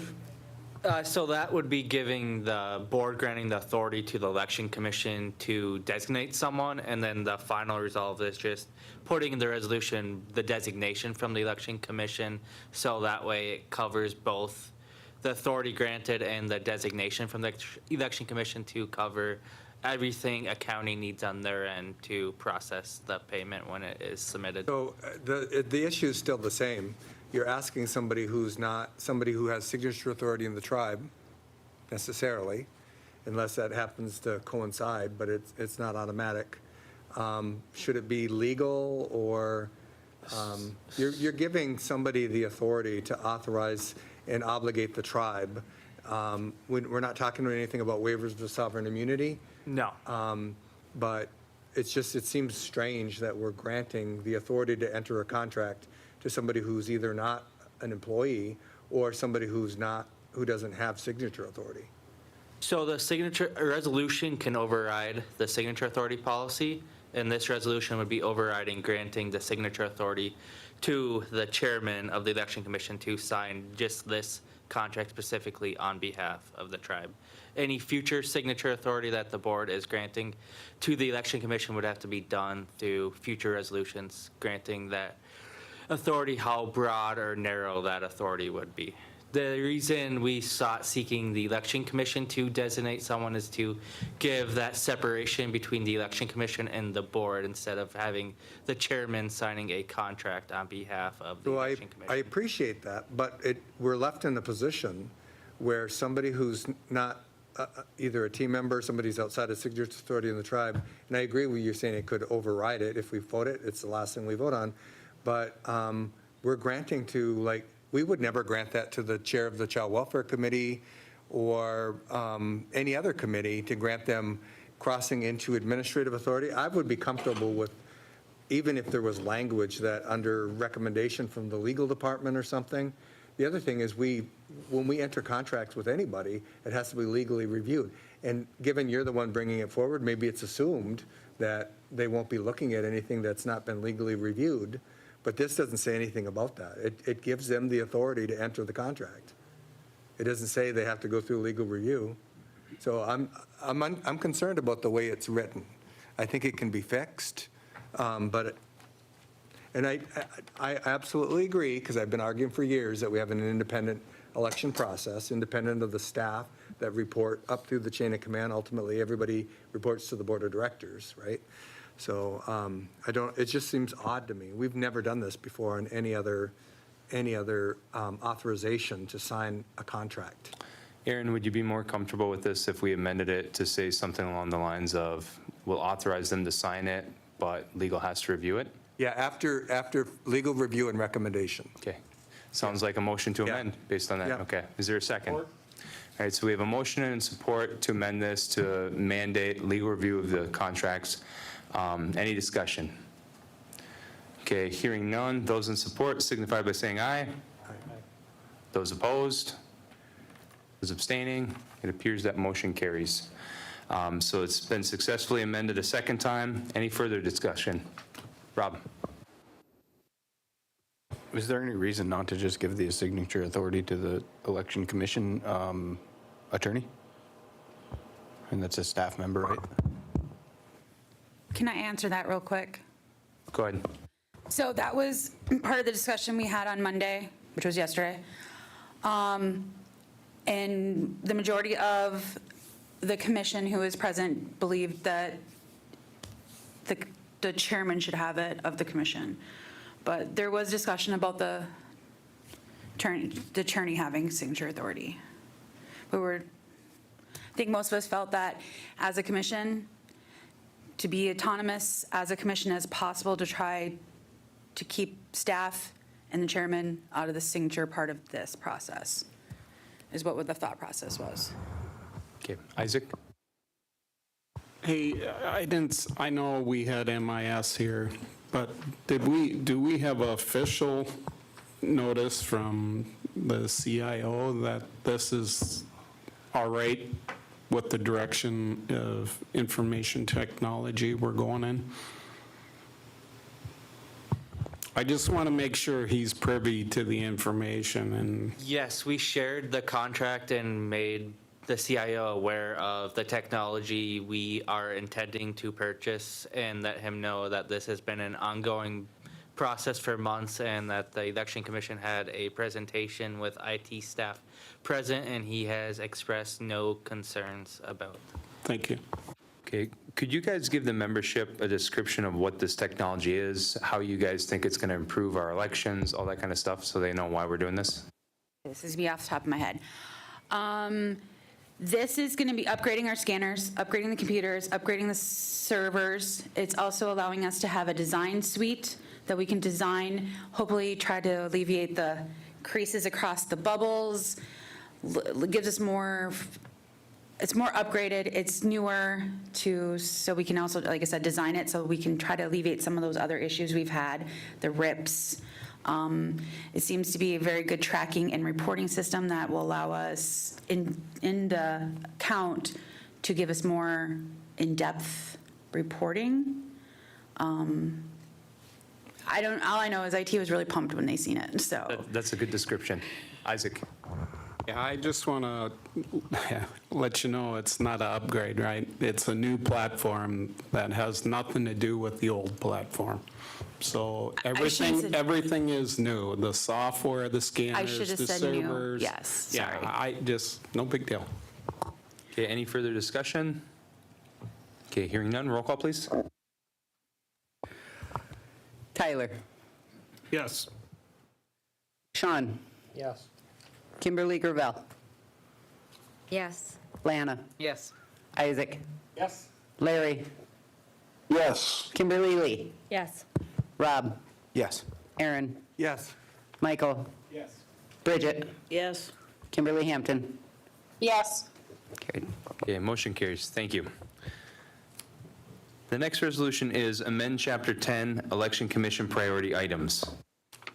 Now, therefore, it be resolved that the Board of Directors of the Sault Ste. Marie Tribe of Chippewa Indians hereby amends Tribal Code Chapter 10 Election Ordinance to incorporate the attached priority changes from the Election Commission. Motion by Isaac and support by Tyler. Letitia, could you explain this for the membership, please? Sure. Oh, thanks, Josh. So we are upgrading the code. We reviewed what we wanted to, not upgrade, sorry. Now I have upgrade in my head. Amending the code. We reviewed it on the August 5th workshop. So the RIS lays out the changes that were suggested by the board and that we implemented, changing the 9 commissioners to 7, removing the originally to keep the election or the Elder Advisory Committee. What else? Oh, and staggering the terms for 4 members at 5 years and 3 at 3-year terms. And the legal attorney shall provide a legal opinion to the commission whether the allegations in the complaint constitute a violation of this code. Did I miss anything? All right, I appreciate that. Board discussion, anyone? Mike? The only other addition I would say is that this significantly changes the dates too of elections, the primary and stuff like that should be noted. So I'll just leave it at that. Thank you. Anyone else? Aaron? Well, that'll be addressed ahead of time through communication and public notice. And I do appreciate the work that the commission did and the staff aligning those timetables, because it will allow for more opportunity for people to learn about the candidates and to participate in our election process. So we were used to doing it a certain way for 30 years, but that doesn't mean it's the right way, so. Anyone else? Okay, hearing none, roll call, please. Kimberly Hampton. Yes. Tyler. Yes. Rob. No. Michael. No. Kimberly Lee. No. Isaac. Yes. Lana. Yes. Larry. Yes. Bridget. Yes. Kimberly Gravel. Yes. Aaron. Yes. Sean. Yes. Carried. Motion carries. Thank you.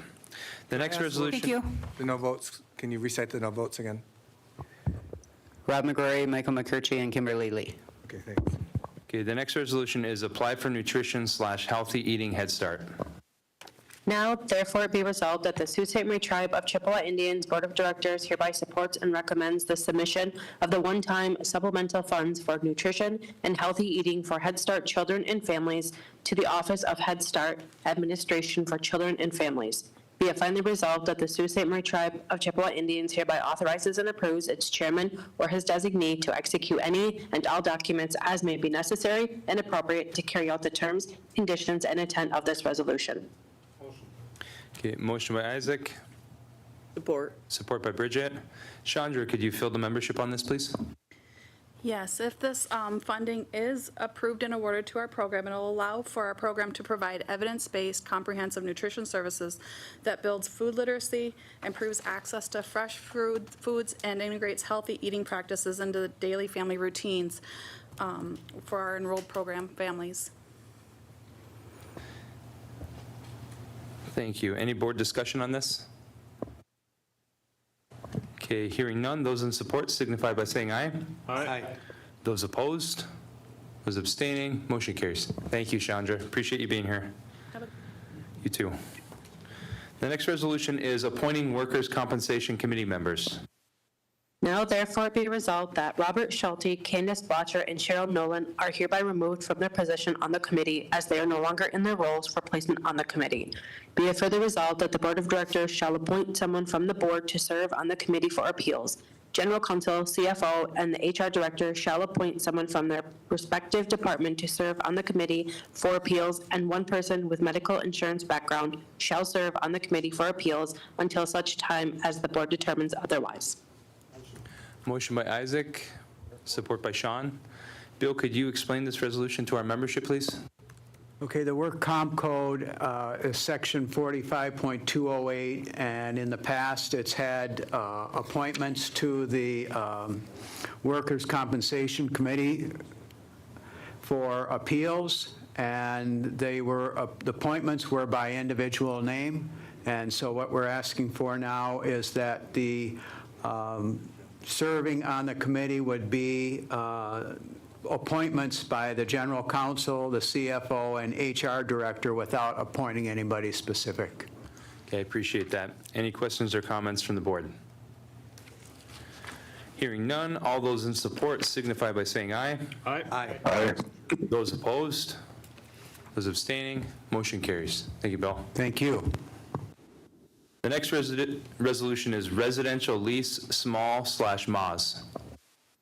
Now, therefore, it be resolved that the Board of Directors of the Sault Ste. Marie Tribe of Chippewa Indians hereby authorizes the tribal chairman and the treasurer to execute a residential land lease for the land located at Kinchelo, Michigan, to Zoe Small and Dalton Maas, the land being described as Township of Kinross, County of Chippewa, State of Michigan, Section 29, Township 45N, Range 1W, Lots 689 and 690, Cedar Grove Estates 3.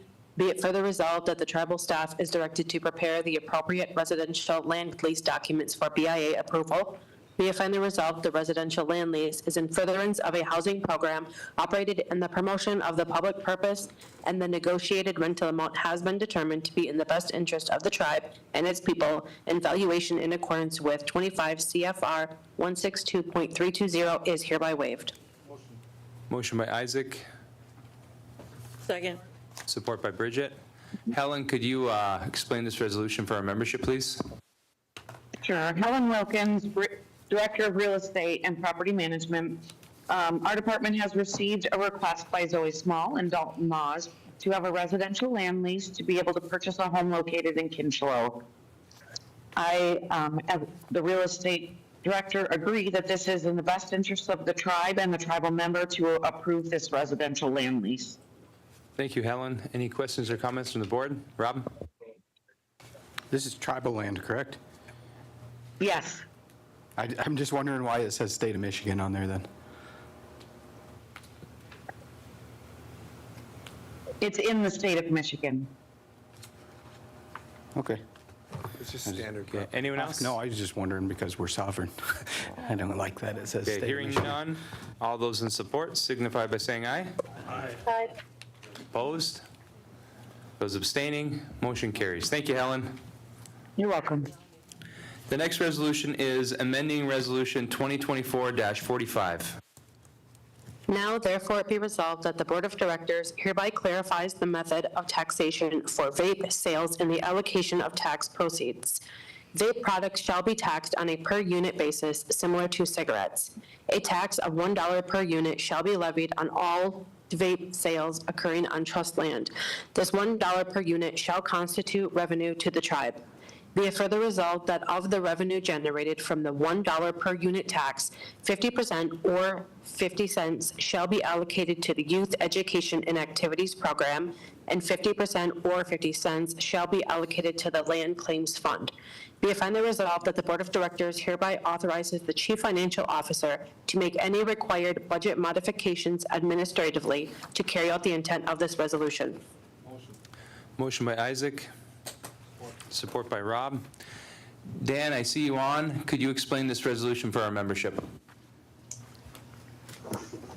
Yes, this resolution is to tax vape on a per unit basis. Originally, it was brought forward, it was net revenue, which would ultimately result in selling vapes at a loss. Then the discussion became in regard to taxing net profit, but we do not assign operational costs on a per profit basis. So after discussion with the tax committee, I performed an analysis with the multiple vape and e-cigarette products and allocated operational costs on a percentage basis to come to an average net profit per unit. And then 50% of that is approximately $1. So the fact that our systems aren't set up to tax in that manner, the most logical and pragmatic step would be just to assign the dollar per unit average, which came from that analysis of vape products at the properties in question. Thank you. Any questions or comments from the board? Rob? Okay, so first of all, I'd like to thank the tax committee and Dan for working on this.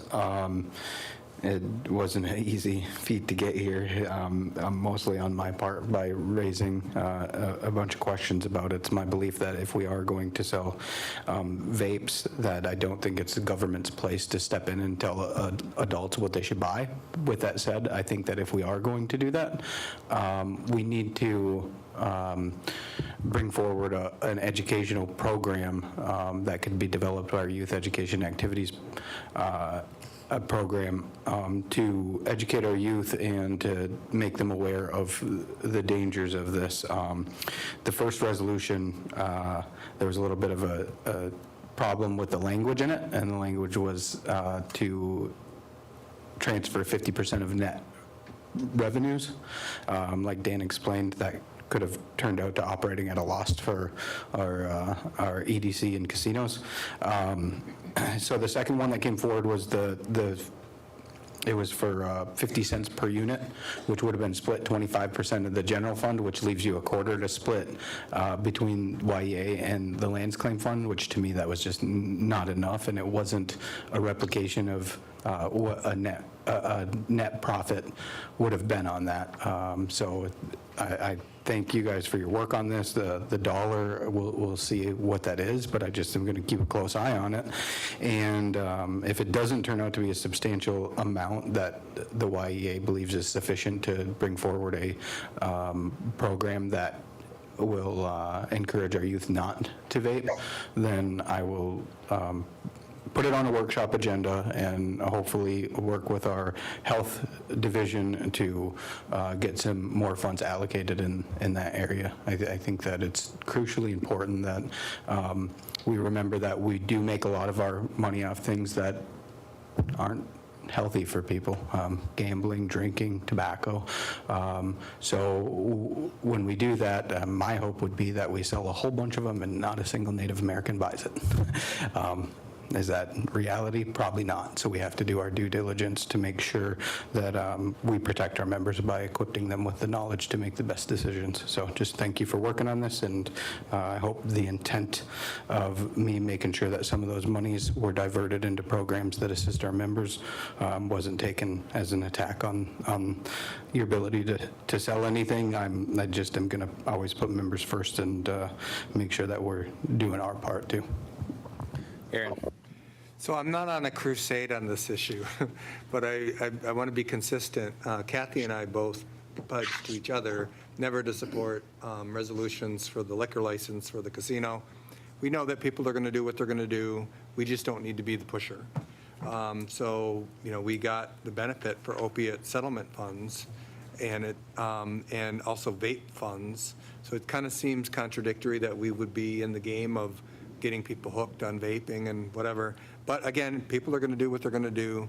I like the way Rob depicted youth versus adults, because young people maybe aren't qualified to make those choices yet. But I just have to abstain. I'm not going to oppose, I'm just going to abstain. Okay, anyone else? Okay. That said, all those in support signify by saying aye. Aye. Those opposed?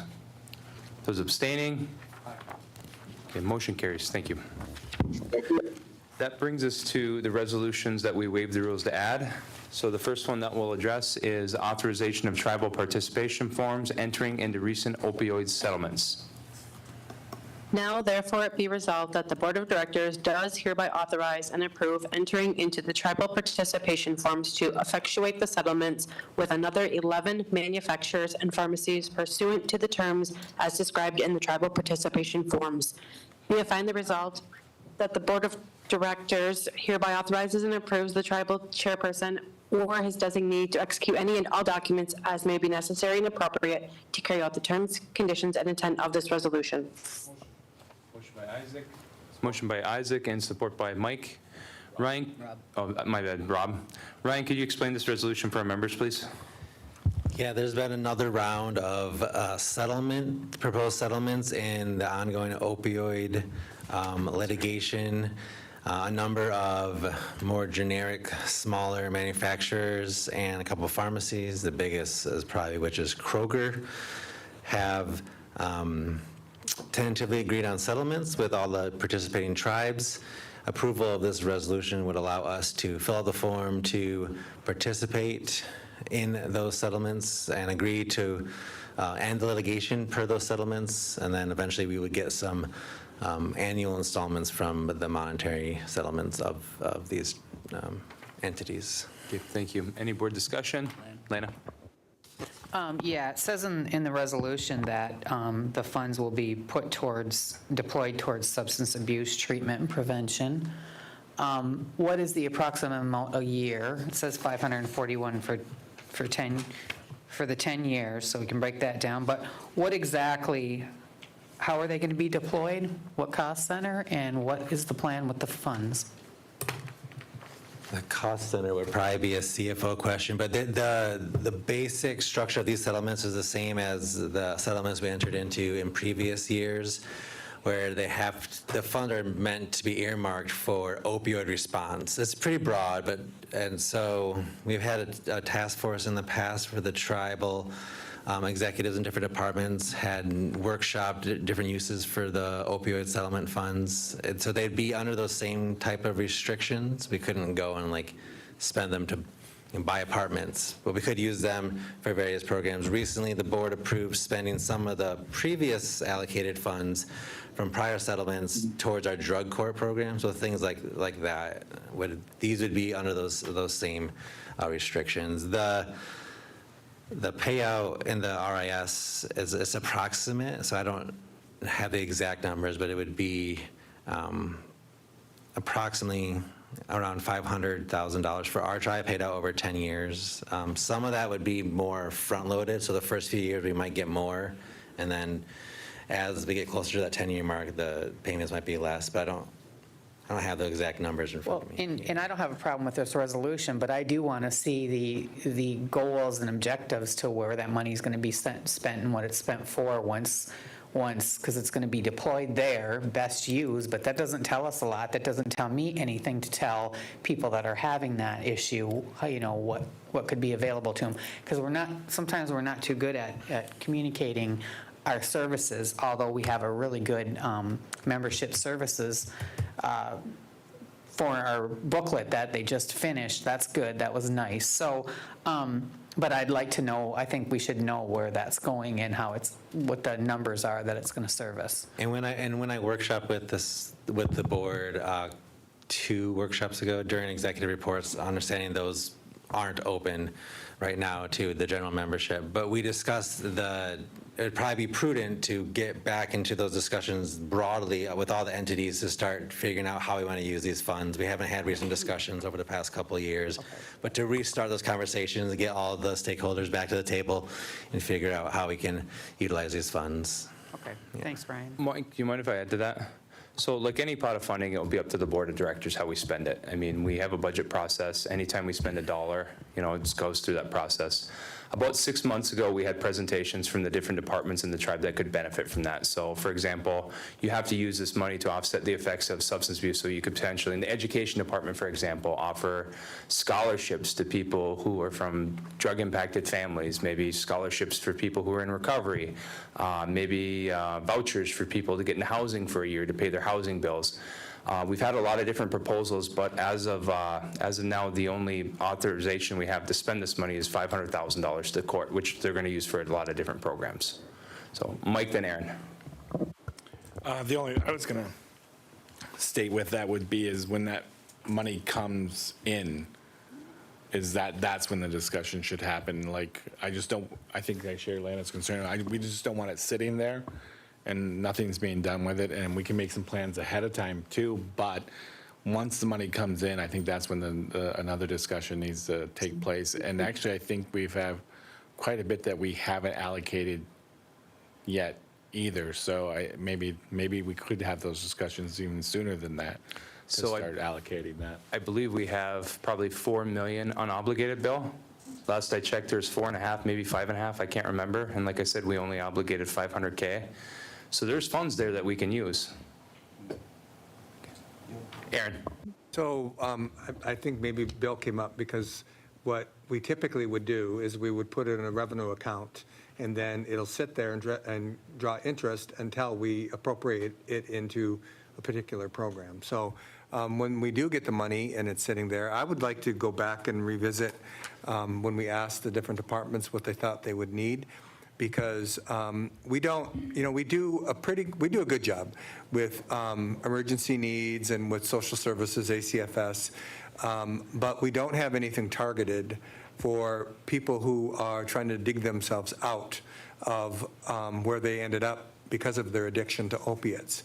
Opiates is insidious. The reason why we're winning money through these lawsuits is because Big Farm manipulated and doctors manipulated to get people hooked on opiates. So they need help, and they need our help and our care and compassion. They don't need our judgment, but they also need help with getting their driver's license back. They need help to get their GED. They need help with transportation locally. And we do have our tribal opiate response funding, but that's restrictive to having an opiate diagnosis, and they're not as flexible at the administration level, not us, but the federal government, with co-occurring addictions. And so we could fashion like GA, like general assistance, or helping people to get back on their feet. And we can go beyond what opiate response funding has. So hopefully we'll come back to that once we have the funds in our possession, because a lot more of our people are impacted by this than we might realize, a lot of our family members. Okay, any further discussion? Go ahead, Bill. The funds so far for the opioid are a little over 4.2 million, which you were very close. That's close, yeah. And Aaron is correct. What we currently do is we bring the settlement monies into the tribal tax and appropriations cost centers, and then as the budgets are approved, the funds are then distributed. Currently, we're sending funds to the Sober Sanctuary on a monthly basis to cover expenses there, some of the expenses there. And so it's those types of programs. And as Ryan mentioned, the court, drug court, those types of expenses are what these funds are being used for. Okay, anyone else?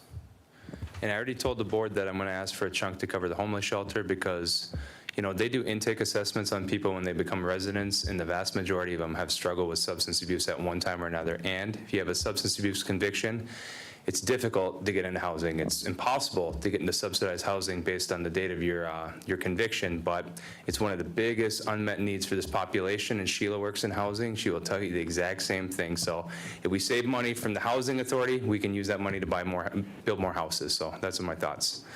So I don't see any more hands up, so we shall vote. All those. I'm sorry. Go ahead.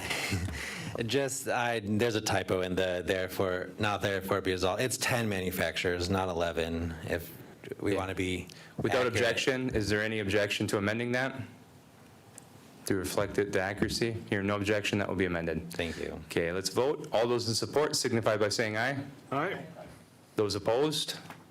Those abstaining? Motion carries. Thank you. The last resolution that was added to tonight's agenda is titled Authorization of Tribal Participation in a Revised Purdue Bankruptcy Plan. Now therefore be resolved that the Board of Directors does hereby authorize the firm of Sanoski, Chambers, Sachet, Anderson, and Perry LLP to cast the tribe's vote in favor of approving the newly revised and proposed Purdue Pharma bankruptcy plan. Be it finally resolved that the Board of Directors hereby authorizes and approves the tribal chairperson or his designee to execute any and all documents as may be necessary and appropriate to carry out the terms, conditions, and intent of this resolution. Motion by Isaac, support by Kim Gravel. Ryan, could you explain this resolution, please? Yeah, back in 2021, our tribe, as well as the other participating tribes, voted to accept a proposed bankruptcy restructuring plan pursuant to the opioid litigation against Purdue Pharma and the Sackler family. That bankruptcy plan never got implemented because it was embroiled in lawsuits all the way up to the United States Supreme Court. And last year, in 2024, the United States Supreme Court struck down that bankruptcy plan, saying that the Sackler family could not be included in the settlement. So all the parties went back to the negotiation table. And there's a new bankruptcy plan that is not being proposed just with Purdue Pharma. And that's what I'm asking the board right now to approve, a yes vote for, so we can get that by September 30th to the bankruptcy court, so we can see if they'll finalize that bankruptcy plan, which will give us more opioid funds. On a separate track and not ready for a vote yet, because of the Supreme Court decision, we bifurcated the Sackler settlement, and the Sackler family, who owns Purdue, is getting ready to propose a settlement on the side, which will maybe be able to present it to the board in the fall. So. Okay, thank you, Ryan. Any questions, comments from the board? Okay, hearing none, all those in support signify by saying aye. Aye. Those opposed? Those abstaining? Motion carries. Thank you, Ryan. Thank you. Yeah, those two resolutions are very good news for us. All right, so that brings us down to new business. The first item was something that we waived the rules to add. It's titled HRSA TAC. And with that, I'd like to entertain a motion to nominate Sioux Tribe Director Aaron Paymont to serve on the HRSA Tribal Advisory to fill one of the vacancies currently posted. Further, to authorize the tribal chair to submit the nomination. Motion. Okay, so we have a motion by Isaac and support by Tyler. Aaron, would you like to go first? Yeah, I'm willing to do it. I was serving on STAC at the time that they identified the need to create a tribal advisory to HRSA. HRSA is the federal agency that interfaces with health systems and tries to make sure that we have available staffing to work in rural health communities, and IHS is chronically underfunded for putting out medical directors, physicians, medical staff at our tribal clinics. And there are different regulations that make it difficult to recruit doctors for tribes. And so we pushed hard at the STAC level, HS STAC level, to get this created. And then I did serve on the inaugural committee, and then I left office. And so I think that I'll get it if the tribe nominates me, because I did serve on this committee and I helped them form their bylaws and all that structure stuff. And then I did share today that that the access that we get when we participate on these, including their travel, does open up doors, because we were going to lose $1 million HRSA grant, and I knew who to call. And we got a meeting immediately. We resolved all the issues, and we were able to keep that $1 million grant. So that supports also us serving on different advisories. So I'd be willing to serve. I also put it, though, if anybody else would like to do it, I would support that too. Okay, appreciate it. Any discussion? Okay, hearing none. All those in support signify by saying aye. Aye. Aye. Those opposed? Those abstaining? Motion carries. Yep, and then we have to assign a resolution number to this. What would the number be? 200. 200, okay, so it's got a number. All right, that brings us down to committee appointments / removals. Without objection, you guys okay if I couple some of these? Speed up time? Okay, hearing no objection, that's what I'll do. First off, I'd like to entertain a motion to appoint Kelly Shirley and Letitia Willett to the Child Welfare Committee. Motion. All right, motion by Lana. Support by Mike. Any discussion? Hearing none, those in support signify by saying aye. Aye. Those opposed? Those abstaining? Motion carries. Next up, I'd like to entertain a motion to remove Cheryl Flowers from the Sioux Elders Subcommittee. It's been stated that she's got some stuff going on through no fault of her own that's caused her to miss some meetings. They weren't being malicious or anything. There's just attendance requirements. So is there a motion on there? All right, Aaron? And support by Mike. Any discussion here? Okay, hearing none. Those in support signify by saying aye. Aye. Those opposed? Those abstaining? Motion carries. That brings us to the Unit 5 Munising Elders Subcommittee. I'd like to entertain a motion to reappoint Philip Martin to this committee. Motion. Motion by Tyler and support by Isaac. Any discussion? Hearing none, those in support signify by saying aye. Aye. Those opposed? Those abstaining? Motion carries. Then lastly, that brings us to the Elder Advisory Committee. I'd like to entertain a motion to appoint Mary Moriarty to represent Unit 2 on that committee. Motion by Lana and support by Isaac. Any discussion? Hearing none, all those in support signify by saying aye. Aye. Those opposed? Those abstaining? Motion carries. That brings us to board concerns. We covered a lot of them and closed. Are there any that need to be covered now? Okay, go ahead, Lana. And just a follow-up, and whatever the answer Mr. Heislop gets back from his board concern, I'd like a copy to Kim and I, so we can know what the follow-up is on that for that subsistence fishing money. You hear that, Clarence? You got it. All right, anyone else? Tyler. I recently had a young man reach out to me about commercial fishing in Unit 5. He moved back from Alaska to support his family. This is the exact scenario that I had mentioned potentially happening in the future. Well, the future's here, and now we have a young man in his mid-20s interested in fishing. I know that the committee has been working on that, but it is going to come before the board. I know that he does intend to attend the Munising meeting in September, but the kid, I keep calling him a kid, he's a young man, mid-20s, is very motivated, and we need to make a pathway.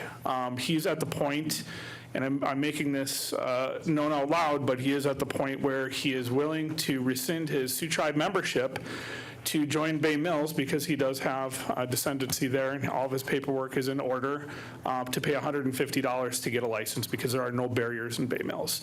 And I would hate to see a young man in the Sioux Tribe leave our tribe because of inaccessibility to a commercial fisher license, which I believe, again, is all of our treaty right. And if we're going to spend that much in attorney fees to protect that treaty right for a group of people, then it should be more accessible. So I know that there is process here, but I do want to make it known that this make-believe scenario that I have mentioned a couple of years ago has come to fruition, and a young man has now come forward wanting to move into this direction. So we referred this to the Conservation Committee. The Conservation Committee met yesterday. I attended that meeting. Clarence, you chaired that meeting, and they provided some direction to the board, their advisory to the board, and they had a unanimous consent with what option that they preferred. Clarence, can you fill us in on that? And then eventually we'll be voting on that. Yes. So it was, it wasn't to open up licenses across the board. It was to deal with the lapsed licenses that are in law enforcement's hands right now. And it was to, I don't have it in front of me, but there was there was a lottery involved with it, okay? So even if this young man enters in this lottery, it doesn't guarantee that he would get that license. But we do have something, I don't have the language in front of me, but it was to ask the board of directors to agree to approve a lottery for a couple of those licenses this coming year. And Lake Superior is likely where they would be fished because of the issues with harvest levels in Huron and Lake Michigan. So again, this is a advisory committee that's made a recommendation to the board. Whether we like it or not, it's just advisory. We don't have to accept it, but that's the unanimous conclusion that they reached last night. Yeah. Okay. So Ryan was going to put it into resolution or language form. And rather than debate it today, because it's going to be a big discussion, let's just save it, guys. Sounds good. Yeah, I'll have it in front of you guys soon. I talked to the young man and I told him to sit tight and let me at least get it in front of this board and see what happens. So. Okay, so let's get it on one of the upcoming agendas too, so we can discuss it. Yeah. Good? Let me just reiterate my primary concern is that losing one of our own people to a neighboring tribe that's just going to allow him to do what he wants to do is my largest concern. Okay, Bridget? I just want to say that I was telling Sean when you said that we did in the last few years do the same thing. Somebody left the Sioux tribe to get a license somewhere else. So it has happened. Anyone else? Okay, this will be an issue that we work on sooner rather than later, so one of the next available slots in one of the workshops, let's discuss it. We'll bring Clarence, maybe the committee as well, you know, if their attendance could contribute to the discussion. So with that, any objection to this meeting adjourning? All right, meeting adjourned. See you guys next Tuesday.